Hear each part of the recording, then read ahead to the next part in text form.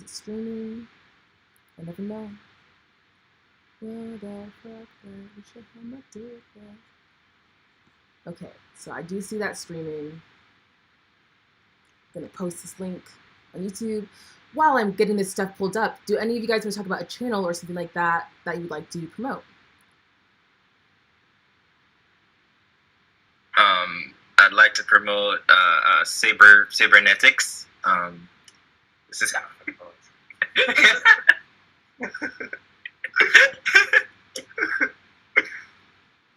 And I'd like to promote Lectin PHX on Twitter. Oh wait, hold on.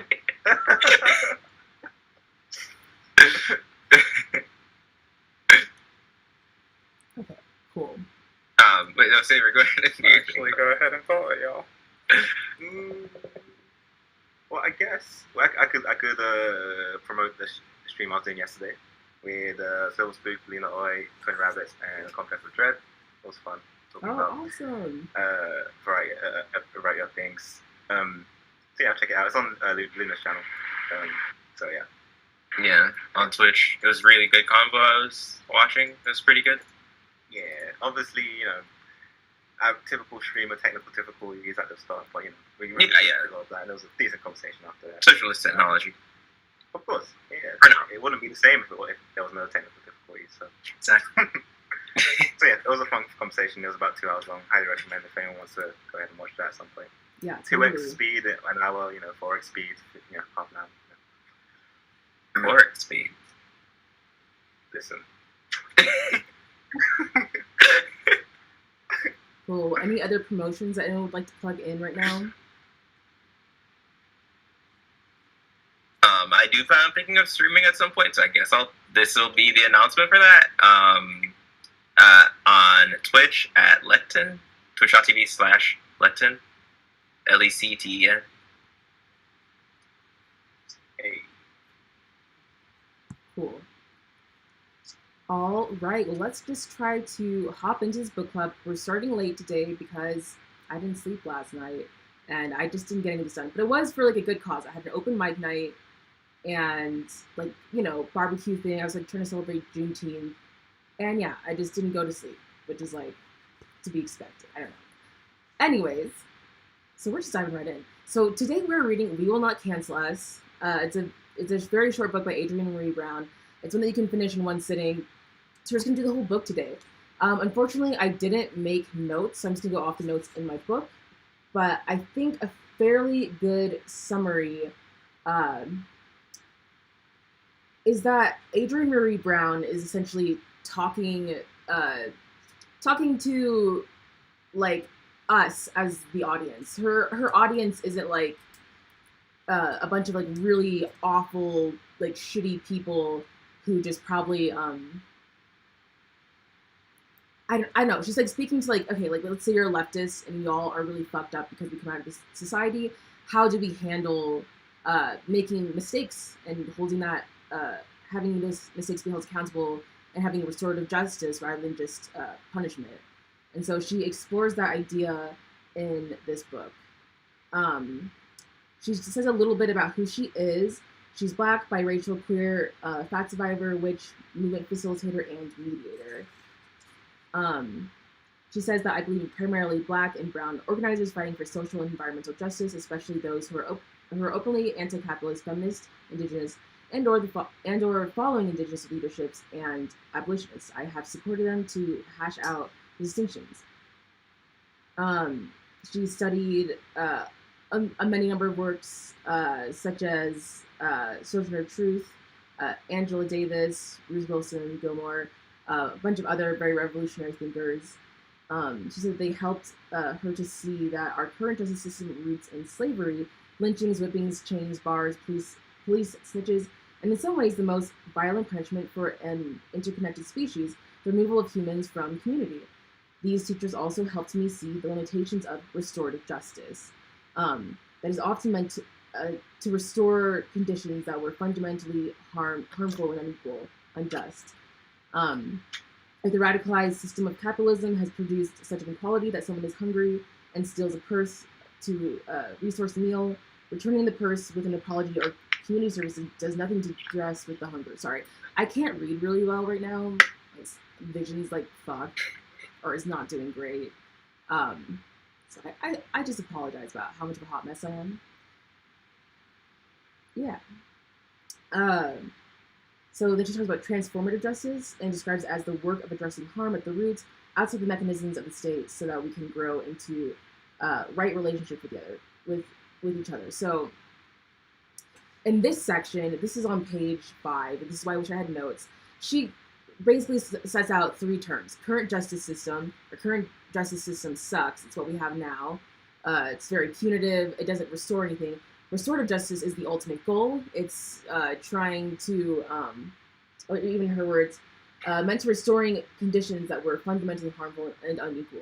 And then transformative justice is the work of addressing harm at the roots outside of the mechanisms of the state so that we can grow into relationship with each other. So I think she's saying like a distinction. I think she's saying that restorative justice is the end goal. Transformative justice is how we get to the goal of restorative justice.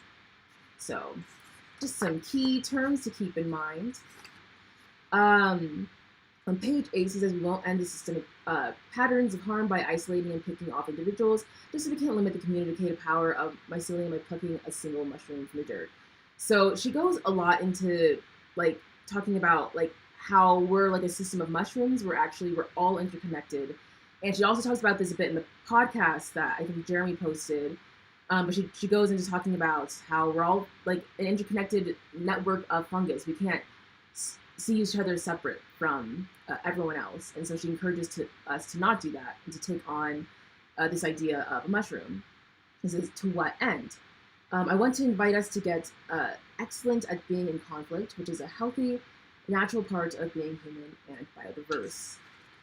On page 11, I have a vision of movement as sanctuary, and a tiny perfectionist utopia behind miles of barbed wire and walls and fences and tests and judgments and righteousness, but a vast sanctuary where our experiences as humans who have experienced and caused harm are met with centered, grounded invitations to grow. I thought that was really great.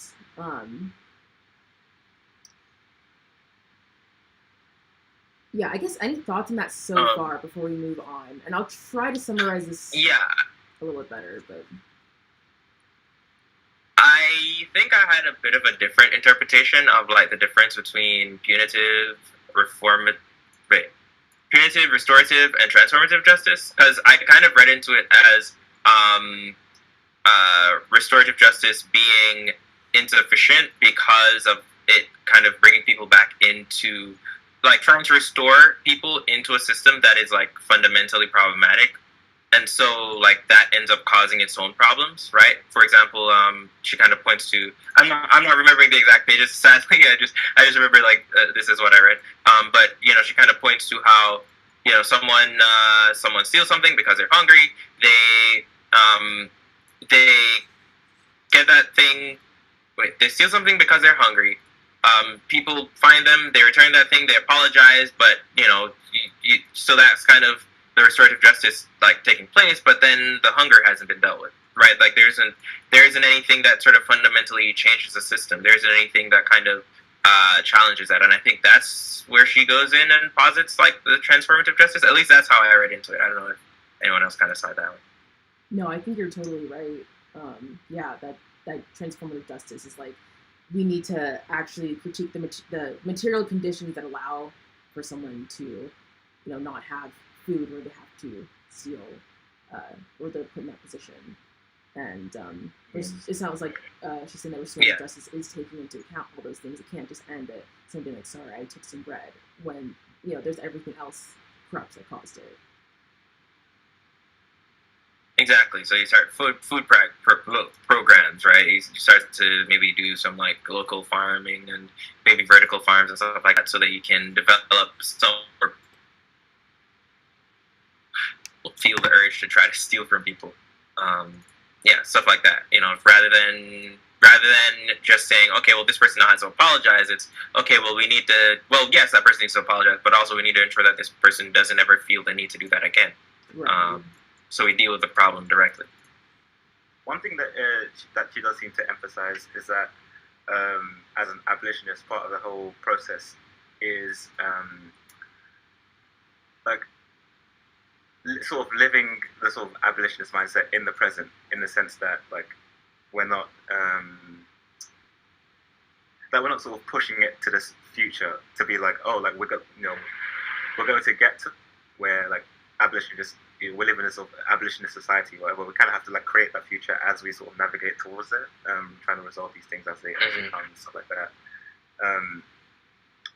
Yeah, I found it to be like an interesting way to frame it, because it kind of allows us to whenever there are situations that do arise in our present, there does seem to be this tendency to kind of like go against the like principles in favor of sort of immediate punitive way of handling justice and things like that. Yeah. Mm-hmm. Yeah, totally. I'm going to move on a little bit. So, also before you move on, just sure. kind of extend on the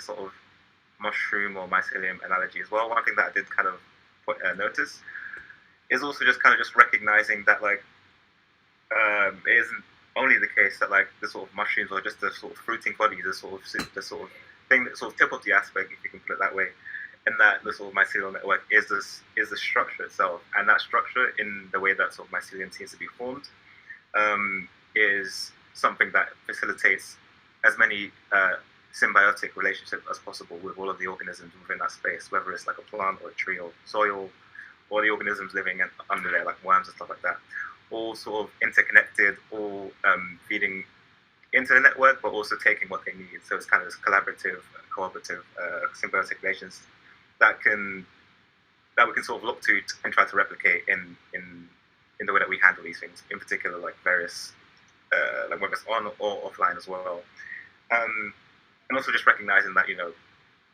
it's this can not only be a way of just sort of collaborating or cooperating, but also just trying to be like anti-fragile, in the sense that like we can also develop mechanisms for like self-correction and self-evolution within those networks as well, to try to guide ourselves towards a sort of common objective that is to like sort of punitive, non-punitive ways of dealing with things, right? So yeah, I really like the mushroom analogy, because I've been going through some mycelium rabbit holes and stuff. I thought that was really cool. So yeah, I like that. Yeah, totally. It's funny because I've been thinking about mycelium too, because there's these things called like fairy rings. I don't know if you guys are familiar with that, but it's like this fungus like grows in a ring, and you're like supposed to make a wish or something like that. But I've also noticed that just like there's like a lot of grass around it that's dead, and I've just been like fascinated about like there's just something else going on there, bacterially or organically. It's just really fascinating. Just whenever you look into fungus, it's always a wormhole. So I do like that she brings that up. Yeah, so I'm gonna move on a little bit. So she addresses some mistakes that she's made that in the past. So really briefly, she says, I need to be much clearer in my distinction between harm and abuse, because she felt like she didn't do that very well, and it seemed like it could be dismissive of actual abuse and not making those distinctions. She said, I collapsed about all these distinct experiences into one word: harm. I am sorry for the pain and erasure I know that caused to other survivors. In this book, I want to really pull those distinctions apart as clear as I know. The next is, I will make better use of content and trigger warnings. I explored my argument with language that felt precise to me and within my right to use as a Black witch. It is also language that has been weaponized against communities I love by people I am not politically aligned with, and I am earnestly looking for other metaphors to work with.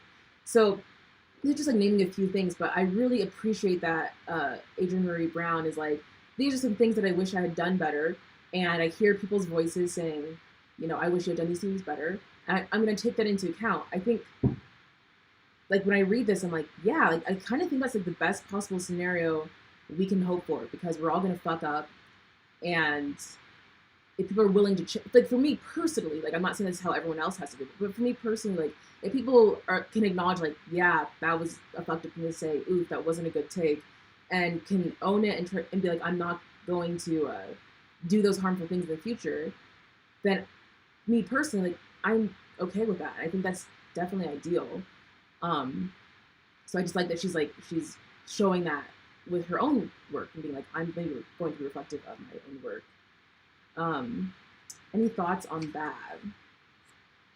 Yeah, I appreciate how she is all about living what she's saying in the actual text itself, in terms of just trying to be true to the principles. And like one thing that seems to be preventing that from happening in today's society is what she points out with the kind of like a toxic, I guess, like white supremacist logic of the system, is that it's very like ego driven, which can be like one of the reasons why it's so hard for people to just like not even just take the L, but just take accountability. And like, but at the same time, on the flip side as well, you have the ways that people are trying to get accountability can also be quite toxic as well, as she goes into later on. Yeah, anyway, go ahead, Jeremy. Yeah, I was gonna say, I very much agree with that as far as the ego-driven thing. To the extent that I would say that she's really living it out, though.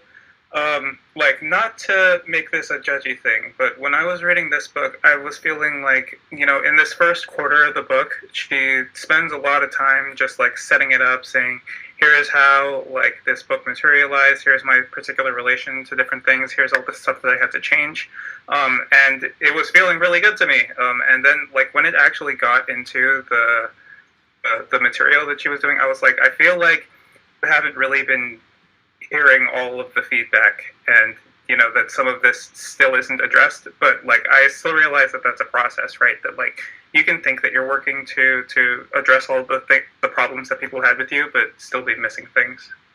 Yeah, this is something. So I was really fascinated with this book because of just being a YouTuber myself. Like, I'm almost positive that, you know, even though my YouTube channel is still, you know, relatively very small, I'm pretty sure I'll probably get canceled one day.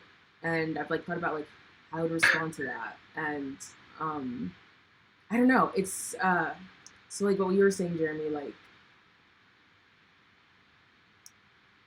her trying to incorporate all the critique that she gets. It's like, I kind of think that's like, I wonder like if that's always possible. Like some of the critique I get is actually, I feel like 80% of at this point, 80% of the critique that I get is actually really helpful. I'm like, thanks for that feedback.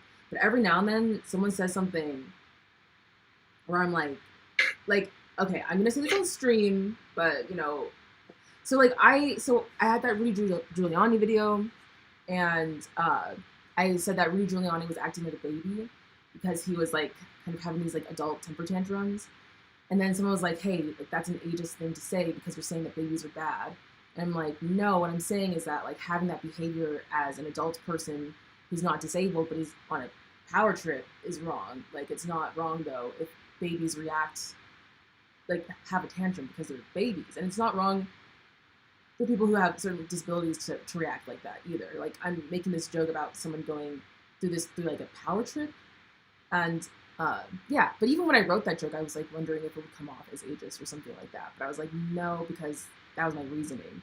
But I think there's like a lot of critiques that I get, most of them are really helpful, but then there's like critiques like that where I'm like, I'm kind of just like, is that the hill you want to die on for certain things? And yeah, I couldn't imagine having like thousands and thousands of comments where like most of them are helpful, but then a lot of them it's like it just seems like so outlandish that you don't even know how to like to begin to consider how to incorporate that into certain things. I don't know if that makes sense, but I gave that example because I was like, it does. Yeah.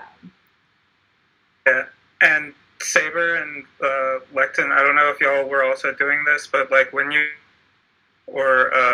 listening to this, were you thinking of like, you know, specific cancellations or potential cancellations like Lola was? Because I was in the same frame where I was like, you know, thinking about this, it would be like, oh, well, this seems like something I shouldn't be paying attention to, but then, like, other people, like, this is a really big deal for them, and you should pay attention to this, and you should interact with it a certain way.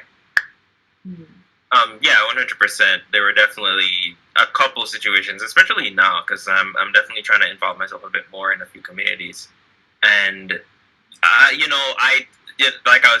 did think of a lot of situations, and I was kind of recognizing similarities between the way that the kind of path and the thought patterns that she went into, where she was like, this isn't good for us as communities, like for us to be just kind of getting rid of people out of nowhere like that. Like it just feels wrong. It's not even like it's the case where it's like this one random chud or or maybe even a pattern of behavior. It's maybe just sometimes it's someone that you've known, they've been in the community for so long, they make like one mess up, and then out of nowhere it's like it's kind of expected that this person should just no longer exist in the space. And it definitely was, it to me, I found like that contradiction, and I was already trying to resolve it. So it's very interesting to kind of read this book at this time, because I was definitely trying to figure out stuff like that at this point as well.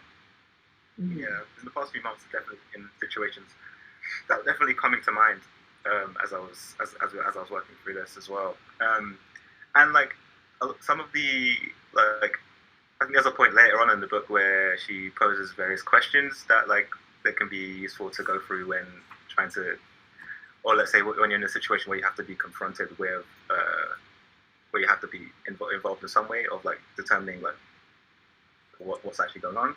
And like a lot of the questions that were raised were questions that I had kind of been like considering already, and like just trying to work through, just to try to be like, all right, so like how do we resolve these things whilst not blowing up entire communities that otherwise have like, or could have relatively good interactions already, or could have far more better interactions in the future. I don't know. It just seems like sometimes. I don't know. It seems like there needs to be more of an effort of trying to facilitate the kinds of communities that can deal with these things.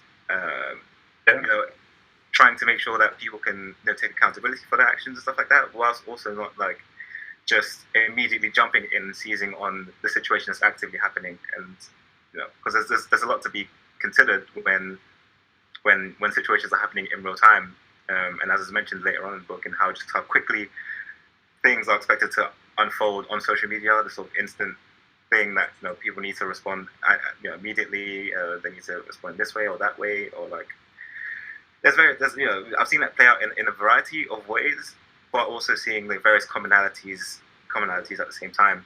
But then on the other hand, it's also important to recognize that like there are obviously very important grievances that need to be dealt with at the same time, and it's about like trying to find that balance, which would be an ever-evolving process, and like facilitating an environment where like the people in that environment are like on the same page, in terms of trying to like actually just resolve, trying to move forward and resolve something like that. I think is definitely a better alternative than the various situations that I've seen arise recently.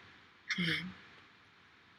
Yeah, I really appreciate that she is like trying to tackle what to do with like just canceling people immediately and how to have restorative justice. But I also felt like I don't know if I should say this, because I feel like you should like say what someone's saying and then say your thoughts on it, but we're just getting through the stuff. But I feel like she's like, ideally there would be restorative justice. Like she has this list of questions to ask, like have there been any private efforts for accountability or conflict resolution? Are there the survivors being adequately supported? And she just goes through like this checklist of things, like before you try to cancel someone, try to walk through this list of stuff. And the thing that I was really curious on, okay, so there's I think most people that I see on the left, there's like a lot of messed up stuff that happens, and I feel, I feel, okay, like with Lindsay Ellis, this is just my personal opinion. Again, I kind of feel weird saying it on stream because I'm not going to make a video, but like, I think her getting canceled over this, she had this tweet saying that Avatar: The Last Airbender was similar to this other show, because they had a lot of like objective similarities. And people are like, well, you're just being racist and saying that all Asian things are the same. And that tweet I thought was getting canceled because it was ridiculous, but she also has like this history of doing some messed up videos like in the 2010s and stuff. And so people are like, I just can't wait to see her get canceled. So this is kind of rambly. This is a little bit rambly, right? But I suppose it's going somewhere. Like, so for me personally, you know, Lindsay Ellis has addressed those things, and I don't think she would say those things anymore. And for me personally, that's like good enough. And I would want to see something like more restorative with that person. But on the other hand, I'll see people, like, this is the issue that I have with debate bros. Like, if you're like, hey, this thing was fucked up. In fact, let's try to get someone to go on your channel and just, like, level with you. And, you know, yeah, just try to level with you and be like, listen, we're both supposedly leftists, so, like, let's try to work together. Those people get humiliated for not speaking in a more aggressive way. And then they get harassed by, like, a bunch of people. And so I'm kind of curious, like, what do you do when you just think people are just not really worth your time? Like, I genuinely think debate bros, I see them as just like a different thing. They're like literally like a bunch of like straight white dudes who like somehow missed the whole mansplaining thing. They just missed it, and they didn't fucking get like the what is it, the clue. They just didn't hear about it somehow, and I'm just like really shocked. But yeah, I'm like, I don't want to work with these people, and I feel actually, I genuinely feel good about that. I'm not trying to cancel them, but I'm also not trying to convince them of how shitty they are. I just kind of think they're funny, and I get a good laugh out of them, and then I move on with my day. And I think putting other energy into them is a waste of time. Like, people who like level with them, I'm like, you are wasting your time. They don't want to understand.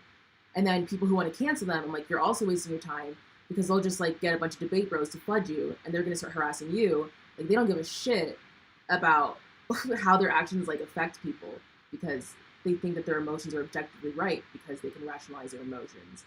And it's like this whole fucked up thing where I'm like, wow, that's like a dumpster fire happening over there. And yeah, so I don't know. I'm kind of rambling, but it's like I feel like that those kind of like toxic cultures aren't necessarily being addressed. It's like the assumption that like most people are truly acting in good faith.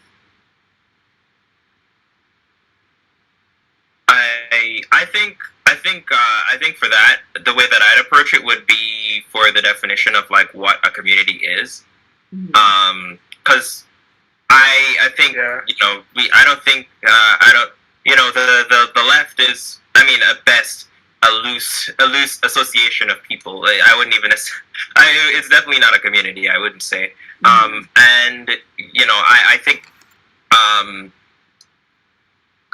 within the online space, it's very difficult. You know, at best, the kind of community you can develop is a primarily emotional one. You can't really have like a physical thing. Like you can't be physically present with someone, and that means a very different a different set of relations that you're going to have with that person, to the extent that you try to develop some form of a community online. So in that sense, I think that it's important that we kind of determine what is a community, especially in the online context. Like, how do we define that? And this is actually a question that I've been thinking about for a while, because, you know, on the one hand, I kind of do recognize the limitations of trying to develop some form of community or relation online. But on the other hand, I do recognize that it is the only option that quite a few people have. So trying to rectify those two issues has kind of been the main thing that I've been focused on for a while now. And some of the conclusions I've come to is kind of, one, recognizing that I have to really still focus a lot on my own physical situation. I had to develop systems that are self-sustaining and to the point where they can also provide for other people on a long distance. But that's like long-term goals for the forms of organizing. But then the second element to it is creating these emotional connections with people, even if it's in a smaller online community, within spaces that are quote unquote safe, like something that can be not necessarily police, but protected, if that makes sense, where you can have a very direct say in like who is or isn't within the space, so that you can be a bit more vulnerable than you could be, say, on Twitter or something like that. And so, like, I think Discord kind of allows for certain elements of that, though there are still restrictions and limitations to that as well. So yeah, so all of that to say, I don't think the debaters are in any community that I. That's what I'm saying, and so they don't really take part in that transformative justice that I'm thinking of, that she describes. Yeah. Well, it seems like they just have different goals, in the sense that, and I think this is something that's highlighted in a few sentences that she says earlier on, when she talks about. Let me just read a couple of sentences. Let me see. In the sanctuary, we feel our victory, where winning means a mass and intimate healing, where winning isn't measured by someone else's loss, but by breaking cycles of abuse, harm, assault, and systemic oppression, where winning is measured not just by the absence of patterns of harm, distrust, and isolation, but by our presence of healing and healthy interdependence, where we are skilled at being honest, setting and honoring boundaries, giving and receiving apologies, asking for help and changing behaviors. And like this seems like a much better alternative than the way I kind of observe like sort of debate pro culture that's kind of generated. Seems really antithetical to those kinds of things, unless you're sort of within that community and you're definitely fine with going along with the way that those communities have been built. But yeah, I feel like one way to change the way that these communities are formed is just to have a sort of shared understanding of what you want, as Lexon said, like what you think a community is, but also what you want the community to be, or to sort of navigate towards, so that there is a shared understanding, such that like when the situation does arise, you sort of fall back onto the sort of greater sort of long-term project that you're all kind of navigating towards. And so it seems like in that sense there may be a greater propensity for sort of healing as opposed to just shattering or whatever. So. Mm-hmm. With that, but also that is like a lot harder than it sounds. Definitely. I mean, I think we can all acknowledge that, the debate bros, they're like, they're not connected to people like that. They're not really about like having these grand shared goals. But I think about like the Black Lives Matter movement, and it's like they had a unifying thing, and there's still a whole bunch of call-outs, a lot of them rightly deserved, because it's like, there are actual issues that you have to deal with, and one of the things that Adrienne puts in a section of the book, I'm just going to read a little bit of this, is here are some questions I sit with when I'm asked to engage in a call-out, and it's got things like, has there been any effort for private accountability or conflict resolution? Is this a demand for process and consequences that will satisfy the survivor, the community, the movement? Does it feel like we can all ask questions? Is this call out precise? And I'm like, even on a small scale, a lot of that just isn't really that feasible, because we just don't know each other that well. We're not in community, even when we are a small group of people that are all working towards the same goals. A lot of this end feeling, I don't know if it necessarily has to, but it feels like it has to happen online, because we don't relate to each other in the sort of way where, going about it through not calling people out seems like a better idea. Wait, say that last part, going about it through not calling people out seems to be a better idea. Yeah. Like, I mean, with the debate bros, it'll be like, we can have a conversation about this, and it's like, this is performative, right? But even in your like little communities, like, I was with BLM, the chapter in Houston, and it's like people, I came into the movement like a month ago, and there are people that have been here for like several years, and it's like, do I have the sort of can just talk to somebody and say problem that do I think that that's going to go anywhere? Is it realistic for me to expect that that's going to actually change anything if, you know, this person that I'm looking at has a whole bunch of social power and, you know, manipulative tactics that I can see and all that stuff. It's like, not to ramble, but like one of the biggest problems that I had with this book was that at multiple times she keeps on referring to the people who are engaging in call-outs as like people who are predators engaging in a feeding frenzy. And it's like, when I read that, I was like, it seems like you don't have any respect for what people go through that puts them in a position where they feel like they have to call people out. Yeah, I'm gonna stop there.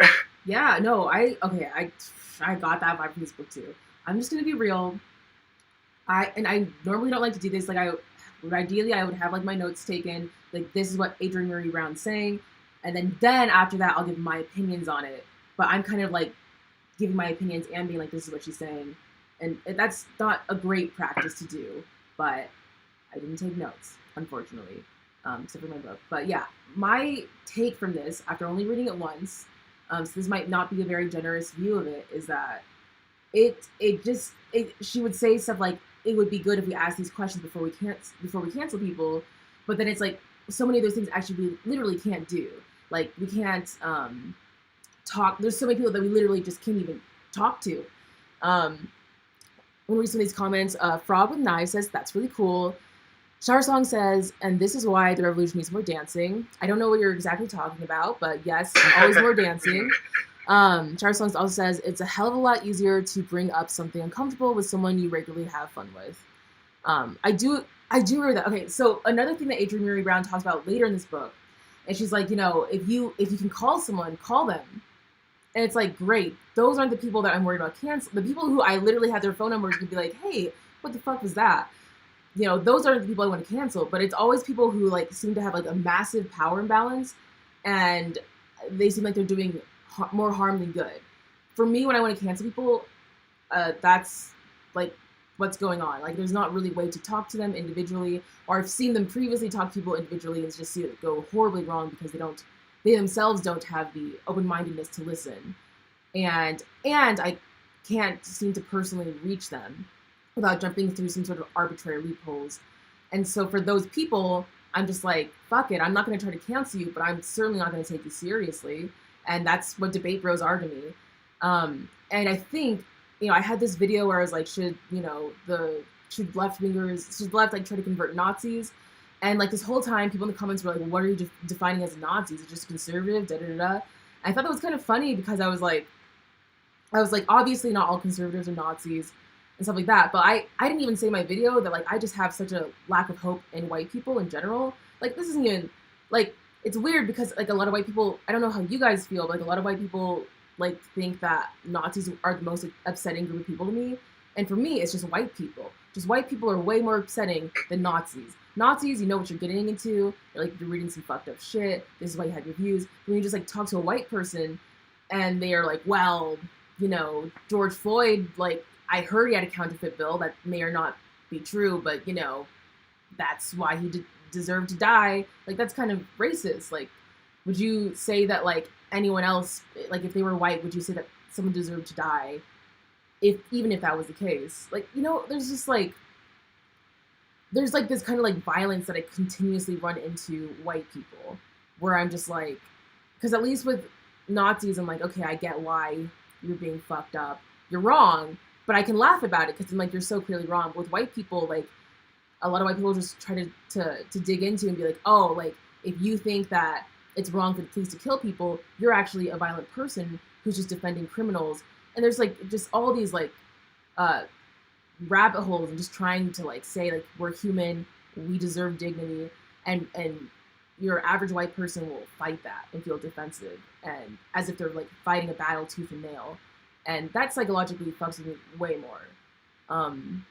So all that to say, I'm not necessarily trying to get white people into leftism, and I'm not excluding white people either, but I'm just like, listen, like, you know, for people who have these sets of values, let's work together. If you don't have them and you're not there, I'm not going to be worried about trying to catch you up or something or convince you otherwise. because I think it's a massive waste of time. And for me, it's been really empowering to be able to be like, I don't have to try to convince these people. I've spent so much of my life like trying to convince my, white, like, so I was adopted by a white family, just trying to convince them that racism is real. And that was a waste of my time. There's so many things I've tried to convince people, like, this is an issue. I wish I had spent it more just seeing out other people who are like, this is an issue, and working together with them. And so there's this kind of reality of not necessarily canceling people, but also being like, listen, this is not a good use of energy. And I don't really hear her talking about that. It still feels pretty black and white to me, like, cancel, not cancel. Can you call them up on the phone or not? And it's like, well, you probably also can't. And then so, like, what do you do with that? That was very long. One of the things that I kind of gleaned from the book, and I guess it kind of ties into what both of you were saying, is that like part of the process of like building strong communities is to basically facilitate a kind of environment where like everyone inside of that community recognizes that these are the kinds of things that like we are trying to move away from. So for instance, in regards to what Jeremy was saying about the BLM chapter, right? That community, for instance, or for instance, like it didn't seem like, based on what you were saying, that like they had generated this kind of ethos of just sort of operating by like the kinds of questions that that she lays out in the book right here. It's like if let's say, for example, we're trying to build, let's say going from here forward, let's say we're trying to build a community, right, a strong community.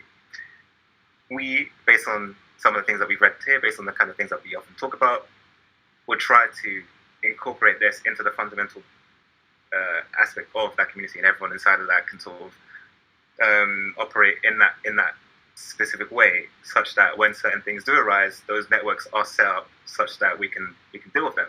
And obviously, people are outside of that community that do not operate under those questions, for example, will obviously have issues with that. But I think what she's trying to get at, or maybe I'm just kind of maybe it's just something that I'm kind of gathering from what that we can sort of apply to our own community building type thing, is that like we could use this as a framework to build the kind of communities that will avoid some of the negative things that both of you pointed out about the way that communities are currently functioning, either on or offline. If that makes sense. Mm-hmm. Like I can definitely see that model for offline. What I'm super curious about, because it's called cancel culture, I'm like, how do we actually build that community online? And I don't necessarily see a clear template for that, other than we'll try to ask these questions. And I also could have missed something because I've only read this book once, and I didn't like look over my notes for it or anything. So I could have easily maybe missed that, but I didn't get the sense that's like, okay, we're dealing with cancel culture. That's an online thing. How do we, not have this thing that I think she's right in a lot of her critiques, but I don't necessarily get like a map for like how to try to build that besides just asking questions, which I feel like I do ask those questions, and then I'm like, okay, like I also don't have, there's like also other things going on, like I don't have the energy to try to reach out to these people, or I don't feel like I can, and there's more subtleties and power dynamics that she just hasn't addressed. And I'm really, the reason why I'm asking this is because I actually was like really hoping to find some of those answers, because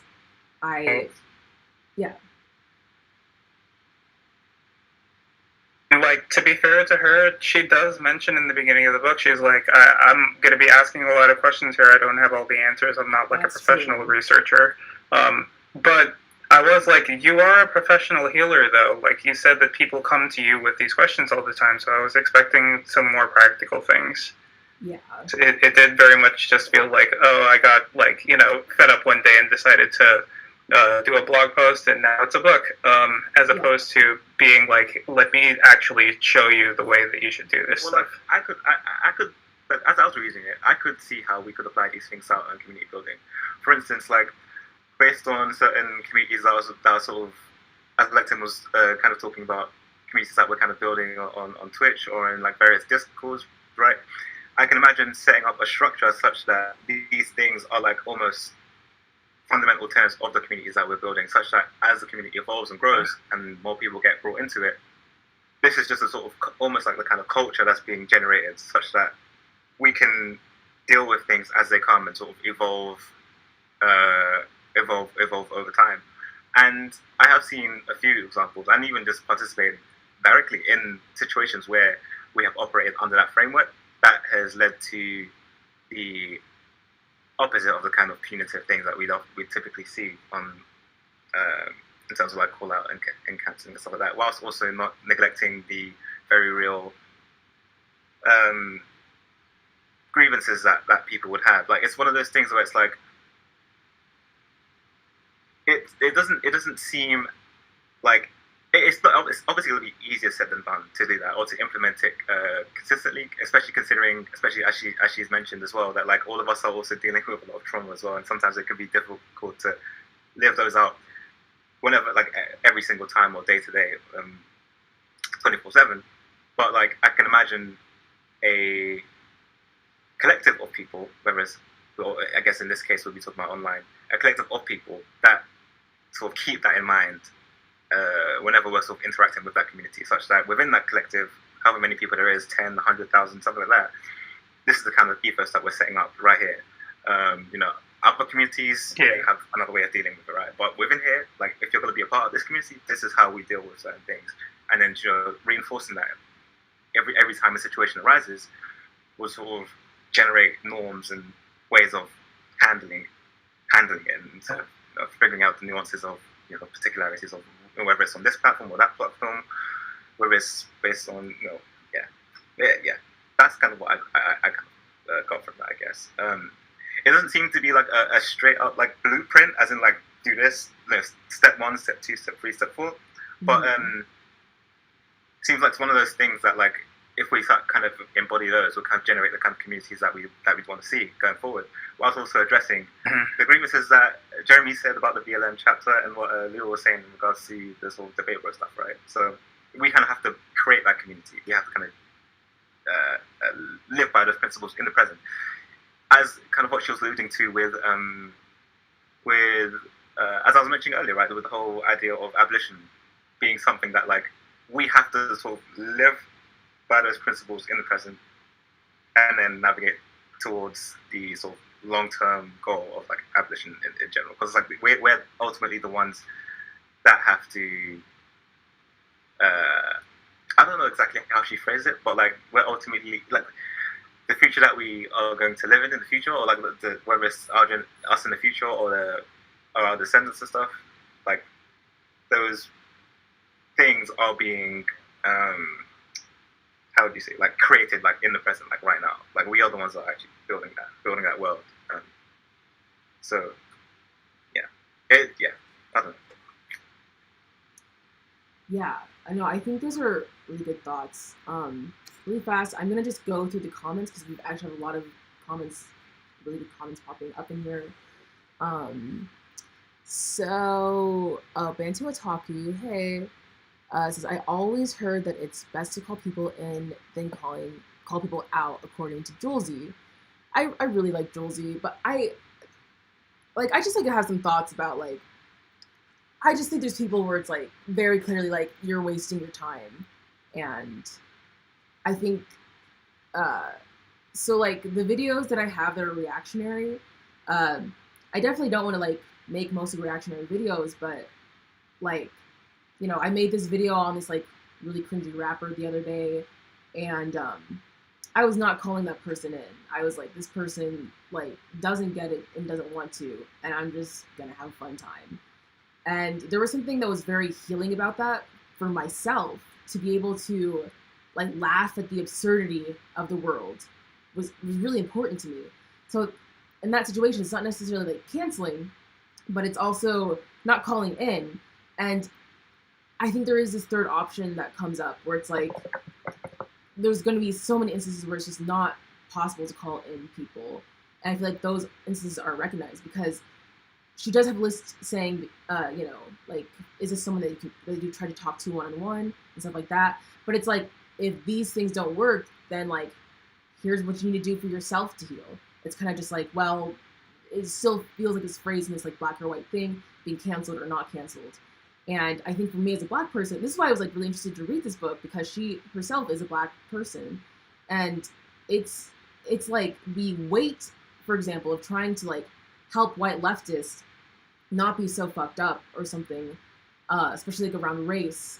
It's like seeing that happen in real time. It's like, wow, like a lot of people, there are people who do want to understand, and that's great. Let's work together. There's so many people who just don't want to get it, become extremely defensive, and I'm just not going to worry about it. I'm not going to sit here and feel like I lost something, but I'm also not going to try to convince these people. I need to move on and pour my heart and soul into people who have similar values where we can work together. And if that's not where someone is, there's a way that that's okay, and there's a way where I can accept that. But I need to move on.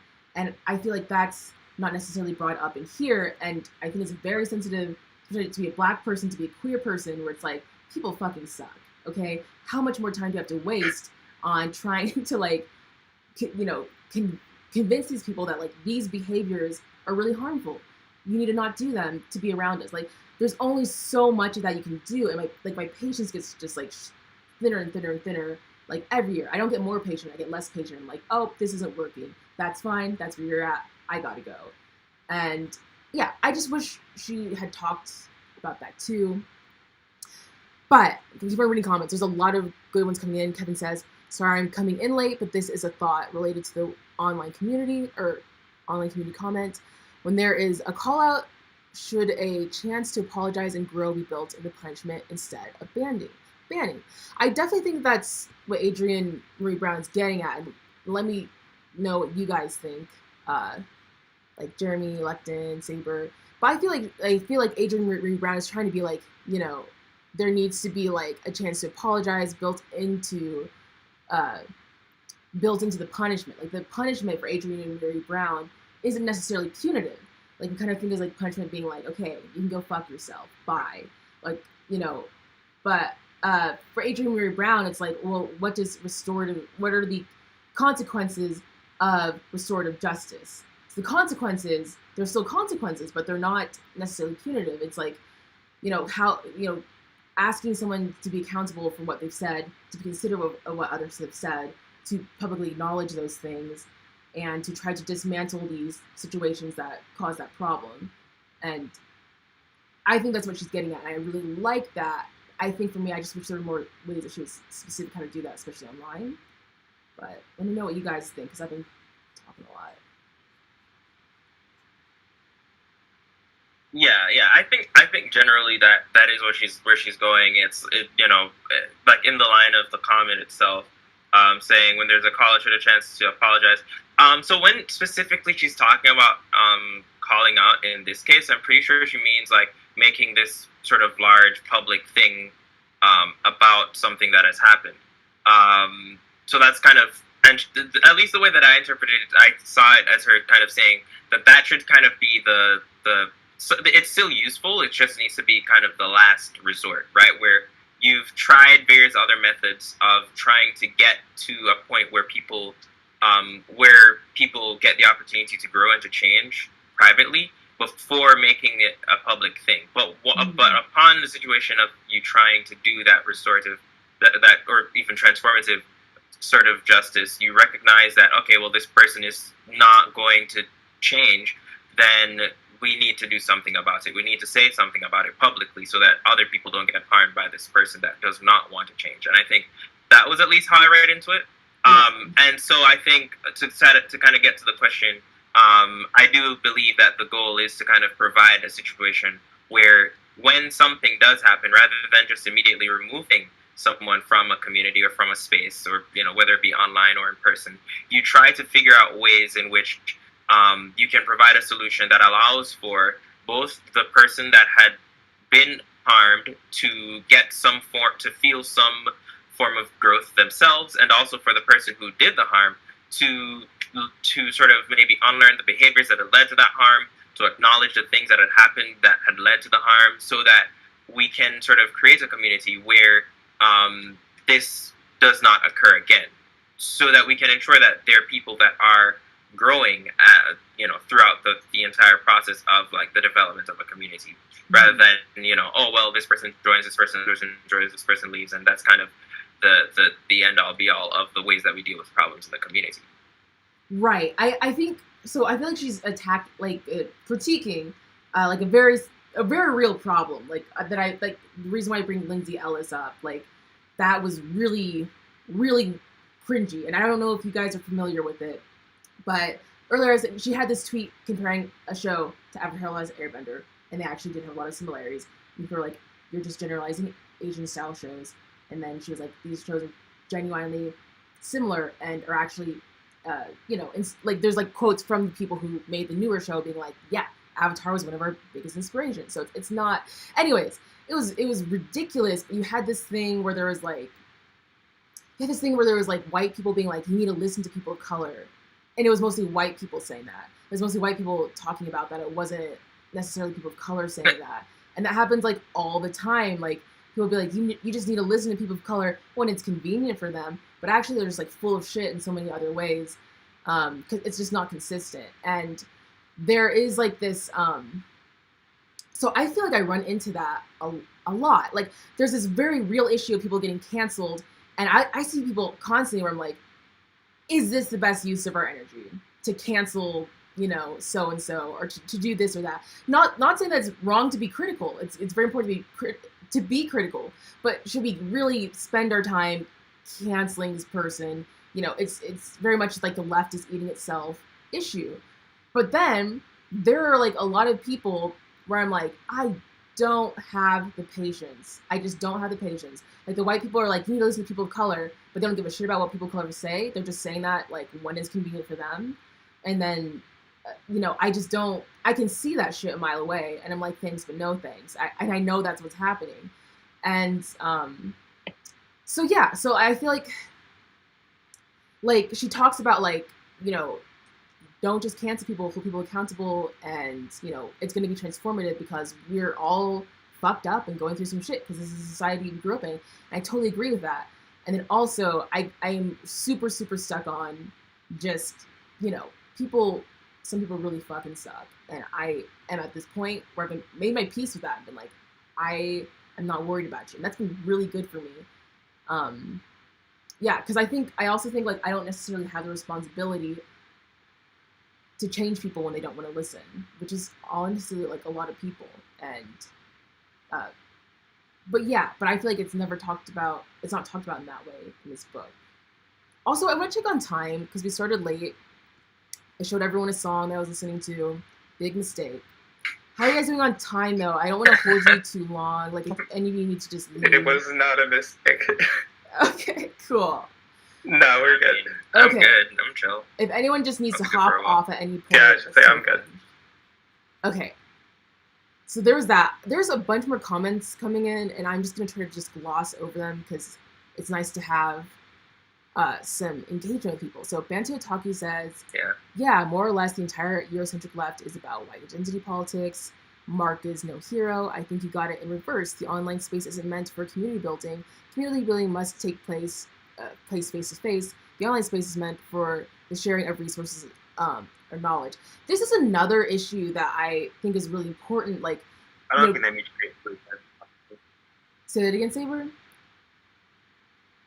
I was just saying, I don't feel like those are like mutually exclusive things.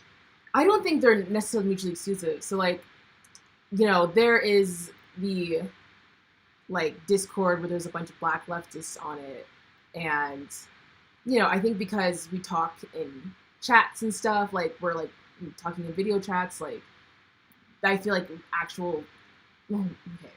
like whenever you have online friends, it's like you really want to meet them in person. And there is something limiting about having friends online. That doesn't mean that if you can only work from online or you're like limited to be online, that's like not valuable. But it's just that like creating like, I think this actually is a real issue when it comes to like organizing and community building. So like if, people called me an activist, and I'm really not. I just went to the Black Lives Matter protest a bunch because I'm an angry black person, but hadn't done organizing prior to that or anything. But one thing that came up a lot is like people be like, like, okay, there's going to be a homeless sweep on Wednesday or at 5 a.m. You need to be here, and that was very local to where I lived. It was like, okay, city council is going to vote on like this, and this. These things are okay, but these things are fucked up, and here's why. And so like I would have to read things about what's going on, very specific. I couldn't just like make a video and be like, hey, like, make sure to vote on this, or this. It had to be super general, and I would have to be like, okay, go to your city council meetings and, see if there's something like Denver Homeless Out Loud where you can, go to the city sweeps and try to follow some of these organizations to see if they're doing something to cap. Like, it's so specific to where I live. And so I think community building is something that not that community building online doesn't have value. It has an immense value. I know all of you guys online. I am so thankful that we're doing this book club together. It truly means so much to me. And also when it comes to like organizing and activism and community building, there's a way where like I can't do that with you guys because of our online limitations, unlike that I can do it with people that I literally live right next to. And I forgot why I was saying all this, but I just think that element of it is important, of like being able to be face to face. Not to dismiss the value of, organizing online and connecting online, but I do think that there's genuine limitations there. And I don't remember why I said that, but if anyone. Well, yeah, I think different communities can have their different uses, right? I feel like, not every community is going to fulfill every single need, which is why I think having a framework that can be applied to many different communities for various reasons can be, one way to get around that. You have some communities where it's like, oh, these are people that I'm speaking to across the globe.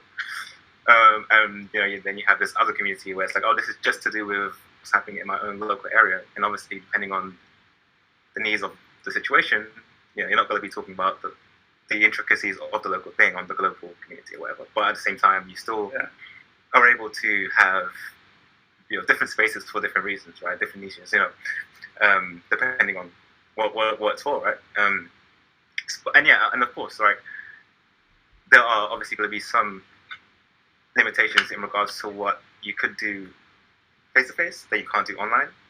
But then for some people, it may even be the other way around, where like there's things that they feel comfortable doing or talking about online, but not in real life. The people that, that kind of just depends. It really does depend.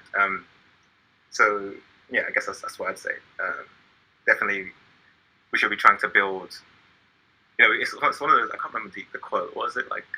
I can't remember the quote, but just the idea that almost as though you have this kind of diversity of tactics whereby, but depending on the situation, just apply various tools to get us to where we need to go for various reasons. So, yeah, definitely. I also think real quick that it's important to bring up that this isn't just about like movement building and tactics and stuff. Like call-outs happen like regardless of whether you're in a movement or not. So it's important to think about it in the framework of people who are just regular people who just need to address unity and what they should do about it. Mm-hmm. Yeah.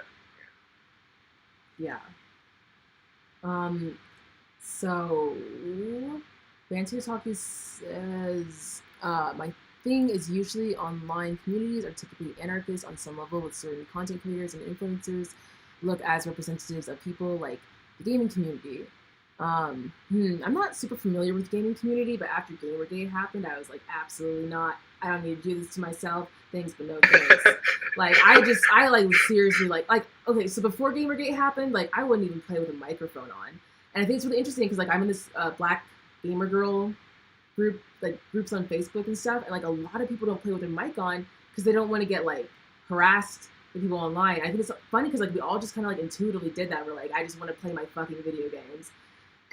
But, yeah, I don't know. So it seems like Bento is talking, correct me if I'm wrong, is talking about, like, the gamer culture maybe being more anarchist, and there might just be a whole side of that I just haven't seen, because honestly, like, playing games has been something where I'm like, I don't do it online anymore, or I'll, like, play with my roommates because I know that they're not going to be fucked up. But yeah, I kind of think of gaming culture as being super toxic. There probably are, like, really wholesome pockets in there that I'm completely missing because it's been so long. Marcus No Hero says that human connection is important for substantive change. Like, I 100% agree. Like, I think community building like needs to be our focus, because it's the driver for why we want things to change, because we want like our communities that we care about to be happy. And so we're like, what does our community need? Like, that's fundamentally where our the drive for restoration comes from, is like the people I care about and myself. Like, I want to make a world that works for us. And, you know, ideally we would like to say I want to make a world that works for everyone. But realistically, like, we can only speak to the people that we care about the most, because those are the people we know. And I think that is such a strong driver for activism and organizing. Like, that's the whole reason why I went to Black Lives Matter. I was like, I was so personally fucking tired, and still am. And when I like was marching with other Black people and hearing about how tired they were, I just like felt like this solidarity that was just really beautiful. And it's like, so I grew up like around white people, and there's a way where I'm like, oh, I feel like I'm not Black enough, and I feel like embarrassed. And then there's just like these really beautiful moments that I have like with other Black people, because we're like, yeah, well, we all deal with racism. It fucking sucks. You know, that doesn't mean that like I don't have all these privileges, but just that sense of solidarity. The reason I'm saying all of this is because that sense of solidarity really like comes with community. It's such, I think it is the most powerful driving force. And so I am glad that Adrienne Maree Brown is talking about community, how to deal with things like on a community level, because I think that's ultimately what we would want to be. I rather would be a community than someone who's like, let's just mostly say tight and professional. Like, and other organizations that I tried to join, you know, there's a need to be professional and to be professional, but there's also like, I think if these were fundamentally community movements, they would be, you know, just extraordinarily powerful. They're just my thoughts on that. And you know, as someone who also is like wants to organize but has run into these issues with organizations, and so I am not a veteran by any means. Yeah. Any thoughts on that? I agree with everything you said.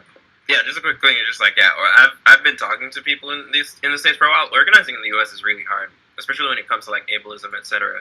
It's very difficult to even get in, for example, with like dues and stuff like that. And there just really isn't any meaningful thing to challenge a lot of the problems that these organizations have. So yeah, it's just like one of those things where it's like, you're like, you know, even though you're saying that, like, you're not a veteran and stuff, it's like all of these things that you're experiencing is a direct result of a lot of internal problems that these organizations, and just the general way we kind of think about how we go forward challenging the system, like all of the problems in the way that we're thinking about it are kind of manifesting. And it's stuff that is definitely worth like really thinking about, like how do we as people that are acknowledging these problems not reproduce these same problems.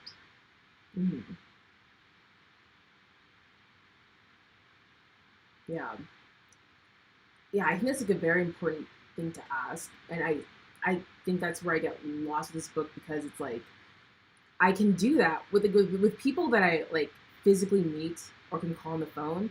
I feel like I have so much more grace for them, where I'm like, okay, like I hear where you're coming from. This is the situation we're all dealing with here. I understand why that was your reaction, and so I feel like a lot more flexible. And so to me, that's not quite the issue of like people that I can talk with, but like people online, how do we make those, literally how do we make those space online? Like, I have a friend who's saying like, I'm just gonna try to focus on making Patreon videos. I'm gonna try to get off Twitter, because Twitter is honestly a bunch of shit posting and stuff. And you know, Patreon people are obviously your community because they care enough to donate. And so it's like, my friend was saying that she wants to be held accountable to that community, but not everyone on the internet. And I totally agree. But my issue with this, with We Will Not Cancel Us, it's like there's like kind of just no examples like that. There's just, let's ask these questions, but there's not like, you know, it doesn't dive deeper into this. Like, and the reason why I'm so curious is because like, as a YouTuber, I'm wondering about these things constantly. And there's like people that like, there's people who watch my videos who I actually don't care about representing. And I'm glad they watch them. It's nice, but it's like, I really want to show up for. I really want to show up for like Black people and Black communities, and I only give a shit about my videos like doing right by those communities. And if they failed, then I feel like I have failed. And forgot what I was saying. I'm sorry, everyone. I'm very tired right now. But Yeah, no, but community, it's important. but Do that it. sounds that to me. Sorry. But that sounds about like what the mindset that does need to be had. Like as I was describing earlier, with like the difference between developing like these private communities that you can have a bit more. Again, I don't know if control is necessarily the right way to describe it, but just where it's more close knit, where it's like, you know, where you can kind of focus on a specific group who have collective goals that are using specific principles and tactics to achieve those goals, right? You can so that is, if you want to define that as like a community, then you can't really develop a community through like YouTube. You can't really develop a community with Twitter, because anyone can just come by your tweet, anyone can just come by your video, and all of a sudden, like, everything that you've kind of established up to that point is not something that this person is considering. So if you're talking about trying to focus on like a specific group, I think that's what we should be doing, is trying to develop ways that we can target specific groups, you can be representing specific groups, you can allow for space for these groups, and then with more public platforms, you know, that being the mushroom, right? That is a product of our communication, of everything that we do, of all the relationships that we develop in a more private, you know, quote unquote controlled environment, right? That's the way that I view it. Yeah. Mm-hmm. It also gets around the whole surveillance aspect too, because, you know, just putting everything out on like Twitter or whatever, whilst, you know, we know that these things are being surveilled by ops and whatever, feds, cops, whatever. It's like, it isn't even really even the safest thing to be doing, to be like airing out everything out there, especially if we don't really have a great handling of like what's actually going on and stuff. And like, yeah, kind of like to piggyback off what Lecton was saying, is that like focusing on, I think, the structure, focusing on like the mycelium underneath the ground will sort of generate the conditions that will allow beautiful mushrooms to sprout, as opposed to the poisonous ones, I guess.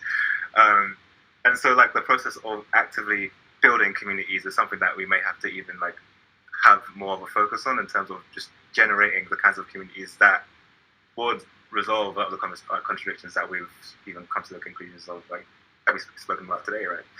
And having those pockets, those like little nodes of communities that operate under similar frameworks that can also interoperate with each other, because we all understand that this is how we want to operate.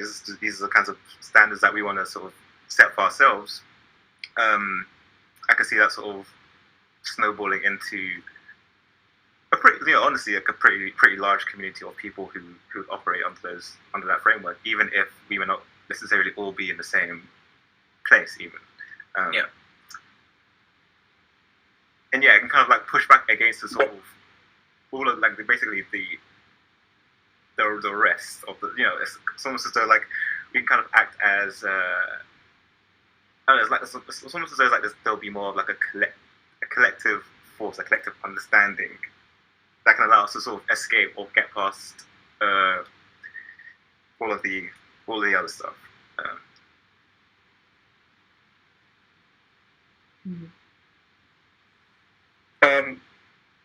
One thing I want to bring up though is that we might not want to focus too much on like just the community aspect of it, because I'm thinking of a situation where there was like an abuse that I knew, and he was like cool with everyone in his community, but it's like, we don't stay in our communities. They thought that like he worked out everything that he needed to do, but you know, people were calling him out from outside the community, and they were like, oh, these people, they're just like, you know, part of the call out culture where they're not to be taken seriously.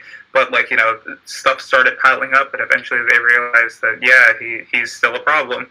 And it's like, it's true that building a community allows you to, you know, do the best practices within that community, but you can't control what other people are doing outside of it and how that community relates with other people. So it really kind of needs to be thinking of how do we like actually relate to people with everyone, not just within our community. Yeah, I think for me, like if someone's critiquing me, and it's like they're like actually critiquing it or not lashing out at me, then I'll be like, okay, like I'll try to take that into consideration. Like I've had some really good stuff about how I frame online activism versus in-person activism, and a lot of people can't do stuff in person, and I still want to acknowledge that I think there is a limitation not being able to do it in person, but that doesn't make online organizing like a non-valuable thing or stuff like that. I forgot what I was saying this. Oh my gosh. Okay, sorry. So, because we're talking about restorative justice, I'm sorry. I just lost it. Oh, I think I brought this up to be like, so engaging like with other people who are not in your community. Like I was saying, like there's kind of like I fundamentally want to do right by Black people, and then the stuff that kind of, and I'm still like a leftist, so like I wanted to, have like values aligned with the leftist community, but I'm like really focused on what Black people have to say about it. Like if Black people were telling me that I fucked up, then I'm like I fucked up. Like just no questions asked. I'm not gonna like necessarily worry about other opinions. So there's a way where like outside opinions of that are still kind of like feel like outside opinions, but if someone's not being aggressive towards me or lashing out, then I will sit down and like listen to those critiques, even if I don't necessarily consider them to be like a part of the immediate community that I'm trying to reach out to. But I think when people just start lashing out, I don't think there's really much that you can do besides like try to get a friend, someone you can hire to be a moderator, just be like, even if they, even if it's truth what they're saying, I can't be yelled at all day. It's just not good for my mental health, even if what they're saying has truth in it. And so then, like, if I see a comment that's like clearly just an insult, it's not, like I'll start reading. I'm like, oh, this isn't a critique. Someone's trying to make me feel bad about myself. I just delete it. I like block people like left and right. I'm like, bye. Like I'm not trying to fuck up my mental health. Like I have like plenty of issues, and yeah, I do wish that this book had maybe talked about that reality of like that balance, because it's like, again, like Adrienne Maree Brown talks about how, have you tried to reach out to this person, and like how in so few cases like you'll actually be able to do that. Or like in the cases that I'm thinking of with Debate Bros, it's like I've seen other YouTubers reach out to them, go on their show, try to level with them, and they get humiliated for trying to do that. Instead of, they're the Debate Bros want the other lefties to be debating rather than having a conversation, which I think is just like so silly. So it's like when I see that shit, I'm like, I'm just gonna start making fun of Debate Bros, and that's gonna be my only interaction with them. I'm not gonna try to convince them of anything. I'm just gonna have a fun laugh. I'm gonna move on with my time, and that's been really empowering. I think that there's also something like really, really valid in that. Like, especially going back as a Black person, people like, you just have to like, like if you're aggressive and you talk about racism, then you're not helping white people out. And I realize like it literally doesn't matter. It doesn't matter if I'm an angry Black woman. It doesn't matter if I'm like, sitting here reading some critical race theory where I did like research for like hours and hours and can like provide all my fucking sources. It doesn't matter, because so many white people just don't want to talk about this.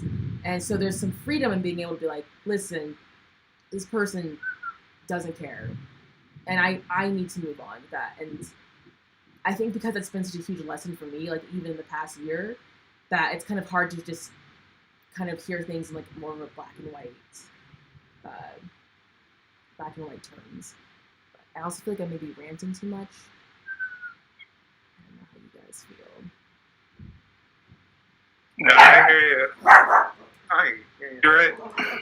Okay. Sorry. If I could add one quick thing, that's why I think that it's a shout out. But yeah, I think that's why it's really important that Adrienne put in parts of the book that like one of the things we need to ask is, what is the power imbalance here? Are we critiquing the structures? Are we like thinking about that when we're going into it? Because like you're right, it's liberating and empowering to be like, oh, I don't care about these people, but then like some people take it and they're like, I care about the oppressed people. I'm going to do what I want. So you can't have that outlook when it's in that direction. You can only have it when it's the other direction, where it's like, I don't care about reaching out to white people. Mm. So you're saying that like it's okay to not care about reaching out to white people, but it's like if the roles are reversed, like for example, like white people reaching out to black people, like that's where like the power imbalance comes from. Right. Yeah. Like in the example that I was thinking of, the this abuser, his like all of his friends in his community, they were all like, "Oh, you guys are just a bunch of whiners," and they were talking about the friends of the survivor, and I was like, "Y'all can't approach this like this. Y'all are the ones with the power here. You can't just be dismissive." Yeah, like power dynamics. This is another thing, and like I know, like I think it is good that he points out she said that she doesn't have all the answers, but I do think like a more critical analysis of power dynamics, what those mean. She definitely brings it up, but just really like just there's just so much to unpack there with how power dynamics work. Like like in a lot of instances, like I keep on bringing up debate bros because I just think they're like this like beautifully perfect example of these people who are like, I'm leftist, but also I'm just a piece of shit. I didn't listen to anything, but I'm just gonna call myself a leftist. You're like, well, what the fuck am I supposed to do with this shit? And so like it puts us in a really weird position where it's like, okay, like how do we level with these people? Oh, we actually can't level with these people because they don't want to listen at all. And so I don't know. It's like this really there's such a beautiful example of like being in this like tough space of like, ideally I would love to like talk with debate bros and be like, listen, can you just not say fucked up shit? That's all I ask. I don't even mind people debate people. Just don't say messed up stuff. Like literally throws trans people under the bus. That throws black people under the bus. Just don't throw the people that that you're protecting under the bus. That's all you have to do. That's it. That's the only improvement I would really just ask to see. It seems like it's such a low bar. I'm just starting to rant about debate bros. There's a reason why I started saying all this, but yeah, I guess so. Okay, I think I brought this example up again because of power dynamics. Like, it seems like at least where I'm at now with my YouTube channel size, like all the debate bros have more subscribers than me, and so there seems to be like a power imbalance where like these people have like these large platforms where I like look at this and I'm like, they're saying messed up stuff all the time. This isn't just like a couple times it happened. It's like I could put on a random Vosh video right now and be like, damn, this person is saying some fucked up shit. And yeah, so that in itself is like a power dynamic. Like, and the reason why I bring this up too is like, it wouldn't matter if Vosh was a black person or like a black queer person. There's like this fundamental power imbalance of someone who has like hundreds of thousands of subscribers compared to channels who have less. This person saying a bunch of harmful rhetoric to a movement that we're all part of. And, how do we deal with that? Especially if you've tried reaching out to this person, you've seen others try to reach out to him, and there's like just so many, I kind of wish he had gone into case studies maybe, because there's just so many different, scenarios, but.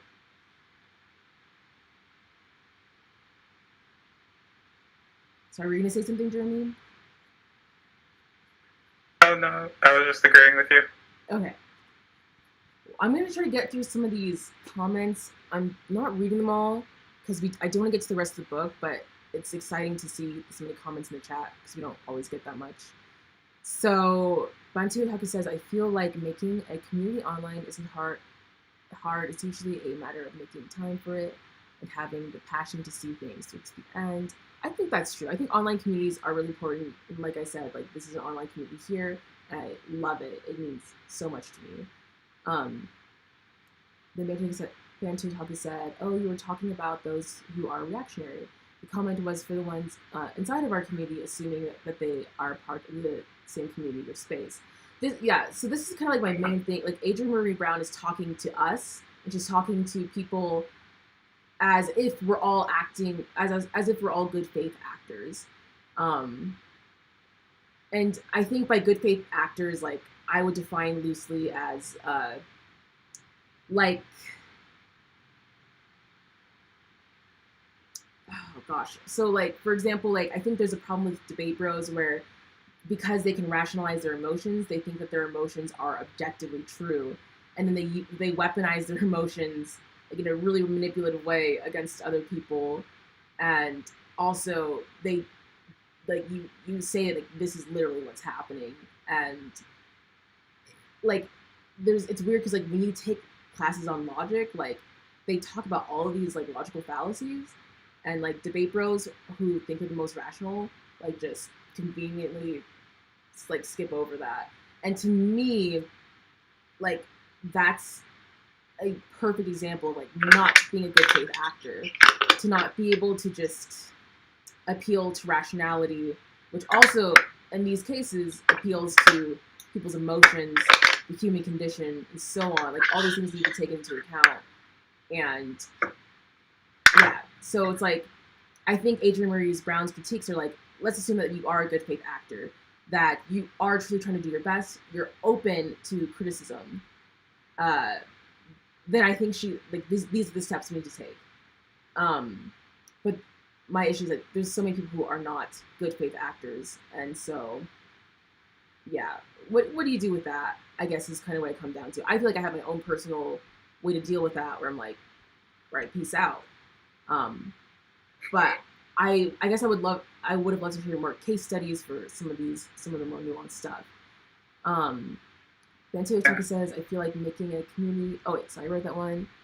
Yeah, it's like saying the online dating don't work for human connection, excluding catfishing and whatnot.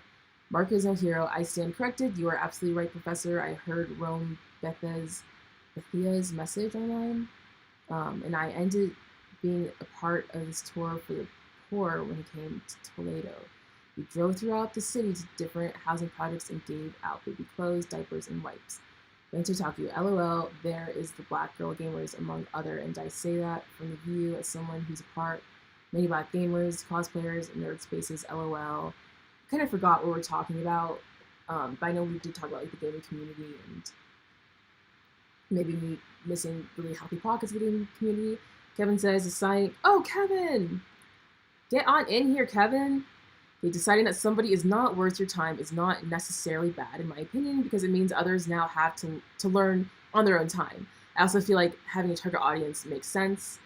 Yeah, I think for me, I realized like deciding that like people are not worth my time was actually like a healthy boundary that I needed to like assess for myself and be like, I need to make this boundary for me. And, that might not, I might not be like, like in Naruto's like, Sasuke, like even though you like killed all these people, I just want you to like be friends again. And yeah, but I feel like people like want that from me as a black person to be like, hey, white people, you've been so fucked up, and you know what? I'm just gonna keep on trying and having faith in you. It's like that's some bullshit. I don't, I'm not gonna live forever. I'm not gonna get my life back. I don't own you shit, and there's something really healthy in that, and being able to recognize that. I don't think Adrienne Maree Brown is against that, but I also think she hasn't brought that up. And then shower songs, my dad is like this. They appeal to their standard rationality, which requires you to first validate their base assumptions in order to make an argument they'll accept. Yeah, I think this is an issue that like a lot of guys do, because I feel like, okay, maybe dudes, when I say dudes, I mean like dudes. When there's like some weird fucked up dude shit and you're like, that is some dude shit over there. I feel like a lot of dudes, so this is a generalization, but like obviously not all dudes, but a lot of dudes are socialized to not be able to have a healthy engagement with their feelings, to talk about empathy, to like be able to have this idea that we all have different experiences and they're all valid, and our different experiences are what make up reality, rather than there necessarily being like one objective reality itself. all this stuff. I feel like there's a way where a lot of guys are socialized to not think about those things and just be like, well, I'm just right, and not dive into a lot of emotional exploration. And so then this great, the debate bro community comes along, and there's this way where dudes can finally talk about their feelings, and that part I think is great, but then it needs to be rationalized in this very objective way, where they believe that their emotions are objective rather than valid but subjective. And that just makes for a bunch of, like, to put it like shortly, it just makes for a bunch of toxic dude shit that I just don't have patience for. I don't want to see on the left. Like, they just need to get with it, in my opinion. But yeah, I just kind of think that's like a massive issue. Kevin said I didn't read the book or listen to the podcast. That's fine. I'm going through the book. It's very, unlike The Wretched of the Earth, this is like, spoken in our terms. So I do think this is something that we can like summarize, and it's okay if you didn't read it. Also, just checking in on the time, because I think I could just kind of talk forever on this book. Are people doing okay? Do people gotta go somewhere? I'm good. Okay. Cool. I'm good. Again, if any of you need to just like leave, be like, hey, I gotta go. I won't be offended. We started book club late, and we're going like way later. And yeah. So one thing I want to point out is that Maree Brown, she makes a distinction between abuse, conflict, and harm. So really fast, abuse, behaviors, physical, emotional, economic, sexual, and even more intend to gain, exert, and maintain power over another person or in a group. It's a really good distinction of the intentionality of gaining power or maintaining power. Conflict, disagreement, difference, or argument between two or more people. And harm, the suffering, loss, pain, and impact that can occur both in conflict and in instances of abuse, as well as in misunderstandings, seeking differences of life experience, opinion, or need. So I'm really glad that she makes these distinctions, because again, it seemed like it was an issue in her previous writings where she's trying to just like summarize everything to harm, and she's trying to make this distinction between like abuse and conflict, and she's really taking like, so this is like almost 30 pages into an 80-page book, and she's like, I needed to define these terms. I failed to do that, so I need to define these terms. And I love that she's very clearly taking in the critiques that people have said, and is like, okay, like I'm gonna listen to them. And I think Adrienne Maree Brown is like the ideal situation for if someone makes mistakes, which we're literally all going to, but she's clearly like listening to people being like, hey, I wish you had done this differently. That would have helped me as someone who is also a survivor of abuse, da-da-da. And she's like, yeah, I'll make sure to do that. I think that's great.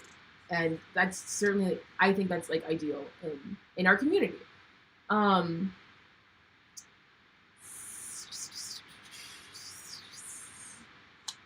She has like these bold quotes. So this one is on page 34. I think everyone chooses each day to move towards life or away from it. There's some don't realize they are making a choice. Capitalism makes it hard to see your own direction. I underlined this quote, and it's in bold letters, so I was like, okay, it's in bold letters. It must mean something very important for it to be in bold. But it felt slightly cryptic to me, like capital makes it hard to see your own direction.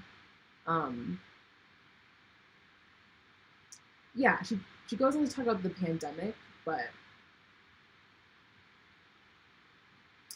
she also says, like, what would it be like to organize and apply pressure to government commitment to adapting such that the majority of its citizens stay alive, rather than stubbornness to stay the same. So maybe the capitalism thing comes in where it's like, if we had a different system, it'd be easier to see things.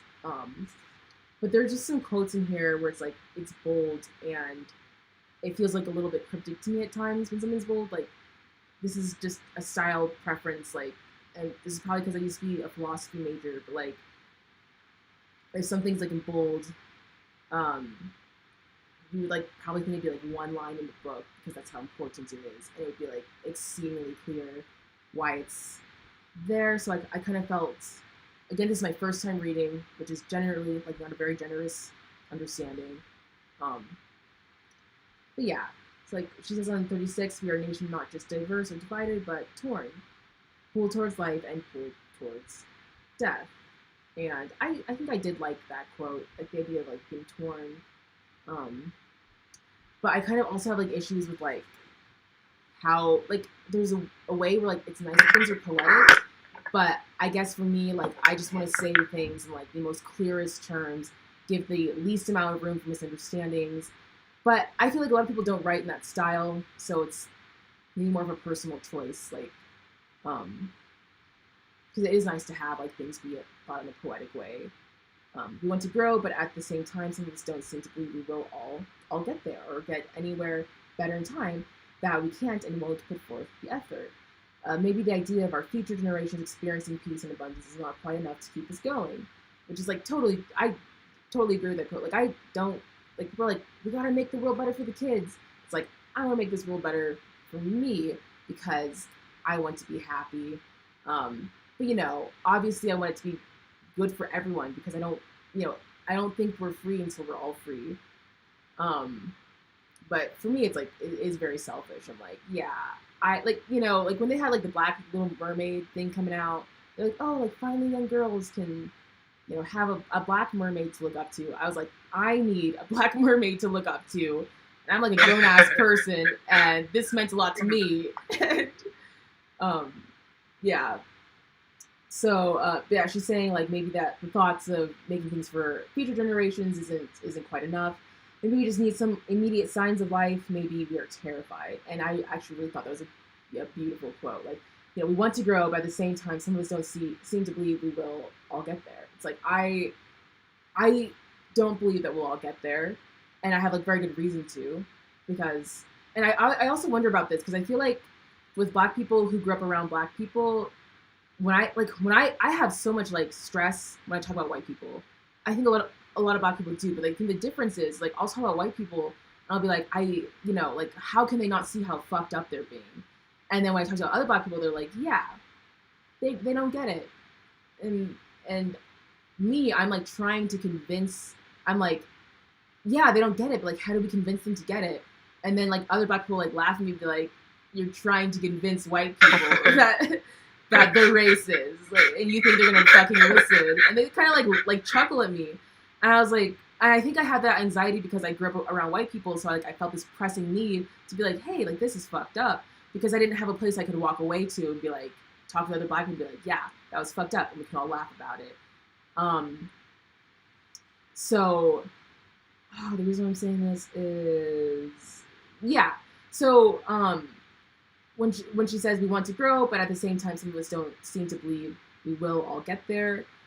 I think, like, I think she literally says that she's been cynical. She uses the word cynicism at some point.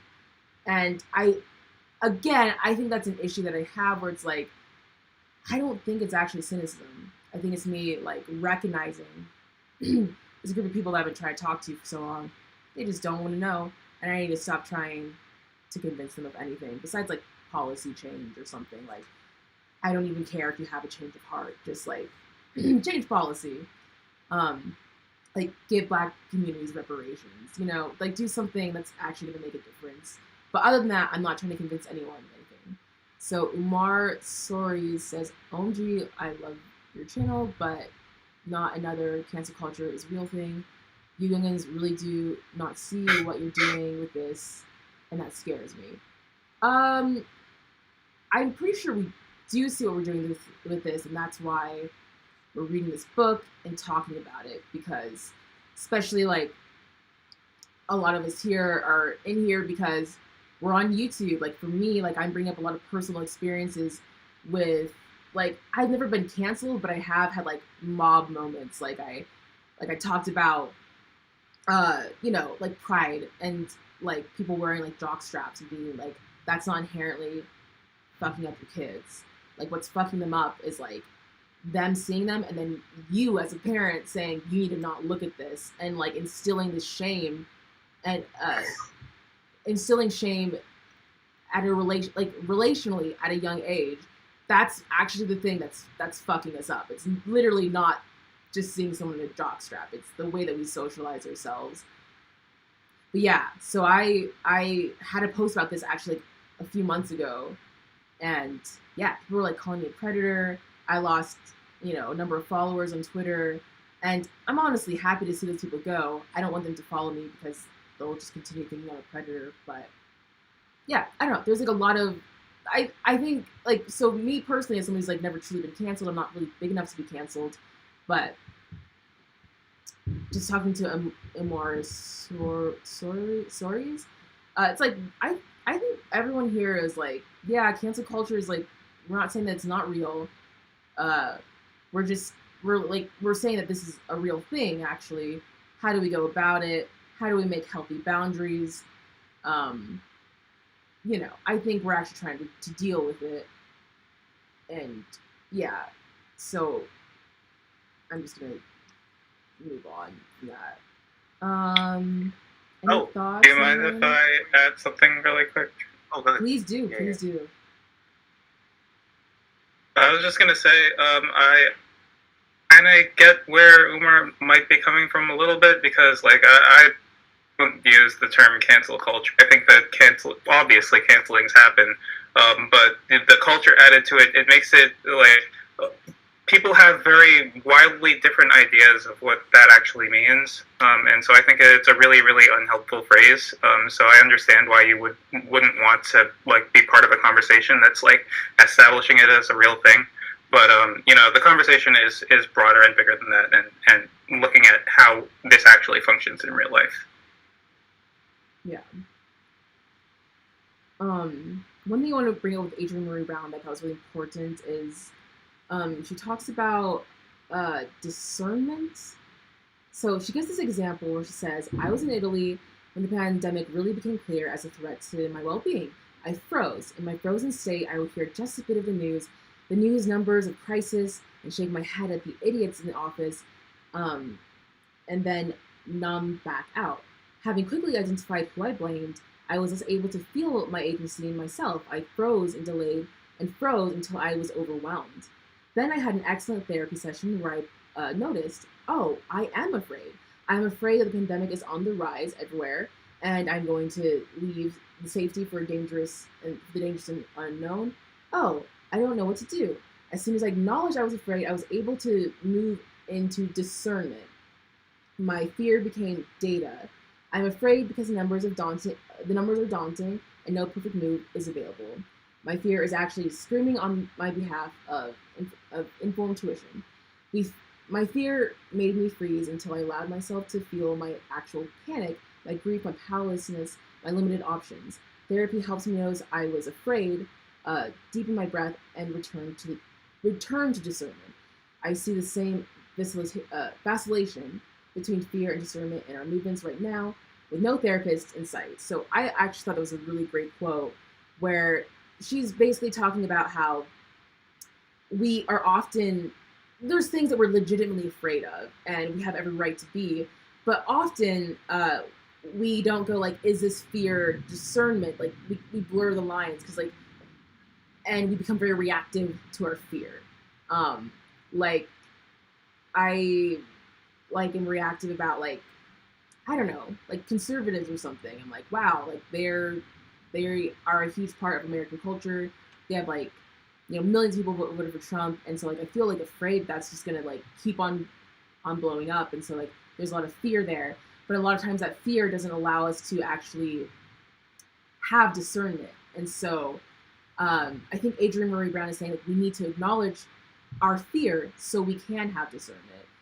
Because I think the acknowledgement, often the acknowledgement of our thoughts allows us to be present. Like, I think this might actually be from like a mindful meditation kind of approach, where when you're trying to just meditate and focus on your thoughts, you often acknowledge your thoughts. Like, you don't actually ignore them. You're like, yep, I'm having that thought. And just that acknowledgement kind of makes it easier for it to pass through you. But I think there's like a similar thing going here with fear. It's like acknowledge your fear and then try to get back to discernment, because acting out of fear and acting out of discernment are two really different things. Any thoughts on that?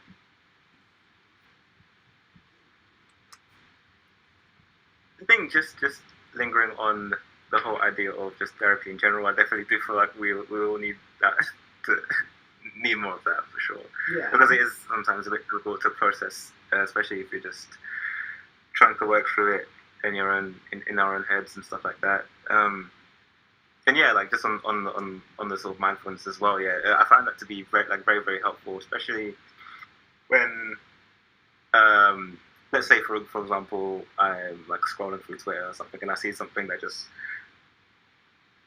invokes some kind of emotional response. Sometimes, like, it can feel like it's almost like consuming in some ways, but then it's like, okay, just like return to the breath. Just watch your thoughts, observe them, acknowledge that like you're not your thoughts and this kind of stuff, and try to process that in a way that doesn't it doesn't cause me to like absorb all of that and to sort of embody that and to kind of like jump into it. Because let's say for example, that I'm sure everyone has experienced situations where like there's some drama going on Twitter, and you're kind of scrolling through, falling headfirst into a thread vortex, trying to figure out what's going on. Slowly but surely, like weaving your way out, and it's like it's very difficult to kind of just not be super like it absorbed into that sometimes. And I find that having some kind of practice to sort of reconnect or just try to just observe what's going on in my head whilst it's happening helps me to like not sort of just dive headfirst into it, because in that sense, once you do, it kind of just feeds the machine and causes these kinds of things to perpetuate and get even worse. So yeah. Mm. Yeah, I love that you bring up Twitter, because I think this is another thing that would have been really helpful if Adrienne Maree Brown talked about. She might not be aware about this, and maybe that's why she didn't put it in her book, but just the reality that social media wants there to be conflict because it literally boosts engagement, therefore increases ad revenue. It's like so evilly as simple as that. There's conflict boosts engagement, boosts ad revenue. So there's a way, I think there is potentially a way where we could have social media that is structured in a way that, like leave a video message as opposed to like a comment or something, which would be like very revolutionary for us. But like there's a way where like social media is not structured to actually create helpful, loving communities. And I think that's a huge part of it too, because again, she talks about like if you can call someone, give them a call, that's such a different scenario, and that's great. But the way that social media works, it's not going to be as friendly as giving someone a call. You have to jump through all these hoops to find them, and I've already like mentioned that stuff before, but I do think that's actually a massive part of it, which is like a way where it's like capitalism is a part of it, because these platforms want to make revenue, they want us to be engaged, and so they want us to be in more conflict. And what would that look like if we had a different model that just wasn't around ad revenue or something like that? I think it would just be very, very different. One thing I think that like in comparison to the various like social platforms that are available today, like it seems like the kind of opt-in strategy or sort of opt-in style of social networking platforms, like something like Discord, for example. I know most people may not even consider this to be a social networking platform, but I tend to take a relatively broad idea of like what a social network actually is. And like I feel like having something like, I don't know, it seems like things, I don't know, the sort of primary incentive of boosting as much ads or whatever as much as possible, trying to generate as much drama as possible, doesn't seem to be existing, because you kind of create your own standards, you create your own rules, and you're not necessarily beholden to the algorithms that are like deciding what you see and when you see it and stuff like that. Yeah. To jump to some other stuff, she says, can we acknowledge that trauma and conflict can distort our perspective and responsibility and blame in ways that make it difficult to see the roots of harm? which is kind of going back into acting out of fear as opposed to acting out of discernment. So she says on 49, we have to recognize that we are in dangerous territory that is not aligned with a transformative justice vision when we mete out punishments in place of consequences, and or when we issue consequences with no inquiry or questions, no acceptance of accountability, the process, no time for learning and unlearning necessary for authentic change. Just instant and often unsatisfactory consequences.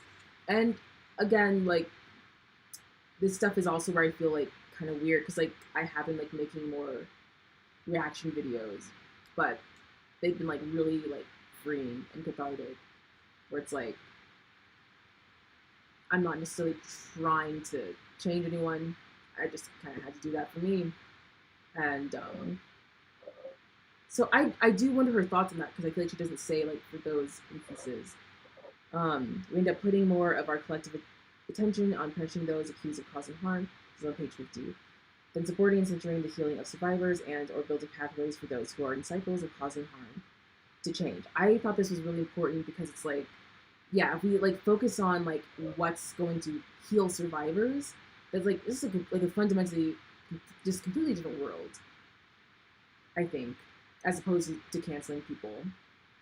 But I also think, to me, like, it's been really healing to be like, fuck you. I cannot give a shit about what you say anymore. I think it's been really good. I always thought that was like inherently just like petty and like just small, but it's been really good actually. Maybe I'm wrong about that. Like, I'm definitely open to being like, oh, that was like a phase or something, and maybe I don't need that anymore. But I think it's really good. 51, instead of asking whether anyone should be locked up or go free, why don't we think about why we solve problems by repeating the kind of behavior that brought us the problem in the first place? I kind of thought that quote was a little bit condescending. Like, again, this is my first reading of it. A lot of times, my first reading of something is not a good faith, generous analysis. It's just like, oh, that struck me as weird. And then I go back, and then I'm like, okay, like, here's what they're saying, da-da-da-da. So these were more of my off-the-cuff thoughts. But, you know, instead of instead of asking whether anyone should be locked up or go free, why don't we think about why we solve problems by repeating the kind of behavior and that brought us the problem in the first place? It's like, the reason why this quote didn't sit well with me is because people who are locked up actually are thinking about these things like the most. Like, yeah, this system is fucking me over, and how do we change that? And like, there's so many prison abolitionist people who are like thinking these things because they themselves have been in prison, and they're like, yeah, I was in prison because of fucked up circumstances. Like, you know, the people that I know who have felonies are like just some of the best people I know.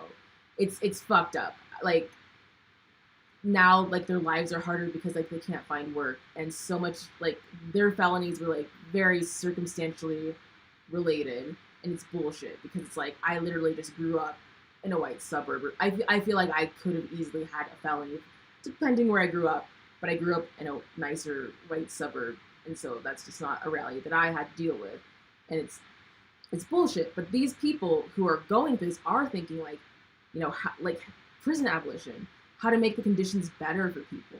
And I think that's why there's a lot of black communists, because a lot of black communists are like, we need to redistribute the wealth. So I think a lot of marginalized and oppressed people are actually thinking about these things quite a bit.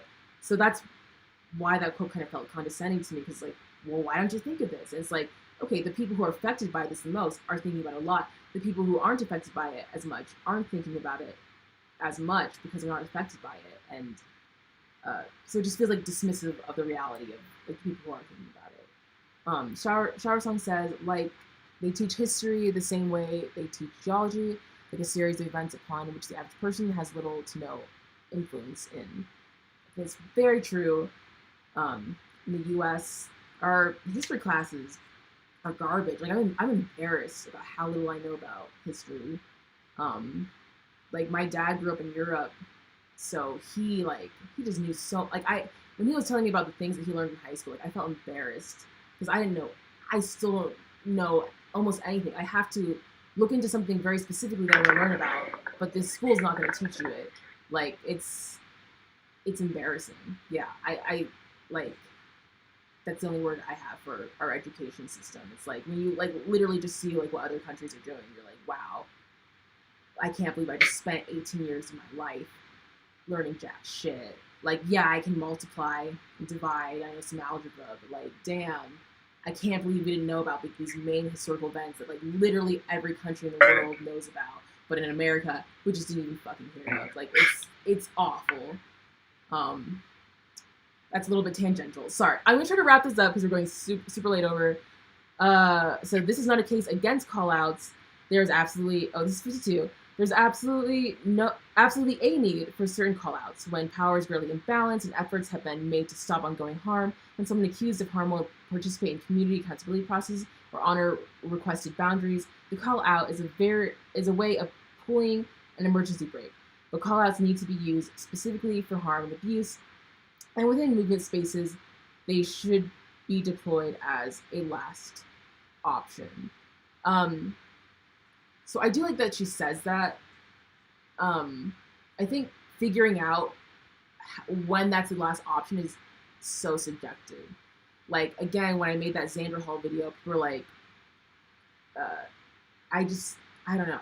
I literally, like, I would see, like, EJ tried to talk with Destiny, and EJ was, like, just so fucking nice. He was like, hey, like, I want to just reach over to you and, you know, try to talk about this stuff.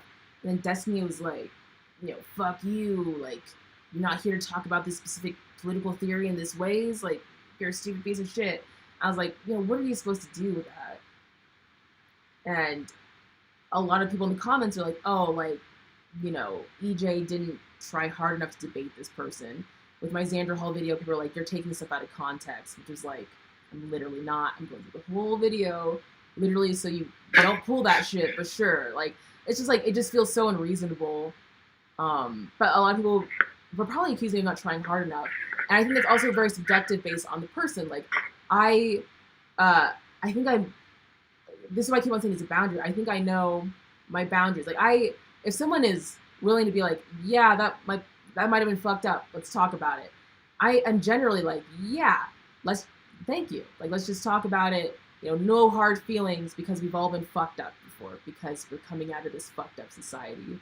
But when people have no interest in that, I'm not going to try that hard. Like, I'll see if they've done that with other people. If I see that they haven't, for me, that's it. I'm like, yeah, these people have been shitty to other people. They're being shitty to me. Like, so I think I'd be more interested to see some of the more nuances, as I've said a lot. But yeah. 54. Too often we are using callouts to avoid direct conflict. Do you mind if I add that? Huh? I was saying, do you mind if I add something to that? No, please add anything that you like. I feel like I'm talking way too much. No, you're good. But yeah, what you were saying about how, you know, there's a quote in there that's like, you know, we should use callouts just for abuses or harm. Those are, like, you know, the words that she made sure to really define and pin down as this is what callouts are for, as opposed to, like, what she says are mistakes and misunderstandings and political differences. Even I'm thinking of, like, how in the end of the book, I'm going to read the quote from the afterwords. The afterword, it says, yet when we use mass or social media to manage conflicts that would never be judged by a criminal legal system, when it is used to focus not on sexual or physical assault, but on political or creative differences, when it is a reaction infused with trauma or an attempt to expose a leader for practices deemed unsavory but not illegal, we aren't debating, we aren't being accountable, and what was once a grain of truth becomes a field. And understand that, like, you know, the truth has an opportunity to morph when you put things out on social media, but the idea that you can't call people out for, like, you know, political or creative differences, that feels like so wrong to me, because like, all of this is political and creative differences. Like, you know, your political and creative differences matter a lot. And I think about the situation where D-Ray had to call out Sean King, and, you know, a whole bunch of other people called out Sean King too, if anybody knows what I'm talking about. because he had a whole bunch of practices that were bad. It's like, why can't we call people out for that? Regardless of whether it's a last option or not, it's like a whole bunch of people are following you, and they should know about what's going on here. This shouldn't just be like, oh, let me call up Sean and talk to him about how I don't like what he's doing. Like, you literally can't. You can't get in touch with him.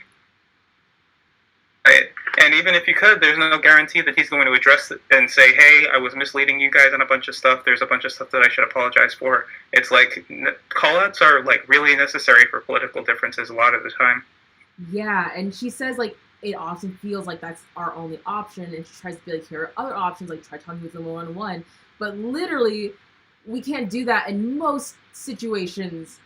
We're like just like this little raindrop in an ocean, and we see someone who has a lot of power and is fucked, and we're like, yeah, fuck you. That's some bullshit. And that's literally all we can do.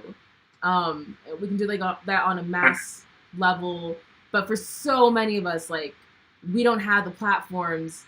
You know, if we critique someone, like, they're not going to hear it because we're smaller platforms.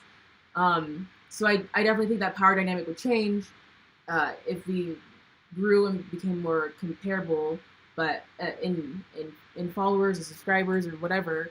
But yeah, I just, so like what she's saying is, so when I read this, I'm like, in an ideal world, I would love this.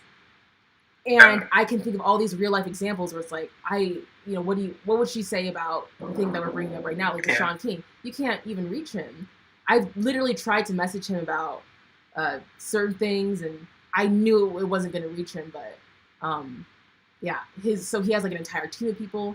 They probably didn't even see it, and he probably gets like hundreds of stuff every day. So it's like, how do you even begin? Like, you really can't. And it's like not even just like me as a smaller like YouTube channel. It's like everyone. Like you could be like a big name somewhere and be like, yeah, Sean King said this messed up thing, and he doesn't have to listen to you. It also might still be impossible for those bigger names to even get in touch with Sean King. So it's like,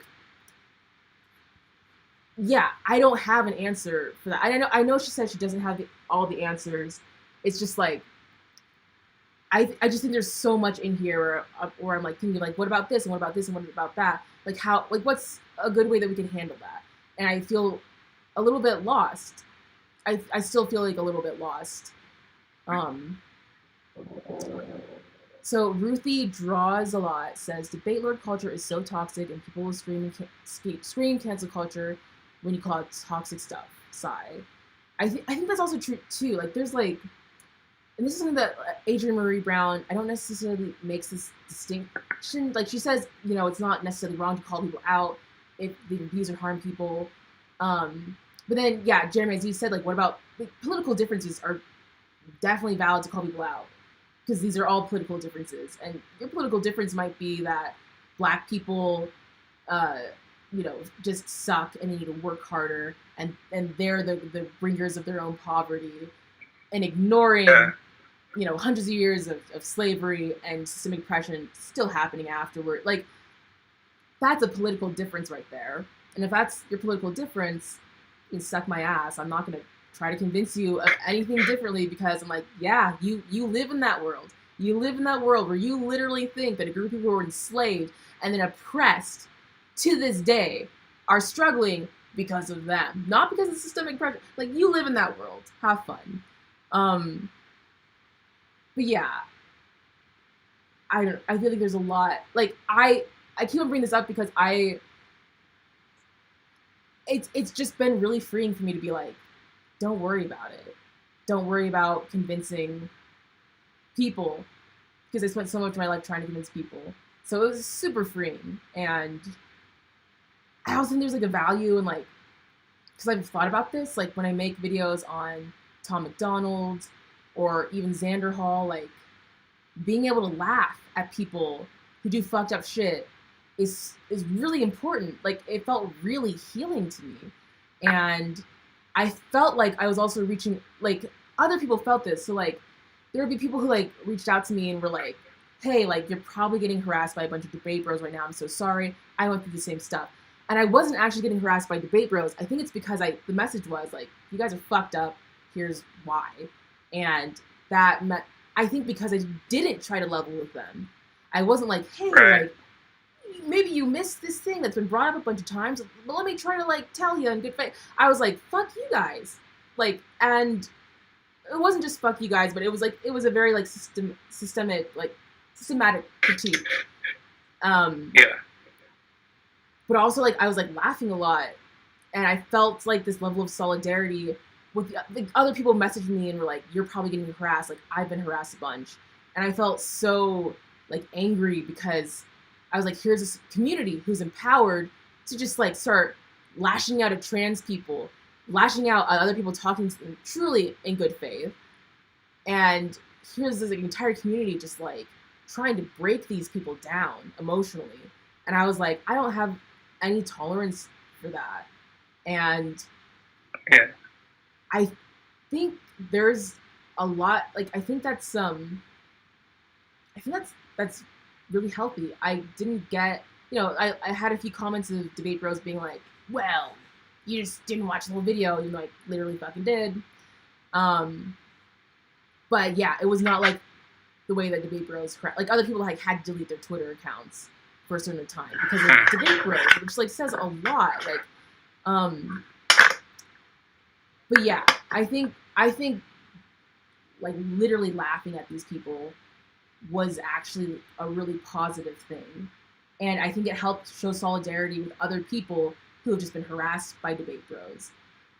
Like, just simply laughing at how ridiculous it is. I think there's a lot of power in that I always thought was me just being petty. And I try not to just be petty. I try to have power in laughing and solidarity. I don't want to, like, ever bully someone, but to me, like, that's where, like, the line is like critiquing someone and being able to have a laugh at how fucked up things are versus, like, just being a dick or something. But I'm kind of rambling. These are, like, kind of the nuances that I don't see so much in the book that I would love to see. Shower Song says, clarifying above, there's still no excuse to dismiss the lived experiences of people of color, or the lived experience of people of color. I'm talking when kids, adults have lived enough, they ought to be able to figure out they've been lied to. Yeah, at this point, I'm just like, listen, like, there's so much shit where it's like, because when the Black Lives Matter protests happened, like, a lot of white people were like, wow, like, rioting isn't the answer. We need Black people to just try to talk with white people. I'm like, what do you think has and is still going on? Like, there's no amount, like, people just don't want to listen. And that becomes super clear. It's like, it doesn't matter if we burn down a Walgreens. It doesn't matter if we are writing critical race theory and have our receipts of the historical record. And yeah, I think a lot of white people, that's why I just don't have much patience for it, because I'm like, you just actually don't want to understand, and I'm not going to try to convince you. So 55, she says, I don't find it satisfying, and I don't think it is transformative to publicly call people out for instant consequences, with no attempt at a conversation, mediation, boundary setting, or community accountability, which often happens in a supportive process with a number of known participants. And I think also going back to Debate Bros, like, people from the community did try to reach out to them a bunch, like, time and time again. And then, so I feel like her definition of, like, reaching out to people still would, like, include these instances. But I'm not sure. I think I would like more specific examples. So 56. If I could add one more thing here. Sorry, I'm talking a lot. But no, I'm talking a lot. I want to hear you talk more. So, like, this reminds me of, like, one thing that I would say I disagree with you on a little bit. When you were bringing up Lindsay Ellis, and you were talking about, you know, her cancellation. So I admittedly don't know that whole full story. But what I do know is that I follow this person, Rosalind Taliesin, on Twitter. And she's Asian, and I don't remember if it was her original thread or if she retweeted another Asian, but, like, they had, like, a whole breakdown of why the comparison to Avatar wasn't a good look, and, like, why they were having such a big problem with it and everything like that. And I think that, like, this illustrates that one of the more problematic things in call out culture is that you don't get the full story. Even when you're looking at it from like just looking at the call out and you're thinking to yourself, oh, well, you know what, these people are mad, they put it on Twitter, they have like this whole explanation of why. There's still a whole lot of backstory that we don't have or understand, and so like it's really easy to come away with the impression, oh, this is just a bunch of white people that are saying, oh, well, you got to stick up for POC because it's furthering their own agenda. It's like, that's probably true, but there's also a whole lot of stuff that gets left out of it. So that's one thing that I wanted to add. Yeah, and like I think so. I'm sure like there are Asian people who are upset about this, and it's something I feel weird saying on a stream in case there's more information I missed about it, because I don't want it to be like canon, like this is my views are always going to settle on this particular instance. But one thing about Avatar: Last Airbender is that I think like probably the biggest mistake that Avatar: Last Airbender has is that it has issues with just like Orientalism and just this very like generic, like we've got some like in like obviously, you know, the Airbenders are based off of like they literally look like, I don't know if this is what they're based on specifically, but they literally look like when I go to like a Hare Krishna temple, they look so similar to the monks that I see there. And it might not be Hare Krishna specifically. It could be some other generalizations of sects of Hinduism. And then, yeah, so there's like this kind of like, you know, generic Orientalism where there's like just kind of like an Asian flavor, but you can't really pinpoint what it is to because the West generalizes Asian countries, and it gives an inaccurate representation of Asia. And so I think Lindsay Ellis, like her tweet was something like, you know, like there's like so many pieces of media after Avatar are kind of basing themselves on Avatar, where in this instance, the person who made that movie or show that she was talking about had a quote being like, yeah, I drew a lot of inspiration from Avatar. And then there were like literal things that show did, that Avatar did. And I think a critique of Avatar is its Orientalism. So it's like, to me, when I hear that quote, it's almost critiquing Orientalism itself, where it's like, here's like this generic Asian flavor thing that is like legitimately exists. Like there is this still to this day, there's like a general Asian flavor of stuff. And so like even when I heard that quote with the context of like, yeah, Avatar's biggest issue is Orientalism. So comparing it to some sort of like other show and being like it's Asian-esque in this problematic way, or that's even lazy writing, I have a hard time like with that context of Avatar. I have a hard time understanding this as something that is racist in that way, because people are saying like are accusing Lindsay Ellis of making these broad generalizations about Asian media, or really media made in the West depicting Asia. But it's like there actually is a problem with this kind of like copy and paste thing of just an Asian flavor. And if anything, I would have taken that tweet as a critique of that, not saying that that's actually the direction that we should go. So I have a hard time with that. But at the same time, if you're Asian, it might not really like matter anymore. You might actually be so fed up with these generalizations about Orientalism that you're like, can you just say that more carefully, because we're sick of this. So it's like, I definitely think that's valid. And I don't want to come off as invalidating. I don't want to come off as invalidating people. Like there are things to me that as a Black person that like really piss me off that I don't expect anyone else who's not Black to understand like why it's so aggravating. And so I understand there's gonna be things like that where I might not be like, oh, that aggravates me, but if it aggravates you, that's still just as valid. You know, we all have very different lived experiences, and so I don't know. I'm kind of just rambling a lot. This is a very rambly book club. I don't know. This one's more like, I feel like what we're dealing with. It's a special episode. It's a special episode. Yeah. I don't know. It's a Sunday special. It really is, because we're going through like a whole book in one thing, and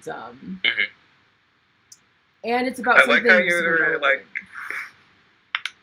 I was just saying, I like how you were like, oh, I don't know if I want to put this on the stream. It might be too controversial. And it was just like critiquing Avatar. Like, that's the thing that's going to be the line that gets drawn in the sand. Well, I think the thing, like, I don't want people, because, like, also, like, if you don't like Lindsay Ellis, especially, like, when you see, like, the past stuff that she's done in, like, the 2010s, like, you know, she, like, had this thing where she's, like, saying, like, she made a joke about, like, having an autistic meltdown. And there's like a lot of shit in there where you're like, whoa. And for me, like, when I look back at the 2010s, like, there was a cultural shift that we had when social media came about. Like, let's be real. Like, we were saying a bunch of fucked up shit, and then social media happened, and we were like, oh my god, like, there's like all these other people talking about how much this sucks for them. Like, maybe we should just fucking listen. And we kind of just, like, overnight almost, a lot of us were like, yeah, we're not gonna do this shit anymore. And I'm glad that happened, but it's also like, I'm not gonna sit here and pretend like I never, like, made any jokes like that weren't fucked up, that I would be, like, horrified to have on YouTube. And yeah, like, I mean, I grew up super Christian. One of my friends came out as gay and I was, like, worried about him. Like, I've done some very embarrassing shit, and if someone heard that and was like, yeah, I need to stay away from you because that was in your past, which ultimately isn't that long ago, I think I would be like, I get it. I get it. Like, I like I said, like, I think we all are very broken in these, you know, really fucked up ways because this is the society we're coming from. And for me, I think it generally is good enough that we're trying, but there are some things where I'm like, I just can't hang out here for this. I don't have that energy. And I think it's a very personal choice where, like, I just don't have the capacity for this right now. Like, I need to go. But I forgot what I'm saying that. I think I was, like, getting at... Yeah, like, honestly, if, oh, sorry, go ahead, sorry. What? Oh, no, I was just gonna say, like, I can imagine if somehow, like, the old, like, Modern Warfare 2 logs will get somehow released, and that's just game over for anyone who plays that game. Like, yeah. Well, I never had, like, a mic on or anything, so, like, I was actually okay, so. Like, yeah, alright, you're maybe the exception, but, like, I can just remember so many, like, situations where it's just, like, I just have flashbacks to sometimes I think, oh my god, this is same. horrific. But at the same time, at the time, it was like, I don't know, toxic, but also, like, fun as well, in a lot of ways. But I'm definitely happy that I'm past that point. Yeah, I think a lot of us are, but I think there's this thing that happens. This is the thing, like, I don't want to be dismissive of people of color who are calling Lindsay Ellis out, because I think that's very legitimate, and we should listen to them and be like, okay, like, at the very least, she could have worded that better, been more thoughtful about how that comes off. Like, I think that's, at the very least, that's fair. And there's probably more in there. You know, Grant, I haven't, like, heavily researched this. I was interested in it. I watched a couple videos about it. So I don't want to, like, speak on behalf of people of color who are, like, do feel fucked about it. I think that's very valid and we should listen. And at the same time, I think there's, like, this weird thing that happens where, like, people are like, oh, like, this person's a racist. This person's, like, sexist. And we're all pretending like we weren't here in, like, the 2010s being, like, pieces of garbage online or, like, in our video games or shit like that. I'm like, you know, I think it's just, like, I think it's a little bit full of shit. Like, so much of us, you know, like, realize kind of in an overnight way because of social media, like, wow, that's fucked up. Let's not do this. And I'm glad we realized that. Like, I saw this video the other day where someone was talking about how, like, in the early 2000s, they had, like, low-rise jeans, and how, like, women would, like, make fun of other women if they, like, barely had a muffin top. Like, do you guys remember that? We were talking about muffin tops? I'm glad that shit stopped. Yeah. And, like, later after that, high-waisted jeans were a thing, and, like, all of us were like, thank God. Like, thank God. There's just, like, so much shit. There's, like, so much shaming and ways where, like, why were we doing that? That was fucked up. At the same time, we had to work on actively, like, dismantling that. Like, that doesn't go away overnight. And so there's like this weird thing where I see like white leftists kind of being like, like, you know, like we're going to cancel someone on behalf of people of color when they're not the ones like most damaged by any racism, and they're also pretending like they weren't like that 10 years ago or something. It's like, you totally were, and let's just be real about that and deal with that reality. That's literally all we can do, you know. There's not really much better we can do with that besides admitting like, yeah, we've been pretty fucked up to each other. Let's try to not be like, I think the bullshit of like, well, you know, like, oh, sorry, this is very tangential. I swear this is tie-in. Like, my friend, like, harassed his neighbors when he was in high school, because he, like, did this thing where he, like, asked people to, like, take this fruit, and, this one neighbor didn't take it, and then the doorbell ditched them, and then this guy was like, oh, boys, I'm gonna come and, like, I'm coming after you, and they thought that was really funny, so they just, like, started, like, leaving trash in his yard and stuff like that. But they actually got like an article written about them, and this article, this wife was like, it was super funny. She was like, I don't know, like, what caused this. Like, they asked if we could take some fruit, and I didn't take it, but I wasn't mean. I wasn't mean about not taking the fruit. I just didn't want the fruit. And she seemed so stressed out by it. But there's like this thing that I see like white people do where it's like, yeah, I was fucked up, but like I'm still a good person. And it's like, there's like this like desperation to be like, I'm still like good. And in some way they're clinging on to it. It's like, well, obviously, like, you weren't that good because you did this fucked up thing. And I think there's, like, this way where, like, white people, like, hold on to, like, being good in this, like, really useless way that, you know, everyone wants to see themselves as good. But I feel like it is, like, this expression of whiteness where it's like, okay, you have brown people, they're the bad guys. And I, as a white person, like, I'm the good guy. And there's something, like, even more threatened to their character when... yeah, like when you point out this thing. I forgot why I was talking about that. But something about cancel culture, I don't remember. I'm sorry, everyone. I'll probably remember in like a sec. But I brought up that story for like a really specific reason. Oh, I remember why. Okay, thanks for hanging on. Yeah, because like there are all these white people trying to be like, you know, like, just act like the 2010s didn't happen. And they did happen.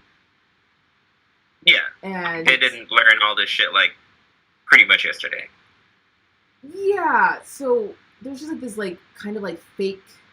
It does feel very performative when white people are, like, canceling people on the behalf of others, but they're also doing it in a way where, like, it makes... Like, when in Lindsay Ellis's video, she talks about how, like, a lot of white people want to be, like, the good white person. And this is just not helping anyone because you have, like, these white people clinging on to the idea of being good rather than actually looking at the situation, being able to be real about just actually being a shitty person at times. I don't remember exactly why I was saying this, but it, like, ties into just, like, cancel culture and, like, performative justice rather than like real stuff and kind of like performative quote unquote wokeness. Like, yeah. Those are the questions that she was laying out in the book as well, in terms of what to do when asked to engage in the call out. And you know, one of the questions really is like, does this feel performative? That's literally the last one. Yeah. So it's like, yeah, like keeping those things in mind whenever a situation like that arises. I think it's just generally like a helpful way to kind of like analyze what's actually happening and stuff like that. Yeah. Mm-hmm. Another thing too about, like, if we're going to specifically talk about white people and their performativeness, is that like they'll be online talking about all these problems and listen to people of color and stuff like that, but then at the same time they're not going to in any way challenge their family or their community or anything at all to like not be racist. Like they'll still like sit at the dinner table with their racist uncle and not in any meaningful way challenge it. They won't encourage your family to say, okay, well, stop, like, this guy has to stop being racist or he's not allowed to come back. Or, okay, since y'all are too fucking racist, I'm just gonna not go because, like, unless you deal with it. And I have friends that do that, by the way. Just to, like, it's something that is possible. It's something that you can do if you really do want to try to incite some form of social change within your communities. It's just, you have to have the will and potentially, like, other communities to sort of supplement you, you know, say not going to, like, a dinner or something. But, like, you do need, like, you need to put that energy out there. You need to start, like, challenging stuff within, like, the same social spaces, particularly in your family and stuff like that. When I'm talking specifically to white people, because I know black people are doing this already, like, whenever we're talking to each other and stuff. Yeah. It's just the case that, like, when we're talking about white supremacy and that being challenged, if, like, a white person wants to be a quote-unquote good white people, like, you don't need to show us. Like, do it to your family. Do it in your communities. Like, change shit there. Like, right. You know, make them stop saying the N-word and shit. Yeah, like, stop trying to do this thing where you're like, I'm going to cancel someone on behalf of black people, but you can't even, like, tell your parents, like, hey, could you be less racist? If not, then I can't spend time with you. Like, if you can't even do that, I'm like, useless. You're fucking useless. Yeah. I don't have time for you. I don't have time for that. Like, sorry, but not sorry. Bye. Yeah. Yeah, exactly. So there's been some comments popping up. I'm going to go through them really fast. Kevin says, to Ruthie draws a lot. I think cases where people are canceled because something was taken out of context is different than somebody being canceled, just held accountable for something they meant to say or do. This is something that I feel kind of tricky on because, like, and the thing with Lindsay Ellis, like, I have sympathy because I'm like, there's this real issue with Avatar that I like to overlook because Avatar: Last Airbender is one of my favorite shows. It shaped me, and I want to overlook the generalizations of Orientalism so it can still, like, live as this perfect show in my mind, but that's a real thing. So it's like, to me, when I read Lindsay's post, it's actually a critique of that, but I can see how it can be taken another way. But then there's, like, people, it's like this thing with Debate Bros, again, like, this beautiful example of, like, this hot mess. Like, I'll say, like, okay, Vosh said this, and, yeah, that really sucked. And then people will be like, well, he didn't mean it, though. And I'm like, then why didn't he just say that? Like when Vosh was like, you know, he literally said, like, quote, fuck black people, they have some stupid fucking opinions on race. You know? And so in that context, he was talking about how, like, you shouldn't listen to people like Candace Owens because Candace Owens fucking sucks. And so it's like, great observation. You should have said that. You should have said, we don't have to listen to people like Candace Owens because Candace Owens in particular fucking sucks. Instead of saying, fuck black people, they have some stupid fucking opinions on race. So, like, it's like, you know, for Debate Bros, like, time and time again, it's like they're constantly not qualifying their sentences. Like, a simple qualification of, like, I'm not saying fuck all black people, I'm saying to fuck certain black people who are really harmful. Like, just qualify that shit. That's all you had to say. You don't have to say fuck black people. And so, like, Debate Bros are like, well, this is what Vosh meant. And I'm like, I know that this is what Vosh probably meant, but he never says that, ever.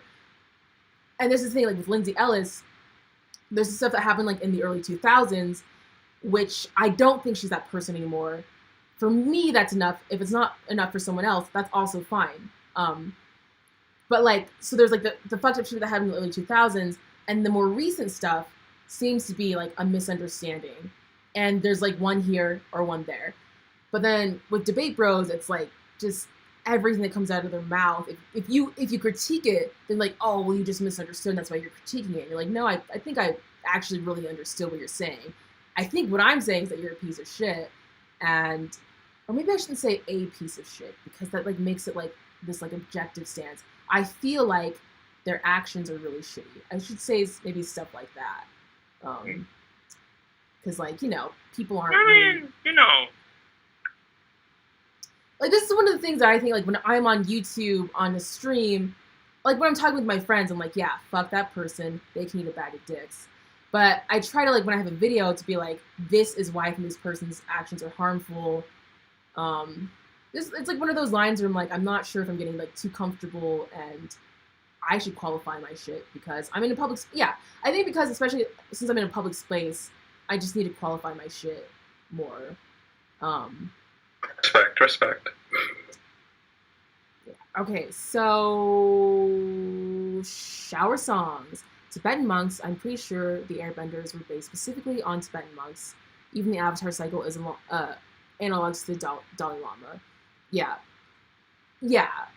That probably makes the most sense. Because, yeah, I actually think I looked up the Dalai Lama's, like, reincarnation stuff because of Avatar. Like, it was, like, some sort of, like, Avatar rabbit hole. So, yeah, I definitely think that's true that they're based off of Tibetan monks specifically. Ruthie draws a lot. I kind of disagree. Some people never did extremely messed up stuff, but they did have mistakes. But yeah, a lot of people are just byproducts of society, and that's why rehabilitation and educating people matters. And this is kind of what I'm saying. I think it's a very personal choice to be like, I really do think it's personal. Like, when I hear other people, like, people of color actually critiquing Lindsay Ellis, I'm like, I don't necessarily agree with that, but I also think that's valid, and yes, let's ask someone to speak more carefully. I'm like all for that, even if I tend to defend Lindsay Ellis as well. There's also part of me that's like, listen, these people are experiencing a lot of shit, and it might seem insensitive to you, but it feels, or overly sensitive, but it probably feels overly sensitive because you don't have their lived experiences. And, you know, keep that in mind. So it's, yeah, I forgot why I was saying that. Yeah, I forgot why I said that specific thing, but yeah, I think like rehabilitation is often good, and like there's a lot of left tubers who I see get canceled, and I wish we were just talking it out. But I also think it's like, oh, I said this because like I think it's a personal decision. Like for me, like I know my personal limit with white people. Like some people are saints, and they're like, you know what, I'm just gonna keep on re-engaging with white people. I'm just gonna like, you know, like T1J is someone who makes like these videos that are very much to like kind of be like a surface level analysis of race, but that's, I think, to draw people in, and I don't have that patience. And as long as he's not saying that I need to have that patience, then I'm happy with what he does. So I think that's going back to this book. I feel like that book doesn't necessarily talk about like the personal boundaries that people are making. Like there's so many personal boundaries. I think I brought up like other people of color, particularly Lindsay Ellis, because like even if I don't agree with that, I respect that, you know, their pain has caused them to come to this conclusion where it's like this person needs to speak more carefully. I think that's very valid, and that might not be my personal conclusion, but people are going to have like different, you know, capacities of like how much they want certain problematic people to be a part of the movement that they're in. And I imagine like if I asked even the people in this Discord, even though we're all Black, we would have like different capacities of how to, or like in this like book club meeting like right now, but we would have like different capacities of like how to engage with white people. And so there's like a very personal aspect to it. It's not just like I don't let other people of color speak to my capacity. And that's what I'm trying to say. And I don't expect them to do that for me. I don't do that for them. I let them make that boundary on their own because it's a very personal thing. And we're all in such fucked up, all the places that we're at are fucked up, but they're in very different places. And I want to give people the space to be like, I can't deal with this. And I think that's maybe some of the issues that I have here. It doesn't go into like how people make those personal boundaries. It's kind of, it feels like this is like fundamentally a collective thing. And it's cool that she talks about like there being fungus, and we all are also a collective thing. But there is an interpersonal aspect to it that, you know, for example, like I'm thinking about that constantly when I put stuff on my YouTube channel. And yeah. Kind of ranting more, but Ruthie Drozel also says calling people aside and pointing out stuff that's offensive isn't the same as trying to hold racists accountable. People like Vosh and Destiny still have that's a point. Yeah, totally. People like Vosh and Destiny still have huge platforms despite being racist and ableist. It's like, yeah, that's the thing where it's like it's out of control because like this is also just my opinion. So I hope okay, so when ContraPoints comes up, I know a lot of people are just like, fuck her. But for me, like, and there could be details I'm missing, but like she like got Buck Angel to do a voiceover that's super problematic because he's like believes that trans people are only valid if they're like on medication and getting hormones. So that was like an actual problem that she got this person to like read a quote, and when she explained it, she was like, yeah, like I was like online and you know, this person said something encouraging to me, and I was like, hey, do you want to read a quote for a video? And in that context, I'm like, okay, like you were feeling really down and vulnerable. There was someone who was nice to you, but I wish she had thought about how it affected everyone else because this trans person's like famous for being shitty in these ways. But I also think there was a way that if we had talked to Natalie about it, I think she would be like, yeah, I fucked. I think she would have been able to be like, yeah, that was a mistake, without literally like canceling her and harassing her. And then on the other hand, there's people like Bosch, where it's like people try to actually like reach to him on the other side and talk in good faith, and he just doesn't want to listen. So anyways, I'm repeating a lot of the same stuff, but I just think it's pretty interesting. Kevin says, I made my comments thinking about ContraPoints getting canceled for something that was taken out of context. Somebody says something or uses a dog whistle, then holding them accountable makes sense. Yeah. Ruthie Droslett, my point is what canceling's actual meaning is different from what conservatives say it is. And people bullying people online really is not canceling. This is another thing too, where like right-wingers like canceling has gotten out of hand, and it's like there's a difference between like there's like all these like nuances. Like when does it become canceling? What are we considering a mob mentality? When you're just getting critiqued? Because yeah, I think a lot of right-wingers, like when they say something really fucked up, there'll be like leftists being like, yo, this is fucked up for these reasons. And then people will be like, ah, you're a triggered leftist. And I'm like, I think I probably am triggered, but also like I'm giving you like, I'm not just saying, hey, fuck you. I'm trying to be like, this was messed up. Here's why. Here's, you know, like we're practicing empathy. This is probably not a value statement we want to make. Of course, these fuckers don't know what empathy is. So it's like, why am I even bothering? But like, yeah. So I don't know. There's like all these nuances in the cancel culture. Yeah. Something else I wanted to bring up too. I don't watch ContraPoints very much at all. I've seen like 2 of her videos. But like one thing I do remember is that she seems to spend a lot of time focusing on whiteness and white people, and like, you know, the alt-right versions, like the Jordan Petersons of the world. Framing things in a way it's like, oh, well, we're kind of inviting the conservatives to see our point of view. And it's like a lot of people take the stance that, like, you know, call it canceling or not, the idea is to more people should be not listening to you and listening to people who are focusing on the right things and better at talking about the things that they do focus on. Which, like, that's not something that you can just call somebody in about to be like, hey, you should deplatform yourself. It's like, that's not really what happens. You got to reach the actual audience and be like, hey, this person is doing messed up stuff for XYZ. I'm going to put it out there in the public, and you can make your own decisions about, like, we need to be listening to other people, because, like, ContraPoints has a super elevated platform as, like, pretty much the only trans YouTuber that, like, positions themselves on the left, and people know about her. So, well, I don't know. That's one reason why. Oh, sorry. I was going to say. Sorry, go ahead, Saber. I would say that in regards to both the Lindsay Ellis and ContraPoint situation. Firstly, on Lindsay Ellis, I know the face, but I don't think I've ever seen a Lindsay Ellis video. ContraPoint's barely paid attention in the past couple of years, but like, it doesn't, to me anyway, seem like these people have been cancelled. Just based on like the platforms that they, number one, still have, and even just on the sort of ratings that they still get and stuff like that. So I would kind of make a kind of distinction there, because I think that they're doing perfectly fine in terms of the actual platforms, at least based on what I can tell. So, Saber, what do you mean by is canceling like if like you cancel someone and they just like stay down, or how would you define canceling? Well, I mean, it seems like at least the way that some people would view canceling is as though like, oh, they've just, their platform's gone now type thing. That's the way I see a lot of people try to kind of talk about it. Is as though like, oh, like they've they've had a situation occur.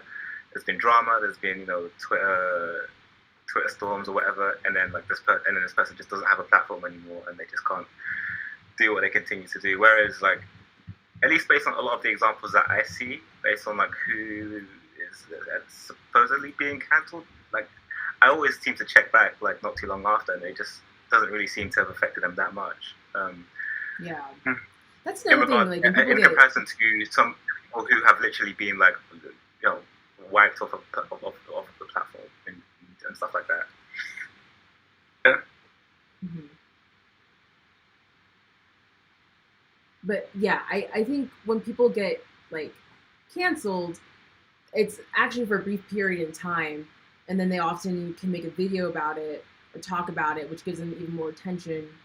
And so it's like kind of this weird thing where it kind of can be like no publicity is bad publicity in some ways, and I think can often, but like not always. I feel like with James Charles, like there is like he's been talking to a lot of minors, like, but it happened like over and over and over again. So it's kind of like, like those are red flags. Like it's something where like I guess I could see if you have like millions of fans trying to talk with you, and I don't know. I just feel like at this point, like if he's not being that careful, like that's a massive red flag to me. But sure, I don't know personally what's happened. I try to give room for that, but I feel like in the case of James Charles, I feel like it's hurting him. Yeah. But also he's just so big that like maybe it really won't. Like maybe like in the next couple months, like it just really won't in some ways. And I think like with other YouTubers that I've seen, like again, like with ContraPoints, like she made a video about it. That video got like even more views because people like wanted to know like what's going on with ContraPoints, and she was able to like to say her side of it, and then and so yeah, like so like people getting canceled, it's actually kind of good press in some ways. And even like with Lindsay Ellis was like, "Fuck you." Yeah, because their recent video, I think. Yeah, because like in I think Contra's recent video, there's like millions of views in Lindsay Ellis' recent video that came out a couple of days ago. What's that? I'm kind of just looking at the thing right now. 600,000 views. That must be nice to be cancelled. If that's what it means, right? Right. But yeah. And I'm kind of comparing it to, for instance, people that aren't necessarily given the same level of like charitability. For instance, like a lot of I've seen situations where like a black person will say something, and like they just will not be given the same level of charitability. And all of a sudden now they just can't. There's no bouncing back for them because like no one really cares anymore. Mm-hmm. And that seems to be something that we aren't necessarily afforded as much as them, I guess. I don't know. Yeah. But like it's kind of what I've noticed. And obviously, when things are like involving things like, as you were saying, with maybe James Charles may be different, but also people like, what's the other one's name? People like Onision and these kinds of people. Like, yeah. These people, seems like they have been cancelled, and rightfully so. They really did get cancelled. Yeah, they're not bouncing back. Right, yeah, exactly, yeah. And like, but like in comparison to someone like Lindsay Ellis, I would say that's not like it may be an attempted cancelling or whatever, but still around, still doing well from what I can tell.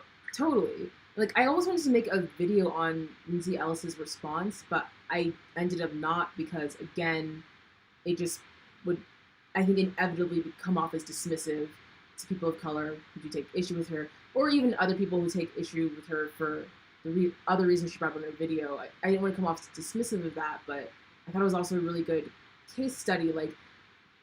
Like she talked about like feeling suicidal and how people harassed her, and it's like, yeah, harassing someone who feels suicidal, like that's not a good move, and it's just like just really shitty. Like there was like a lot of stuff in there where I was like, yes, I want people to be able to critique you and be like, be more thoughtful in how you phrase these things, da da da da. But there's a lot of shit too where I was like, yeah, this just kind of seems abusive of someone who's acting in good faith and maybe even determining that. Like I know that Adrienne Maree Brown says you know, like, can you meet with them one-on-one, and can you call them? So I do think that would rule out some stuff pretty fast, but I think maybe like even in more detail, like being like, how do you set boundaries for yourself of um, like when to engage with someone in good faith or when to walk away. I think I would have liked to see that more in this book. But She I needs also a sequel. Sorry, say that again. Said she needs a sequel for sure. Yeah, and she does. Again, she does say like, I don't have all the answers. I just think I wanted a lot more. Yeah, same. Because I do actually agree with everything she's saying, but I also see that as a very idealized situation. And yeah, it's kind of where I get lost. Okay, there's a bunch more comments, but we're almost done with this, with my notes in this book. I just want to wrap those up, and then maybe I'll read comments and see if anyone has to go. Oh, so she has like these really beautiful quotes on 58. Oh, unthinkable thoughts. Now that I've thought you, it becomes clear to me that all of you are rooted in a singular longing. I want us to want to live, and I thought those were very beautiful. I want us to want to live in this world, in this time together. I want us to love this planet and this species at this time. I want us to see ourselves as larger than just individuals randomly pinging around in a world that will never care for us. And I felt very moved by that because I want the same. She continues, I want us to look at each other with the eyes of interdependence, such that when someone causes harm, we find the gentle parent inside of us who can use a voice of accountability while also bringing curiosity. Why did you cause harm? Do you know? Do you know other options? Apologize. That we can set boundaries that don't require the disappearance of other survivors. That we can act towards accountability with a touch of love. That when someone falls behind, we can use a parent's voice of disciplining, while also picking them up and carrying them for a while if needed. And I thought that was very beautiful, and that's obviously what I want. But also I can think of like a number of examples of people where I'm like, I don't have that patience with you. She's on 60. I want discerning. I want our movement to feel like a vibrant, accountable space where causing harm does not mean you are excluded immediately and eternally from healing, justice, community, or belonging. And I kind of feel like that's like the main point, is like she doesn't necessarily say like what to do like when these things don't work out, but she's saying like we need to like first try to give people the chance to understand. And like I really agree with that. And then also pretty much after like one or two chances for like a lot of instances, I'm like, I'm just done. And so I would like to hear more thoughts on that. Like if she thinks that's enough, how do you draw those boundaries? Like there's questions that she wants you to ask. And I like that because it is individualized, where people are kind of like making, like deciding that on their own. And but also, yeah, I have a feeling that like some of my approaches to cancel culture, I think she probably wouldn't agree with, but I'm also not sure. And so I think just hearing more on that would be really great. Maybe in like a follow-up book. Within Black, this is on page 60, within Black movement, I want us to hold Black humanity to the highest degree of protection. Yes, even when we have caused harm. I want us to see each other's trauma-induced behavior as ancestral and impermanent, even as we hold each other accountable. I want us to be particularly rigorous about holding complexity and accountability well for Black people in our movement, communities who are already struggling to keep our heads above water and build trust and move towards life under the intersecting weights of white supremacy, racialized capitalism, police brutality, philanthropic competition culture, and lack of healing support. Let me skip down a little bit. I want to ask who benefits from our hopelessness and to deny our oppressors the satisfaction of getting to see your pain. I want them to wonder how we foment such consistent and deep solidarity and unlearning. I want our infiltrators to be astounded into their own transformations, having failed to tear us apart. It's like all these things I agree with. It's like I feel like all these things are questions that I ask. Like before I like make a reactionary video on someone, I'm like actually asking these these kinds of questions, but I feel like I come to a very different conclusion. And I think that's where some of my confusion is, of like wanting more clarity, because I feel like I try to be very thoughtful about these things and try to ask these questions, but a lot of times I'm like, yeah, this person can go fuck themselves, and I'm just gonna have a good laugh and move on with my day. And so that's a very different conclusion than like, I don't think. No, I would say I don't think she's necessarily challenging that you shouldn't reach. I think this like those specific questions and everything are actually more so meant for people that don't have like that empathy and that patience when it comes to dealing with people. I feel like it's more maybe that's a part of the problem, is that like most of these questions aren't necessarily geared to people like maybe you and I and the rest of us in here, but more so to people that tend to be a lot more cutthroat in the way that they deal with people. I think a specific example that I was thinking of was just how there was someone in a community that I'm in that said something that they definitely shouldn't have said. It's a specific word, and like the different responses that people had. You know, some of us, we were focused directly on trying to educate this person and ensuring that like they realized what the problem was with what they said, and eventually the person did apologize and everything. Whereas there are other people that like the moment they heard it, they're just like they were shocked, they didn't know what to do, but immediately like I tried to communicate with them because I realized they were also having like a pretty bad response to the situation, and they were like, their immediate response seemed to be that they wanted to get rid of this person out of their lives, despite the fact that this was someone that they had seen as a friend, someone that they had been communicating with directly for a pretty extended period of time. And so, I think definitely like a lot of these questions might not necessarily be for us, but for people in our communities that might have a bit of a different mindset, that might not recognize that the way that they are operating within these communities are still in a very punitive way, very indicative of the very like system and structure that we live on. Yeah, totally. 100%.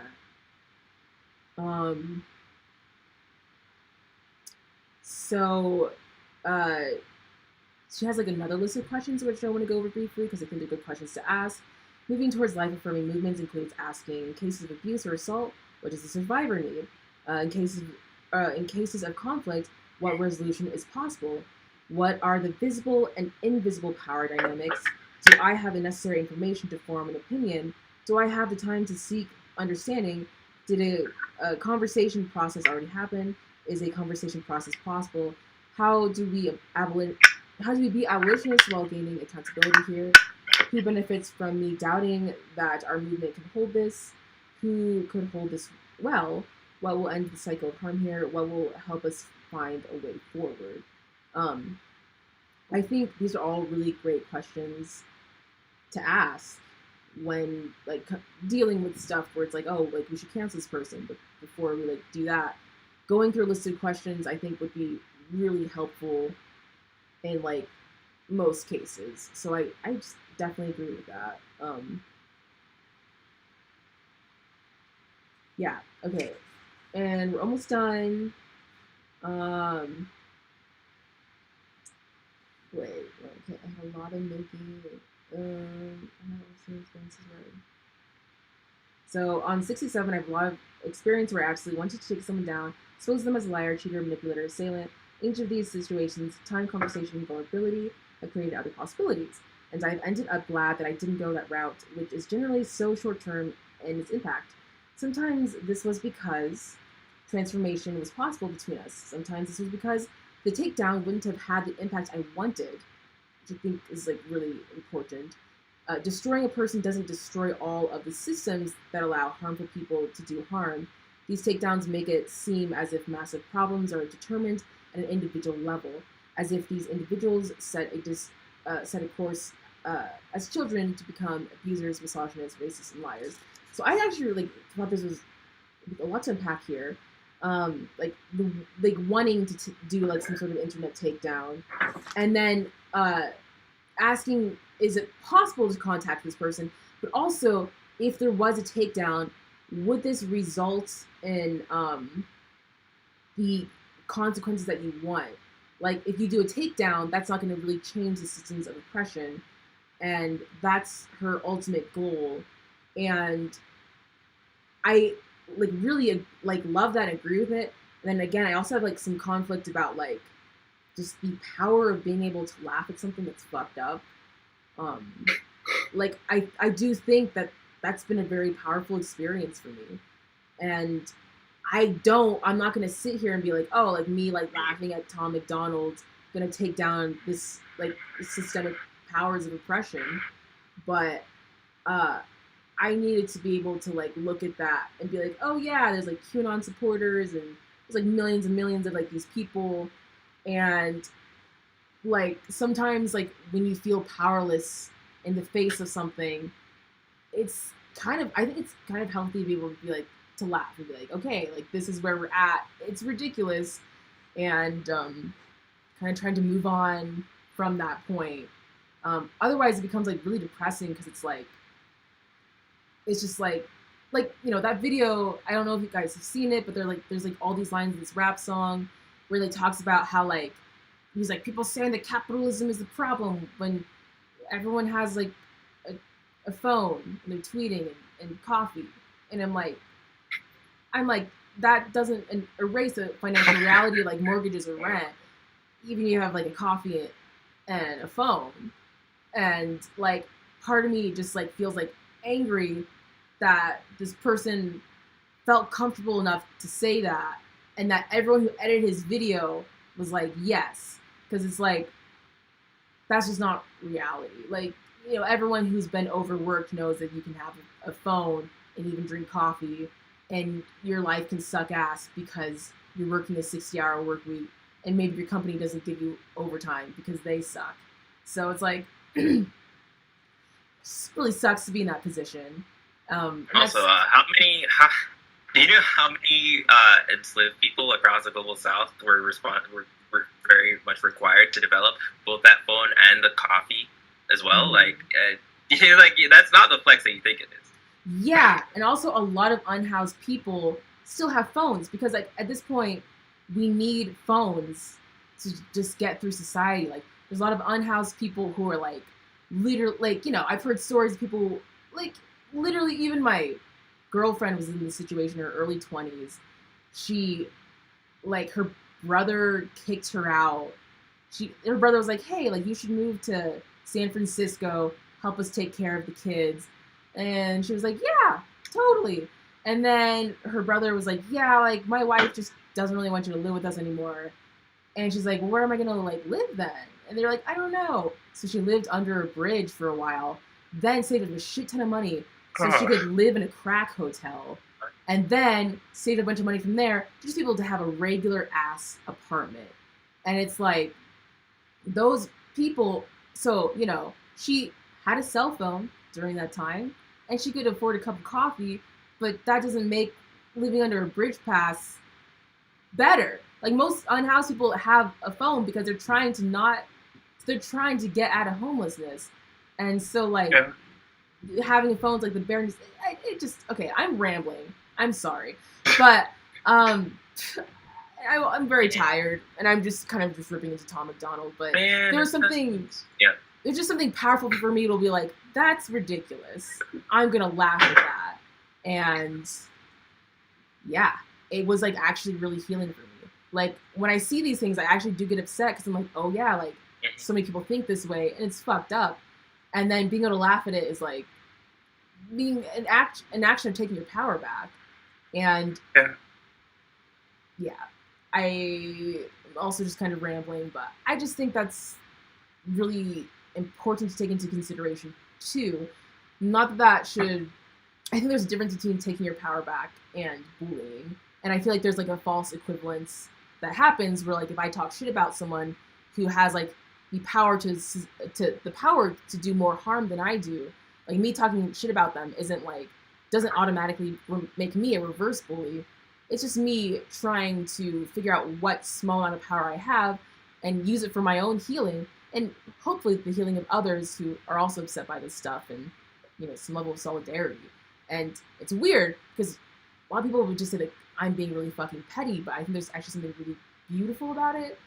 And yeah, and I'm also open to critiques and stuff. Like, if someone's tone policing me, I'm not interested. But I'm open to like critiques of like what's a way where you can take your power back and also, maybe do something in a more productive way. But yeah, so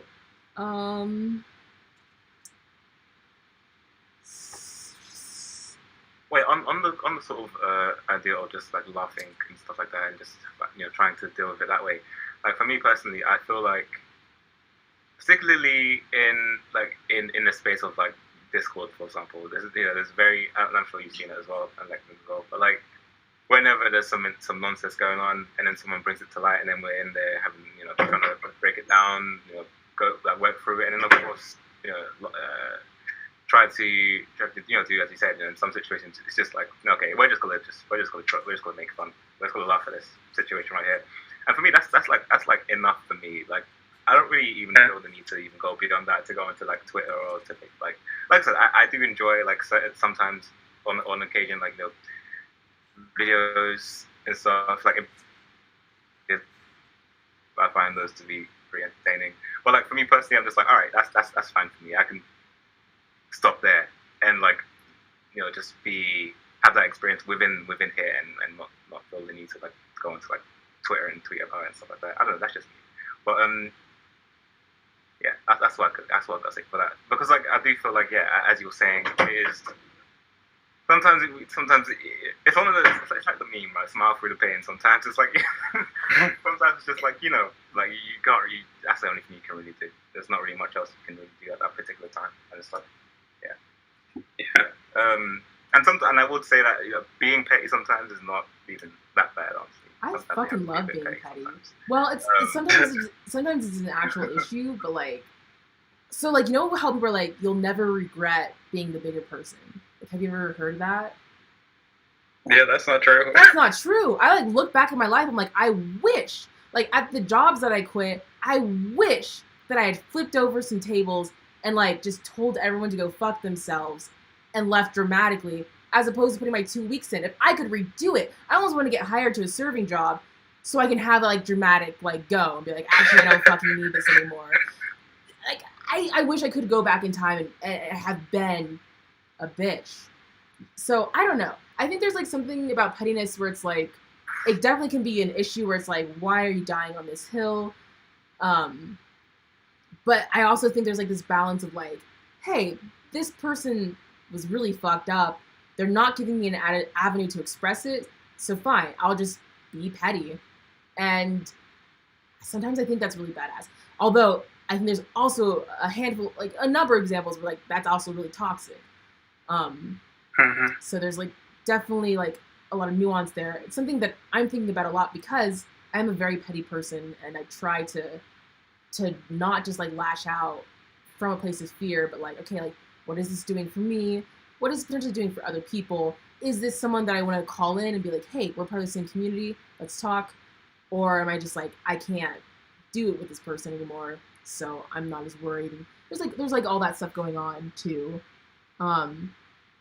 So on 75... One thing I want to say too is that I realized she couldn't talk about everything in this book, but I wish there was a section where she was like, let's talk about receiving criticism the right way too, so we're not just like, talking about the people calling out. It's like, I can think of situations where it's like, yeah, you got called out, yeah, probably they could have approached this in a different way, but you made it worse, like way worse, like it didn't need to be like this.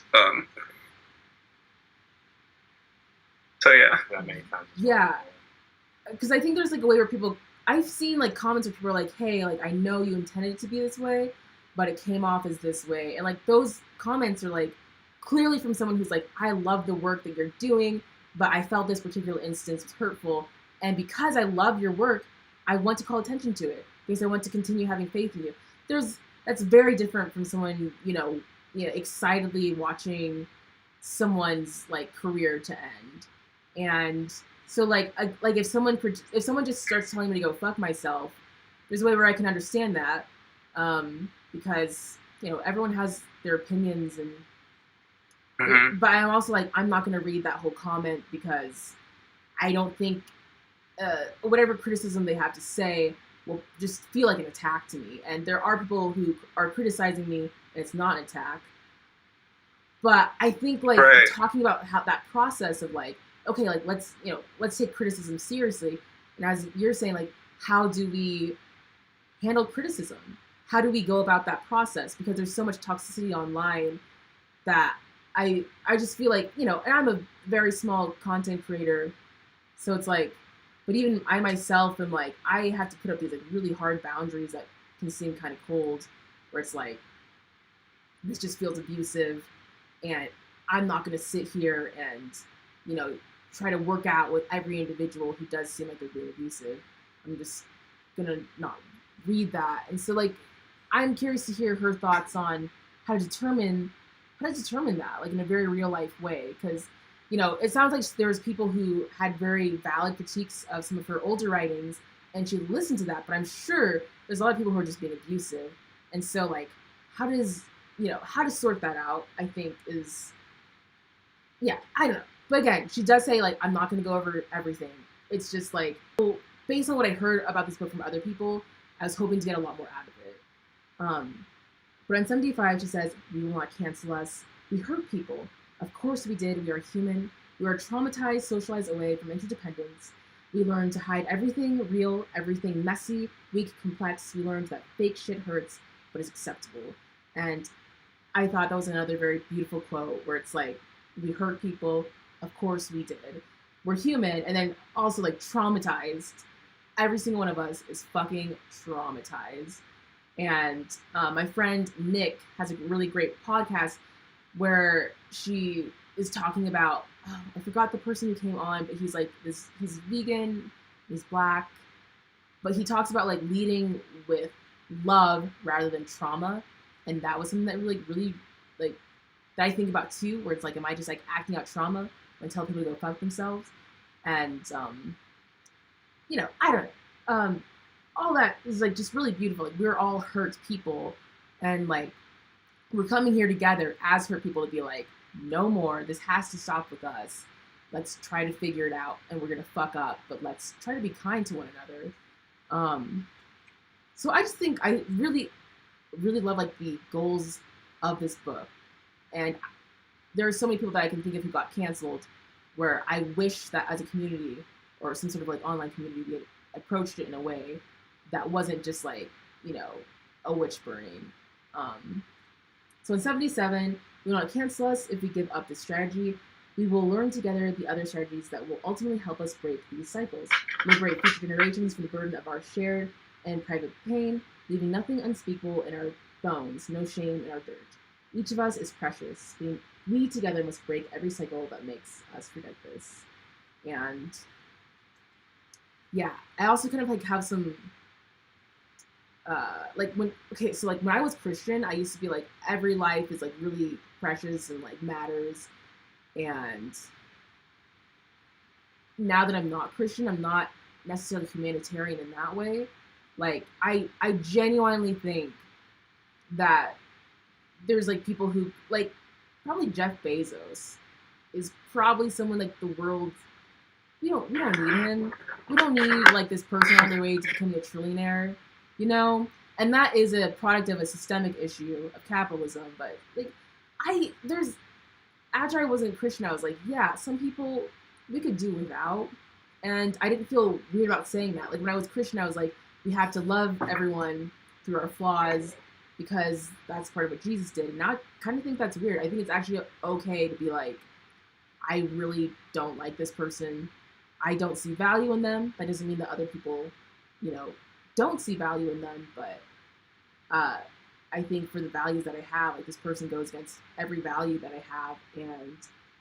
And so there's like these statements that she makes where like, each of us is precious, where it's like this intrinsic thing. And I actually just don't really think in those terms anymore. So I kind of had a hard time with that. Like, I don't think Donald Trump is precious. There's so many people where I'm like, I'm sure that he means a lot. Because like, we all have fucked up parents, probably. My parents are super fucked up. They've done a lot of damage to other people, but I also like deeply love them. And I also am like not talking to them for like, trying to make healthy boundaries, but like, there's this way where it's like fucked up people. Okay. This seems off topic, but it's not. So Lord of the Rings, right? Has everyone seen Lord of the Rings? Okay. I'm assuming that Saber and Not Martin really, are not. but we can keep going. Okay, well, anyways, Gandalf is like this wise old wizard who like says a bunch of like wise shit, like Frodo's like, Gandalf, I wish I had never gotten this ring. I wish it had never come to me. And Gandalf was like, so do all people who go through such hard times, but all we can do is decide what to do with the time we are given. And you're like, damn, Gandalf, like, I needed that. Thanks so much. And like, he's like this great guy. But also, he's like really shitty to like Merry and Pippin. Like, I had this realization when watching Lord of the Rings. Like, Gandalf was great for Frodo, and he was actually kind of shitty for Merry and Pippin. And I also realized, like, Sam, so, like, for people who aren't familiar with, like, Lord of the Rings, it's like Frodo and Sam, they're best friends. They would, like, go to the moon and back for each other. Like, their friendship is beautiful, and it's really fun picturing them to be, like, a gay couple. Because, I think they totally could be. Like, the way that they, like, look into each other's eyes. But either way, it's either, like, this really beautiful friendship or a really beautiful romance. And, so Sam was great for Frodo, super supportive, always there. And there's Gollum, who's, like, this character who's, like, fucked up. And so Gollum's, like, trying to be good, but he's just not someone who makes it. But Gollum probably doesn't make it because Sam's constantly lashing out at Gollum to protect Frodo. And so there's this way where you see, like, Sam was a great person for Frodo, and Sam was a really bad person for Gollum. And that's kind of how I view people now. It's like, I think Trump probably is a really great person for a lot of conservatives, but he's a really bad person for, like, almost everything that I believe in. And I could do without him. Like, I'm not going to sit here and be like, this person's life is precious. I'm going to try to find some value that I can hold on to. I'm kind of just like, people do value him, but that's not a value that I have. And so I think, like, this understanding is one of those things where, like, people would hear it and be like, oh, like, you're just a shitty person because you don't think that, like, everyone has an intrinsic value. And I kind of, like, landed on, like, people have the value that they give to themselves, that other people give to them. But I don't necessarily think it's intrinsic. But anyways, like, kind of digressing a little bit, but I think people, like, use this, like, okay, like, we're all human, we all have to value life in this standard, to kind of weaponize against people who are like, I just don't have time for you. I don't have time to, like, care about how white people, like, I go back to white people, I don't have time to care about how white people don't get it. Like, it's, like, too sad, so bad. You just try listening to people. If you can't do that, I can't feel bad and, like, trying to figure out, like, ways to reach you. And I think, I don't know if this is, like, a fair analysis of Adrienne Maree Brown's book, but it seems like it feels like a little bit like that to me. Like, it literally ends up being like everyone's precious in this way where it's like, it was really freeing for me to not feel guilty if I didn't think everyone was precious, to be like, yeah, I don't like this person, I don't value them. And again, that's not speaking, like, they probably value themselves, other people probably value them, and that's can be a really good thing. But I don't think this person is intrinsically valuable. Yeah, I think can they're hold, harmful. like, both ideas in my head. I feel like it's well, for me anyways, it's like I can sort of see how, like, the sort of how would you say, the preciousness of life, while still recognizing that I just don't really care about some people. I feel like I can very easily, like, hold those two positions in my head. I don't really feel like that's contradictory to me anyways. Yeah. Because, if someone's not in line with the same values I have, if someone's like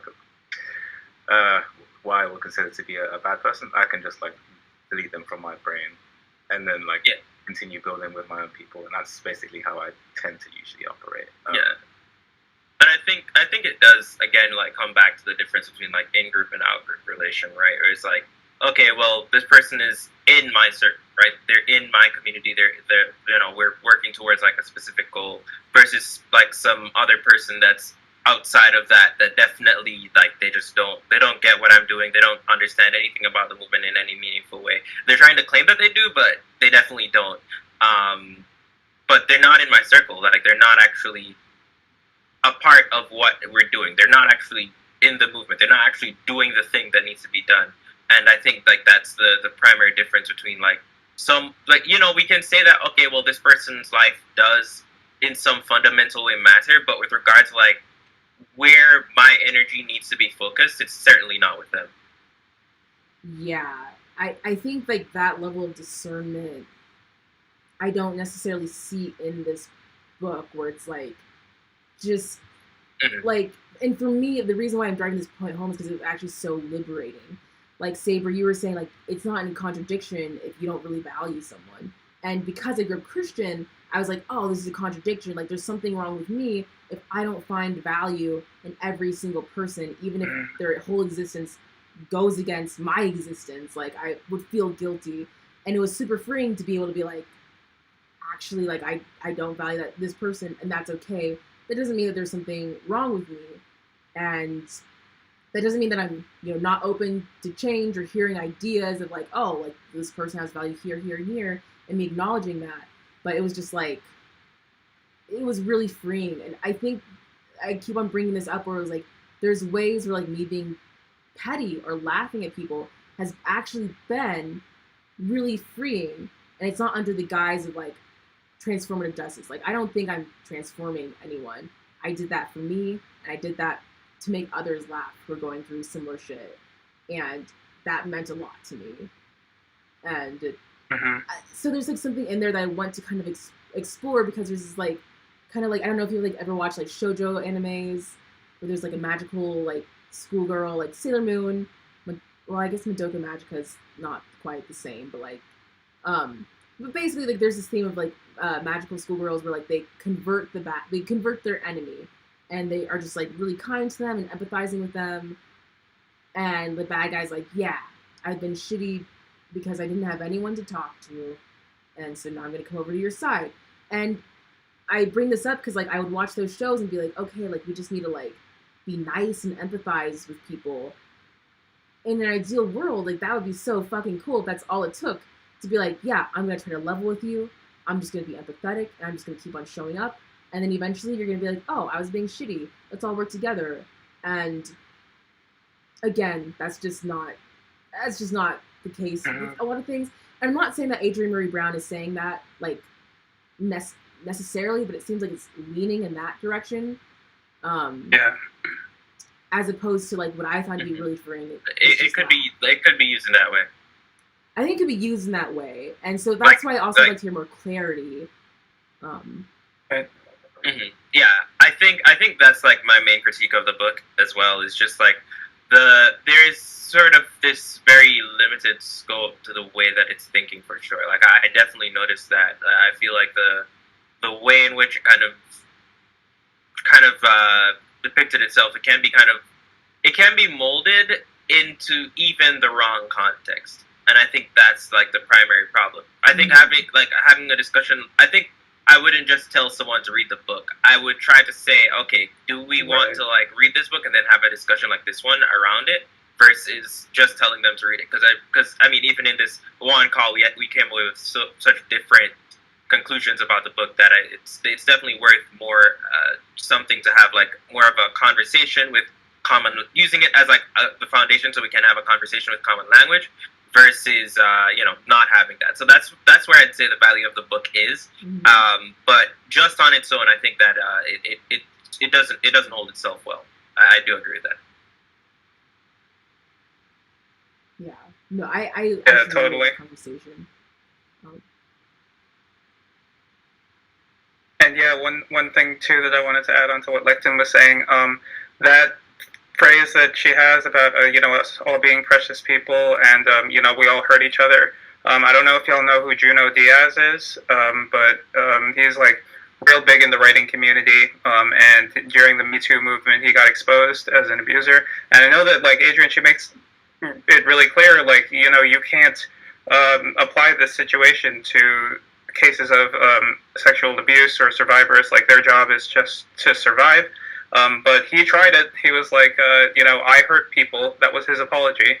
And people were mad about it. But then also a bunch of other people in the community were like, he admitted it. We should work with him. We should believe him. And it's like, well, yeah, what Lecton's saying is true. It's too easy to manipulate these words into, you know, justifying whatever you wanted to do anyway. Mm-hmm. Yeah, I think that happens with debate bros because they'll be like, yeah, like I was an alt-righter the other day, so I can understand why these alt-righters are like saying a bunch of racist shit. And you're like, wait, you're just kind of defending, like, I know you're saying that, like, you know, you can understand it, but it also is being said in a way that can also just be like a justification of people saying fucked up shit. It's like, we need to not justify, like, that's also why my approach is to be like, listen, we've all been fucked up. This is the culture we come out of. It's like, if you're black, like, you might have an issue with homophobia. Like, if you're queer, you might have an issue with black. Like, there's so much complicated shit to unpack. And for me, I'm like, I'm not, there is a part of, like, grace that I have. I'm like, okay, like, that was luckily for me when those experiences were when I was a kid, and I kind of grew up in this, like, sweet spot in time where I kind of realized toward the end of high school, like, oh, like, all these things are fucked up. So it's like, I had the grace of not cringing at myself so hard because I was, like, in high school during my cringiest moments. And sorry, someone's, like, playing with a tambourine. I don't know if you guys can hear it, but it's just a lot right now. And kind of, it's fine. That's all right. Yeah. I think they heard me because, like, it stopped.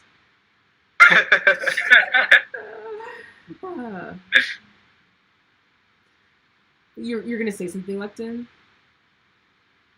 I was just saying we could kind of hear it, but it's fine. Okay.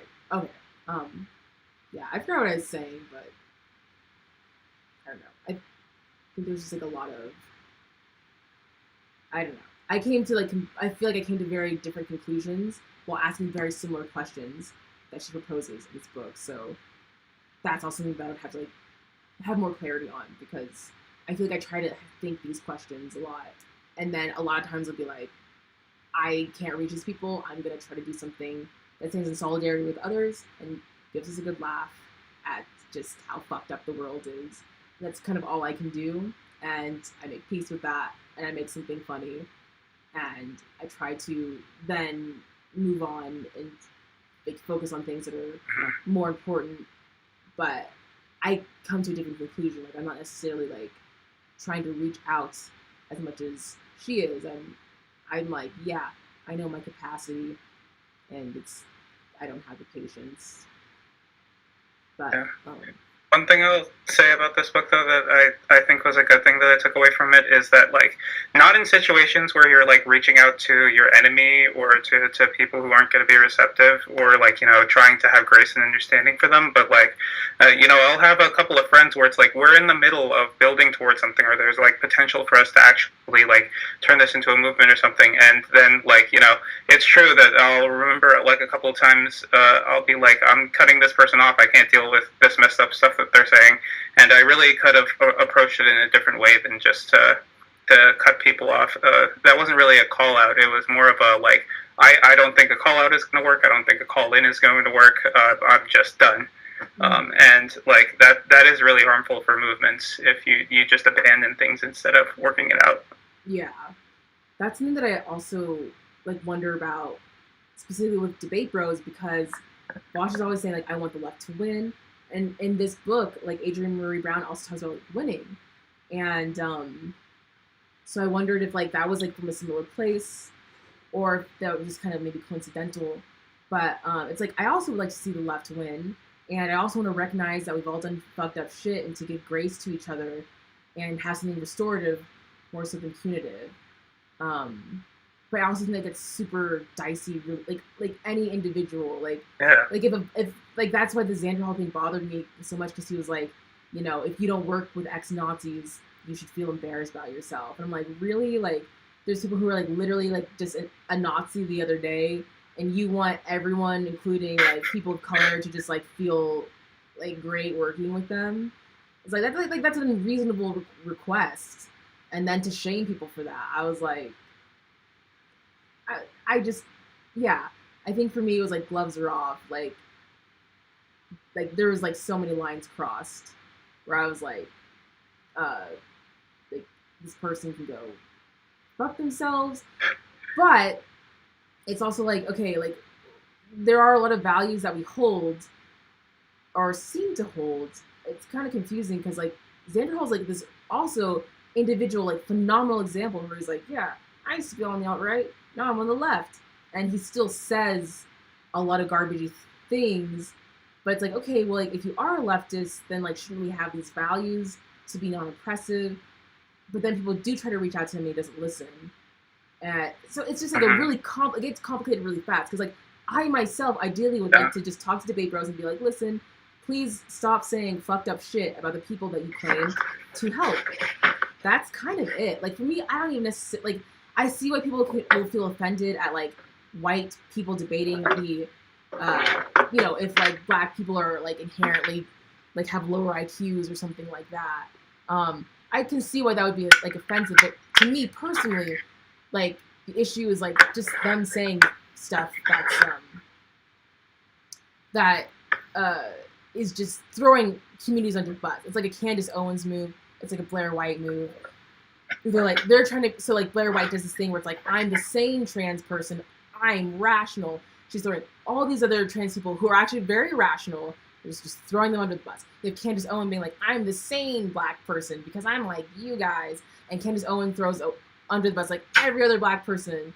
And I think that's what's happening like with Vosh and Xander Hall, where they're like, or just other debate bros where they're like, I'm a sane lefty because I say the R word, and got him. And like, Jesus Christ, like there needs to just, I don't know, I'm just ranting about debate bros again. There was more I was gonna say. Oh, okay, things get dicey just really fast because ideally I would like to try to level with these people, but when it becomes clear that, so like I don't necessarily level with them, I'm just like, these are like the issues that I've had with your video, and the people are like, well, like no matter what, you're accused of not leveling with them enough. And so it just gets super dicey because like everyone has like these, like where you draw the line seems so personal. Like I personally still really appreciate Lindsay Ellis, and if anyone else had problems with her, I'd be like, I also agree with that.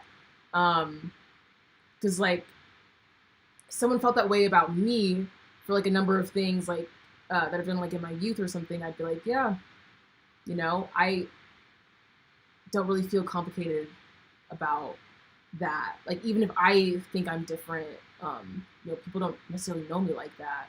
I don't expect them to. So it's just, it becomes so complicated so quickly, and it felt a bit like this book kind of was a little bit reductive.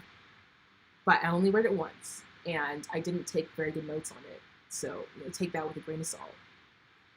So I'm going to read some of the comments before we wrap up. And again, if any of you guys need to just leave, feel free to. We were supposed to end this at 1. It's 1 o'clock my time. It's almost 4 o'clock my time. So like, whoo! I appreciate everyone for hanging in. I really love this conversation. So I'm just going to start reading from a certain spot. I don't know if I'm getting to all of them, but Shower Song says, the constant pressure to be performing at all times is what makes it hard to form connections on social media, in my opinion. That's something that I really agree with. Like, it's very performative, and I can tell that, like, a lot of people aren't, like, really leveling with me, really, like, I had these roommates, I hope they're not watching, they would be watching this. I used to have these roommates, like, where they would talk about, like, you know, wanting to talk to black people more and stuff like that. And I was like, yeah. Or whenever I would talk about, like, how, like, annoying white people are, this happens a lot to, like, leftists, where I'm like, yeah, like, white people are super frustrating, even white leftists. And there's kind of, like, this guilt that tends to come up of, like, oh, like, we're trying, and, like, we're never going to be able to be perfect, but we just have to keep on trying. And like there's like this weird kind of like guilt that comes with it that feels very performative. And it's like that's not necessarily what we need. Like we need you to like own that, yes, this is happening, and then just try to actually fix it instead of staying in a place of guilt. Also, Jeremy, your dog's really cute. Do you want to see my dog? Yeah, he's gonna say it. Yes. Oh, thanks. Off the dog. Let's go. Yeah. Okay, her face is smashed. She was like lying on the playground. Pokey dokey. Okay, she just looks like a rat. Oh, Pokey. Yeah, she's been hanging out down here. She's been sleeping. Oh. So, okay, so Kevin says, I was getting bullying, canceling, and holding somebody accountable mixed up in my earlier comments. And that is something that I feel like Adrienne Maree Brown addresses that when she makes this distinction between harm, abuse, and conflict. So I think that was like really helpful. It's really helpful for her to define those terms and for us to think about those things. And she does talk about I feel like it sounds like I'm shitting on this book, but I actually really agree with everything she's saying. My biggest point was like wanting more clarity for like these more nuanced situations. But I actually like really agree. Like our first step should be to, you know, try to talk to people. And I love that she talks about like discernment and like how we're all afraid. Like I'm terrified and like sad and angry and depressed and angry about so much stuff. And it's good to acknowledge those emotions and then be like, okay, what's my discernment to these emotions rather than acting out of like lashing out from these emotions. Like there was a lot of really great stuff in this book, and I like that she talked about abuse, conflict, and harm in defined terms in those ways. Owen says supposedly canceled but still get views, ad revenue. Like totally. I think for most cases when people get canceled, that's not the end for them. It actually gives them a boost at the end of the day. It still doesn't make it okay for people to harass people. Like I really do think that the way that ContraPoints was handled, and even Lindsay Ellis, was just like generally uncalled for. But I also don't want to dismiss the people who are just done. And so it's more like I wouldn't have approached things that way. But if other people approached her that way, like for the groups of people that she harmed, like she had that joke about like an autistic meltdown. And so if you're autistic and you're like, or you know, like have people that you like love and you're like, I just can't deal with this, that someone said that, even though it was 10 years ago, like I can't deal, I'd be like, I respect that. And then there's like that weird thing though too, where like white people are speaking on behalf of people of color, where like they just clearly don't give a shit. Like there was like literally this one person who like commented on this like black woman's Twitter where she like tried to dismiss her and was like, yeah, even though you're a black woman talking about like black issues, you don't know what you're talking about, you're wrong. And then like a few weeks later on this Lindsay Ellis thing, it's like, you need to listen to people of color. This is the same person. And so like, I think there's something very performative about how a lot of white leftists talk about these things. But I think that's different than being a marginalized person and being like, I can't hang with this, even though it happened 10 years ago. So I think those are all really important to acknowledge. And yeah, so lived it, I knew it, people who would no joke both sides domestic violence because she didn't respect his authority. Totally. Like I used to grow up Christian, like it wouldn't even be both sides. I remember my youth group leader, so they were talking about how you just have to stay married to people, and I was like, what? I literally said, I didn't say this like in any roundabout way. I was like, what if your husband is abusive? And my youth group leader was like, well, you can always just blame him. And I was like, so you would still say that you have to stay with the person, even if they're like physically or emotionally abusive or both. And she was like, yes, you have to because he's your husband. And so like where I grew up, it wasn't even like both sides. It was like, well, if your husband beats you, he's your husband. And I was like, damn, that's pretty tough. That's pretty tough for me to hang with. I wasn't even like a feminist at this point. I was just like 12 or something. And that's another fucked up thing. I'm like 12 And they're like, not if you get married, they're like, when you get married, stay with your abusive husband. If he is abusive, hopefully he's not, but if he is, there's nothing you can do about it. So like that's just, I don't know, that's like another rant for another day. So Typo Adventure said to Kevin, that was my point. What is the difference between bullying, canceling, and holding somebody accountable? Sorry if this is a dumb question. I'm trying to learn since I was raised Republican. I think that's something that we did address kind of throughout this whole stream. So just like a light recap is like talking about people's personal boundaries. If you're speaking on the behalf of people, like I mentioned, like how white people will speak on behalf of people of color when it's convenient for them, and they also will throw people of color under the bus when it's convenient for them. And so the voices I think are the most important should be the people who are marginalized. And I gave the example of like Lindsay Ellis having, the joke about an autistic meltdown. It's like, I feel really disgusted by that joke on behalf of my autistic friends. Okay, God, it's just a tangent. I just can't. I literally like can't think about at all. Because I think I have ADHD. I've never been diagnosed with it, but I'm pretty sure I do. But basically, I just lost my train of thought, and like we talk about it in the video, like trying to focus on like who's hurt by this the most. Like Pim, my friend. Okay, hold on. Tovio! Hey, Tovio! Okay, whatever, it stopped. I think she knows. I didn't sleep last night at all. I just like went straight into book club.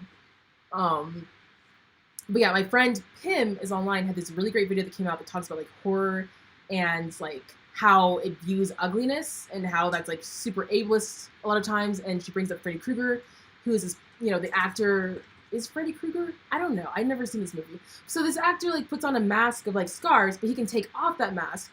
And so the people who actually are scarred, who can't take off this mask, their only representation is Freddy Krueger in a mask in a horror movie.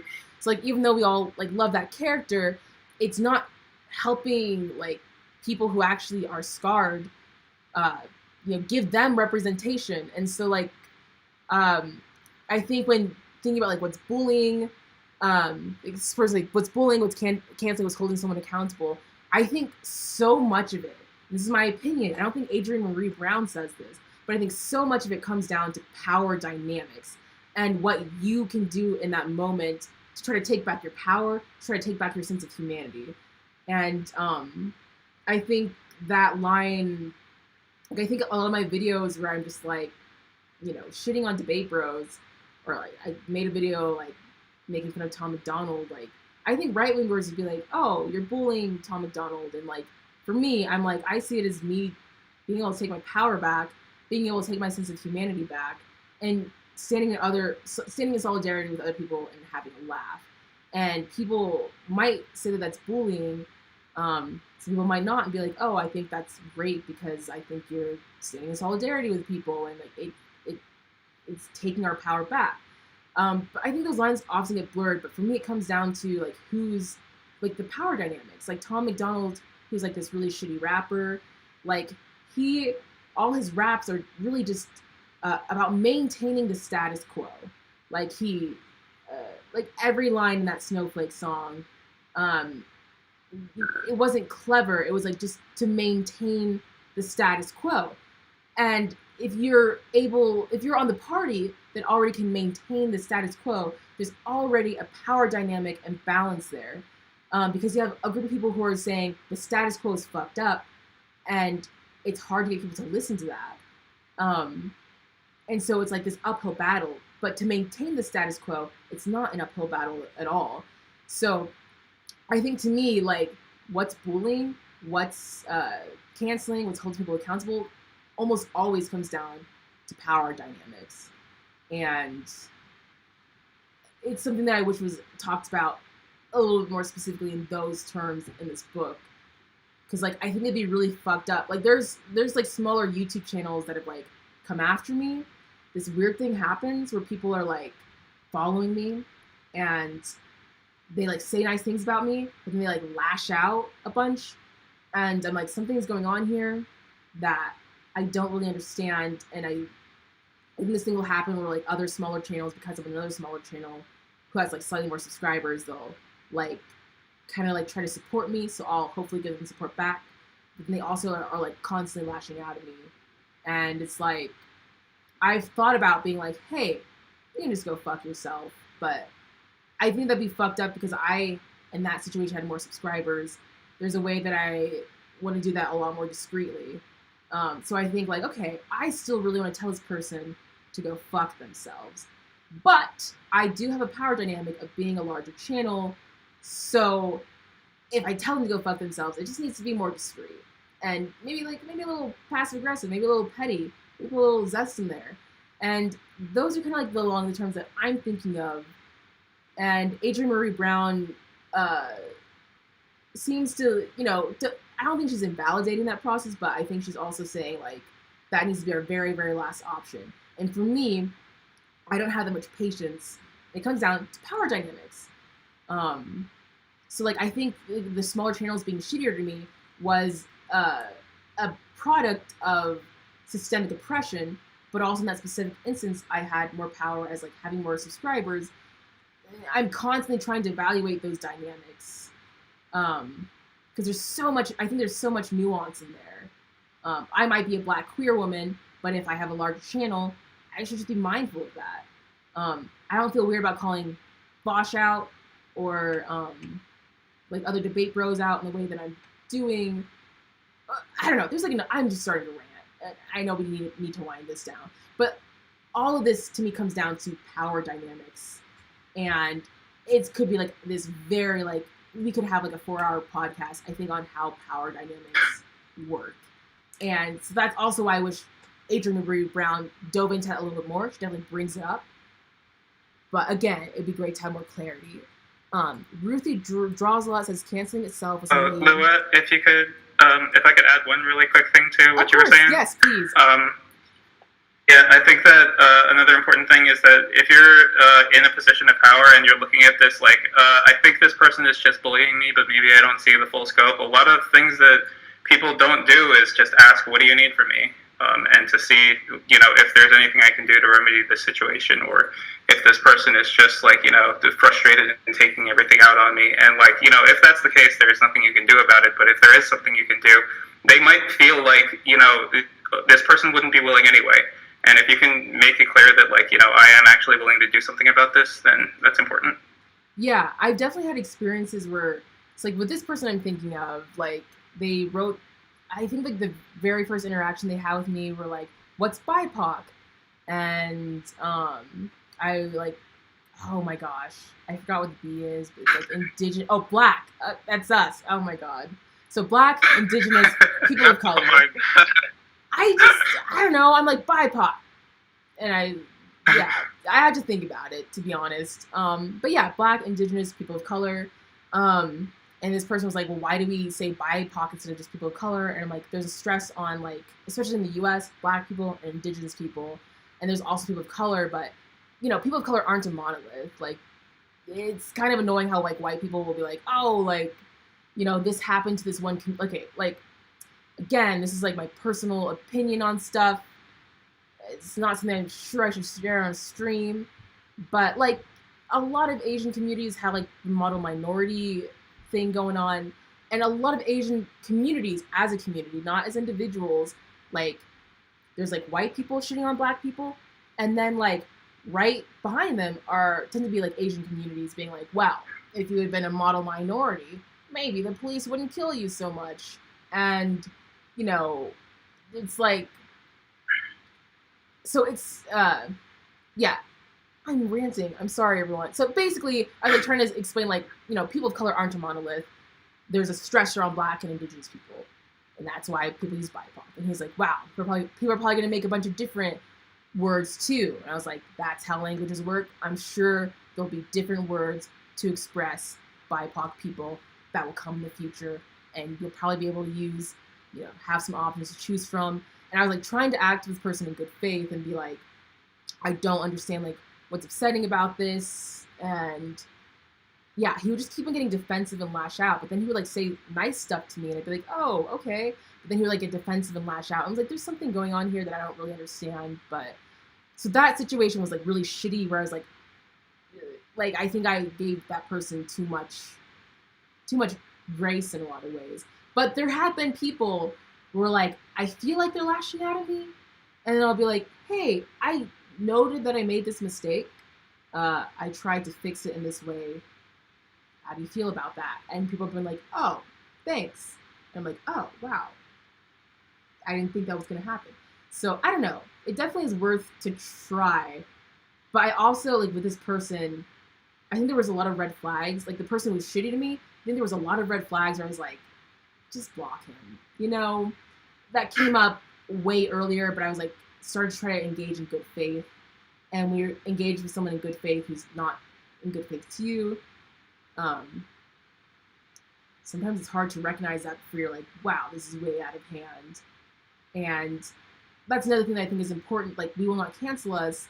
It's also like, well, how do you engage with people who are like in this murky place where your first interaction with them, you're like, oh, like maybe there's being ignorant, but maybe they're not like trying to be hateful or lash out. And the more you interact with them, you're like, oh, this person is like lashing out.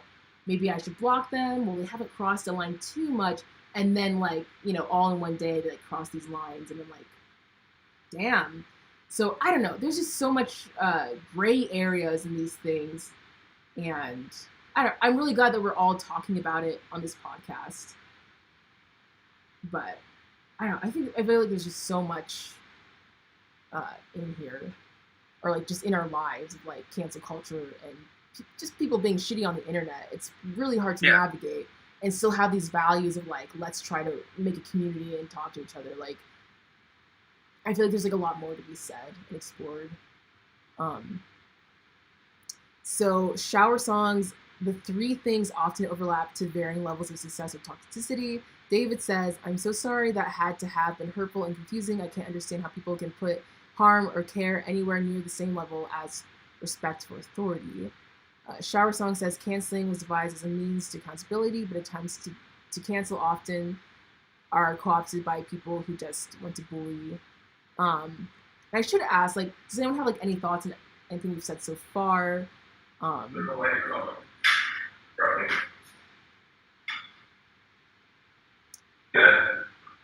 Wait, is that someone saying something? Yeah, that's background noise on mute. Oh, okay.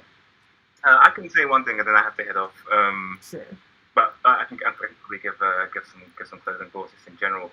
I do feel like, considering that this book is relatively short, I didn't really go into expecting it to be just, you know, a really massive deep dive on a lot of specific things. Oh, you know, it would have been nice, of course, but I do think that I wasn't really expecting too much in that regard. Or like, and I don't know. I feel like for me, anyways,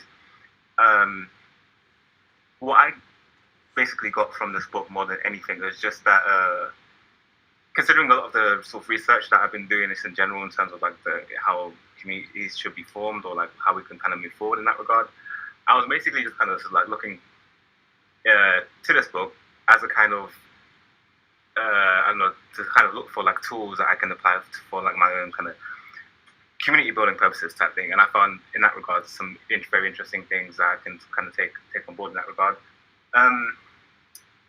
I will also say that just in terms of like the specific examples that were not necessarily like prevalent in the book, I would say that, like, again, it would have been nice if those examples were there, but for me, like, as I was reading it, I was you know, kind of immediately thinking of various situations that I could sort of draw upon and to sort of map what she's saying onto, and to kind of give an analysis on that in regards to situations that I've either been on the periphery of, or just things that I've kind of seen like play out in real time.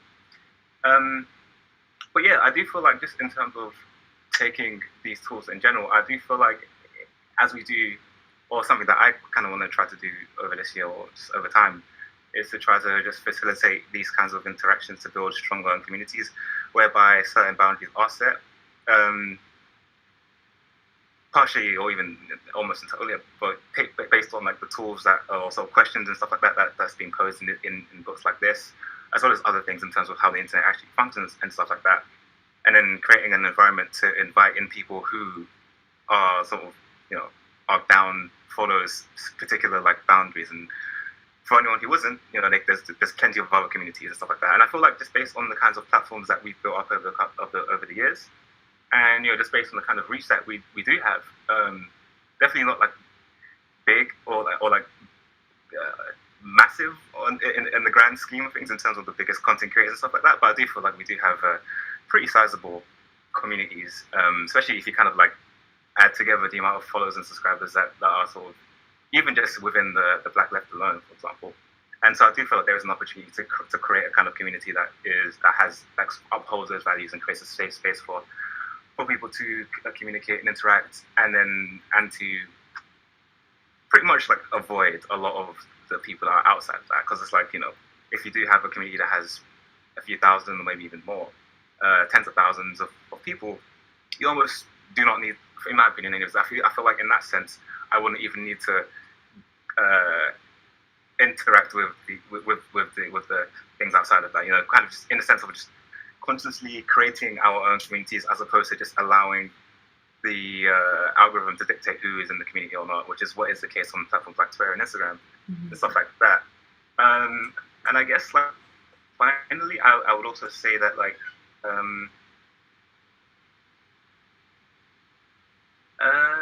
I guess I don't know. I feel like the book it provided some decent tools, as I was saying, but I would say that definitely would have liked to be a bit more expanded. But I feel like that's our role now. Like, we've been doing a lot of research in that regard. We've been having many conversations.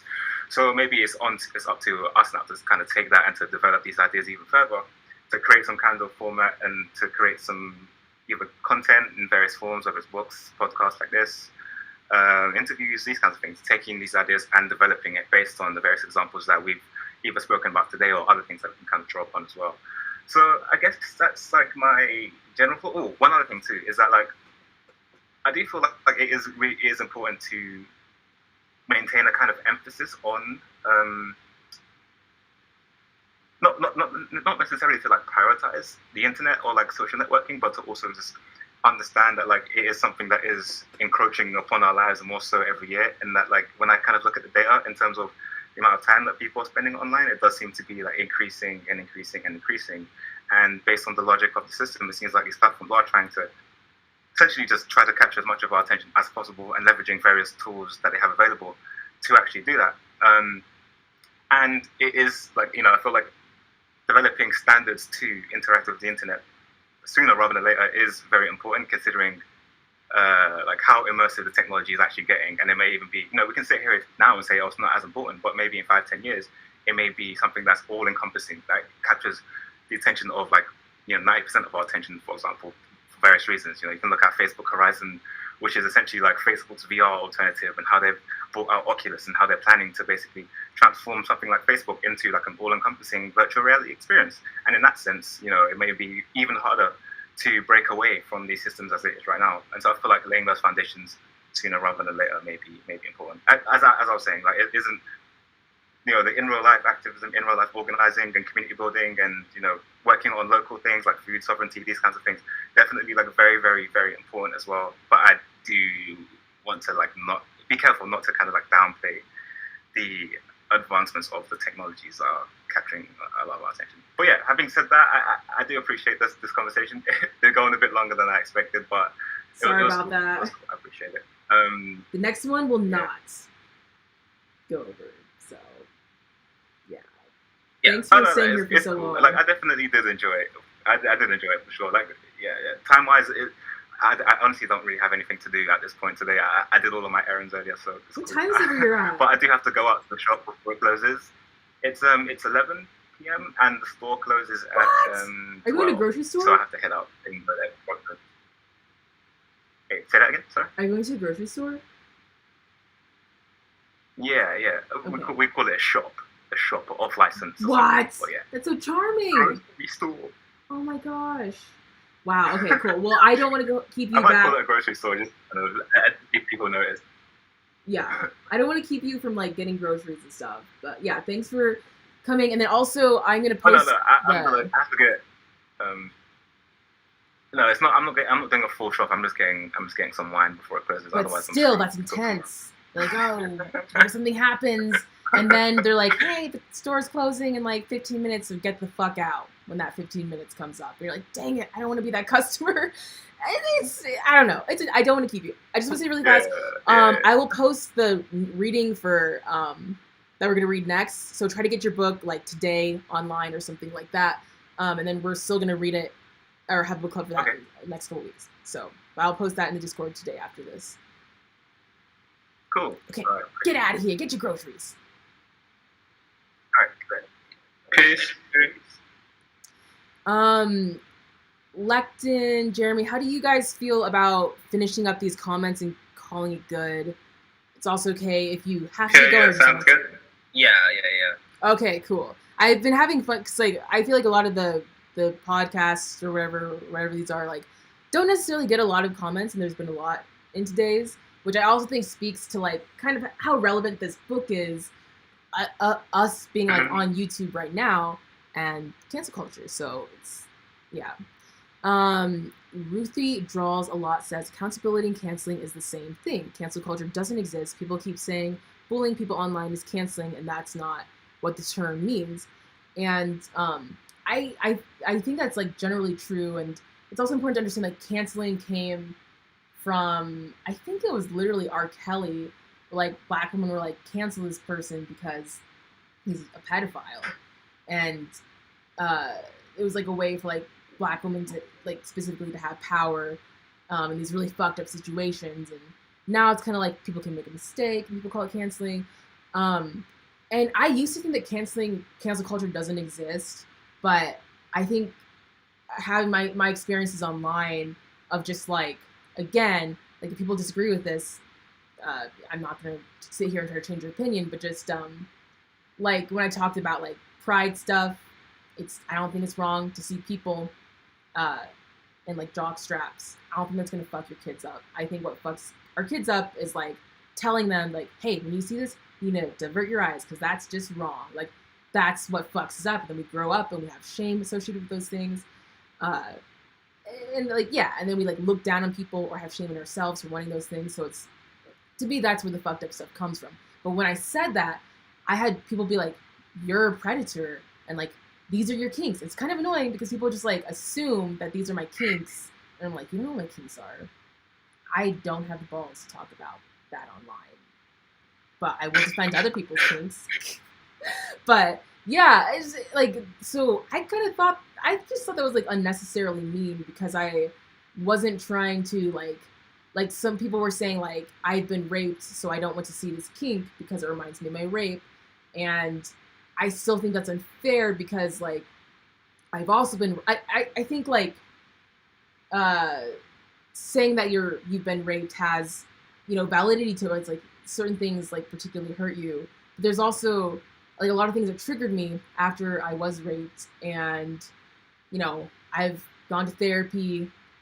I wouldn't be able to talk about this online right now so casually if I hadn't gone to therapy and stuff like that. But you know, I put this post being like, yeah, there was this dress. I remember the outfit I was wearing. And I saw a dress that looked almost just like it, and I just like started sobbing because it reminds me of that night. And I wouldn't tell people to stop wearing that though because someone else was fucked up to me.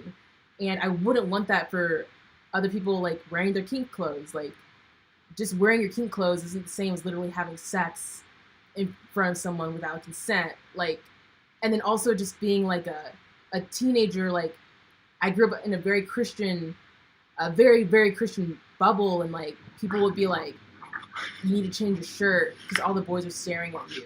And I would be like, why? Because, you know, I'm like 13 and in a Christian bubble. I didn't understand that. And they would just be like, you know why.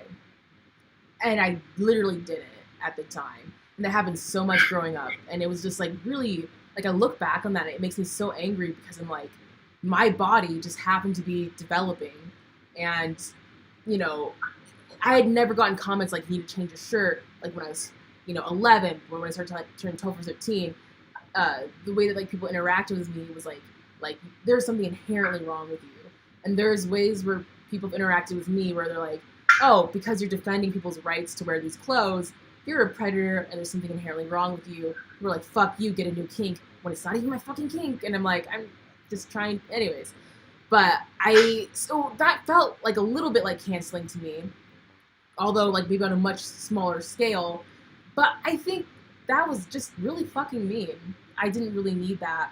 And when I'm not going to listen to those critiques because not only are they like grounded on like just like shaming people rather than like looking at the benefits of something, it's also like just seem like unnecessarily mean. Like I feel like I am someone who truly like, if they're like, these things hurt me, can you be considerate of it? I'd be like, yes. Like I'm very much that person. It just felt so unnecessary for people to attack me in that way.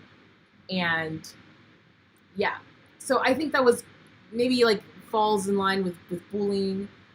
But again, it comes down to power dynamics. Like people see me as someone as a platform and they're like, well, we want you to not be harmful. And if they think that what I'm saying is harmful, they may also be like, fuck it.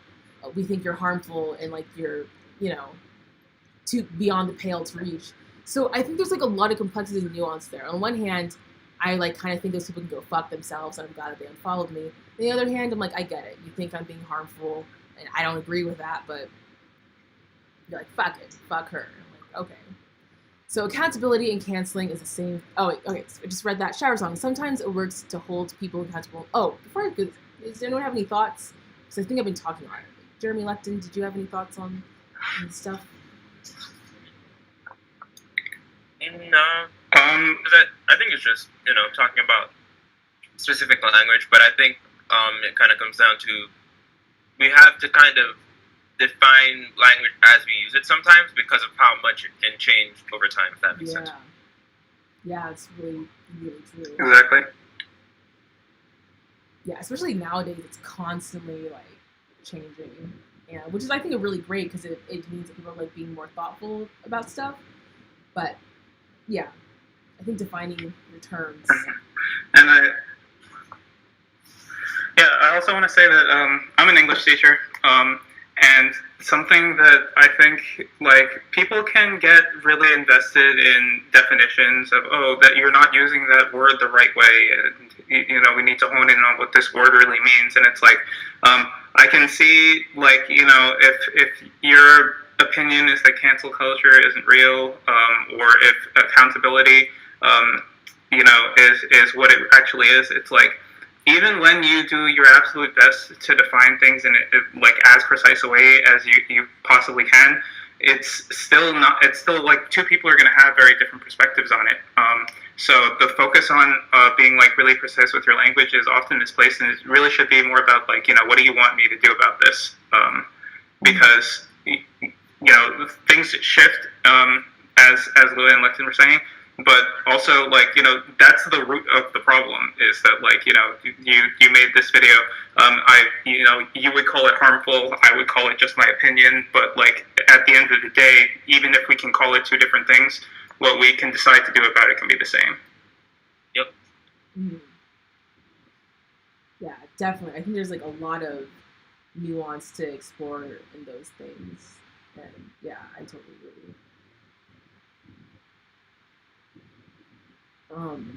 Okay, so Shower Song says sometimes it works to hold people accountable, sometimes it's weaponized against false targets, and those methods of bullying. And then Ruthie says, no, canceling is a term made by a black leftist. Stands trying to cancel people is always their cover to try bullying people. A lot of the times they bully people of color online for calling them out for being racist, which, it's like weird, like if I feel like I've been canceled by like right wingers, like cancel. I'm very small, but like I when my YouTube channel first started, like I would talk about racism, and I would like do it in a much more formal way than I would do now. I think a lot more personal. So yeah, people would just be like, "Fuck you, you liberal." And I'd be like, "I'm not a liberal." It's like mean. Or you can call me like anything you want, but don't call me a liberal, okay? But I think I got a lot of like backlash from right wingers for some reason. Like I didn't have many views on my videos, but all the views would be like right wingers being like "fuck you" for some reason, and that So I feel like there's like a way. It's funny because like right wingers complain about cancel culture, but it's weird because like, right wingers cancel stuff all the time and have been forever. Like they're like the first people to like boycott like Pokemon because they're like, oh, it's demons or something. Just something that just doesn't make any sense. And like, so yeah, I think like the roots of like canceling and like how we understand it is actually like really good. From what I understand, it's like calling out, I think, RJ Kelly and I think that's how it started. And like that's a really good cause to cancel someone for like being a pedophile. Like, yeah. But then yeah, I do think Yeah. I do think it's also people can use it for bullying, and it can be used for so many things. And that's why I always come back to power dynamics, like who has the power in the situation, in what ways, because like it's definitely like layered. And anyways, so Shower Song says, fair enough. Sorry, I can't. Whenever I hear, there was like this really cringy video where this dude was like, fair enough. And every time I see that word, I think of it in that way. So anyway, Shower Song is like, fair enough. I didn't know the history of the term. I'm just going by how I see it used by and large, which I think that's like another important thing that like Saber brought up of like defining your terms. Owen says calling for someone to be removed from a platform for something they did is chum for trolls. They get both sides of it and keep going. Shower Songs. I wouldn't generally see canceling and accountability as the same thing, since there's different kinds of accountability and canceling is specific. But maybe that's just my inner pedant coming out. And like, this is the also thing with Adrienne Maree Brown. She's talking about like, you know, like what's accountability, what's restorative justice, and another option is like, how do you personally like get through the day? And like, I think that's what some of my reaction videos have been about. Is like, this stuff is fucked up, and I need to laugh about it, and I need to do that on a public platform, which is not about restorative justice or accountability, because I don't think these people are going to watch it, and it's I don't think it's going to do anything restorative. It's just something that is for me to do a power move to get my humanity back and to laugh with others, which seems petty, but I think is actually really important at times. Typo Adventure, there are also people who are bullying who genuinely think they're doing the right thing, but they didn't want to do their own research. I mean, I think this happens a lot, and that's why I'm like, on one hand, I feel hurt by like people who have like lashed out at me because I think I'm someone who like really tries to listen to critique.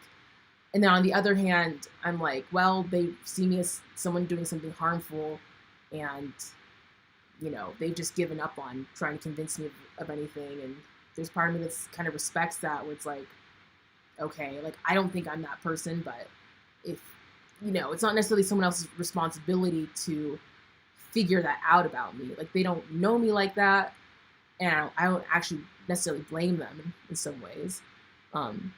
Ruthie says those different types canceling is people who don't know what the term means. It's like how people use AAVA and twist the meanings to be a whole different thing. It's annoying. And then there's like a typo, so AAVE. Shower Songs, exactly what I was referring to when I said weaponized canceling. Typo Adventure, words change, language evolves. There are a lot of complicated factors in this, and simplifying it is difficult and dangerous, but I think ties back into I think what Lecton was saying about defining terms and language changing. Oh no, that's what Saber was saying, right? Before he left. Lecton was saying it too. Okay, I'm sorry. But yeah, Lecton was saying that about defining your terms, words change, so it's like we have to, yeah, we just kind of have to be on.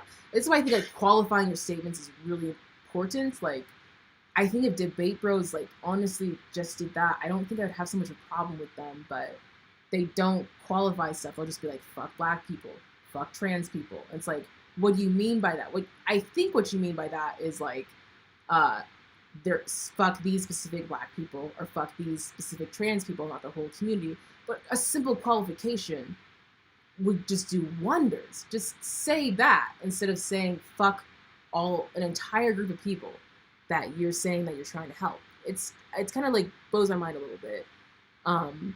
David says, but when conservatives co-opt language and obfuscate its meaning, then it looks never-ending. It looks like a never-ending positive feedback loop. Owen Yee says, Professor Badass.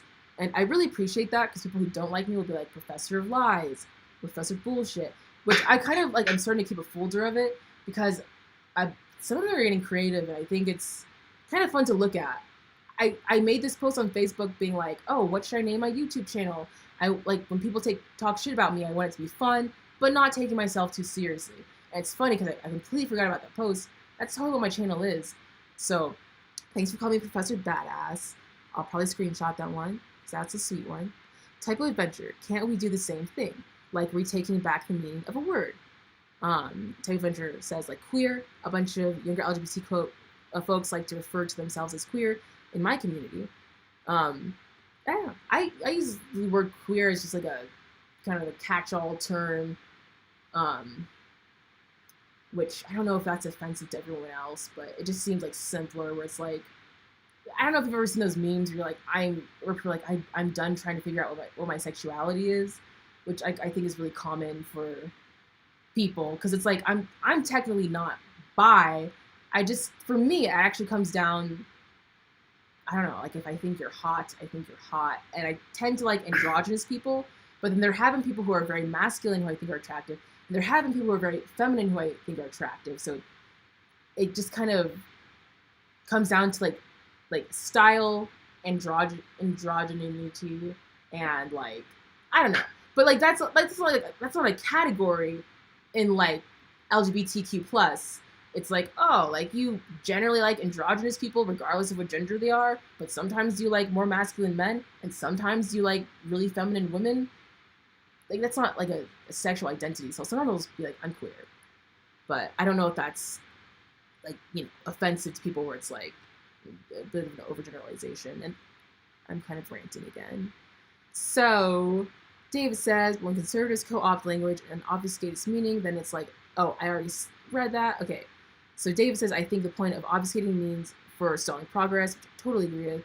Shower songs, I think that's maybe what we're being asked for, to use them in its original context instead of the right-wing sort of meaning. To the is, oh, I can do that. David said, so maybe we're better off not engaging with or minimizing bad actors who are trying to stall by distorting meaning. And then shower songs just gave a smiley face. And that's kind of where I'm at myself. Like I'm... people who seem like they're not good faith actors, I just don't think they're worth their time, and I think like it's bad for our mental health, and like I think our energy would be better spent on engaging with people who are good faith, because like there's actually a lot of people out there. There's a lot of people out there, like even like with the Black Lives Matter protests, like as far as policy change goes, like it was super disappointing. But I think one thing about it is like the Overton window shifted where people were like, oh, like the police actually suck. And it's not just like a few of them, it's a systemic issue. And it allowed people to talk about racism in a way that wasn't there before. It still has, massive amounts of issues. But I think like even with that, like it allowed to have more good faith actors. Even just with racism, you'd be like, listen, I feel like there's more people that like who are white who would be like, listen, you probably haven't thought about this because you're white, but we think about this all the time. So, just try to consider these sets of things. And like I've had, like in the past, if I did that, white people would be like, you're just an angry black woman, da da da. And I've had people be like, okay, I'm gonna try to focus on that. So like the reason why I'm saying this is because I think it's just much better time spent on focusing on these good faith actors. That doesn't mean that they're going to be perfect, but I think there's like I think leftism could be like a populist movement, like easy peasy, if we like put our energy into talking to the people who are in good faith. Like I think there's a way where we can build that up. And that's why I just think debate bros are like a joke, because they're just like converting Nazis and just literally bringing people who are like a Nazi to debate into the movement. Anyways, I'm just railing about debate bros, and yeah, once again. Yeah, I mean they're just rebranding Nazis. They're still just as nasty as they were before as well. They just now know to say that I used to be a Nazi versus saying that they are a Nazi. Like that's the only thing that really changes. Their attitude's the same. Like the way they talk about people are the same. They just like find different ways to kind of hide it. Kind of like that thing you were talking about earlier, where was it Vosh? Like found a way to like say that he hated black people, but just like justified it by saying, "Oh well, I'm talking about this person," but clearly he just means that he hates black people. He hates black people. Like I don't think that any black person looking at that would say, "Oh yeah, he doesn't actually like he didn't mean not no." Like any black person with like their head on their body is like, "Yeah, no, he just hates black people. He's just trying to find a way to excuse it."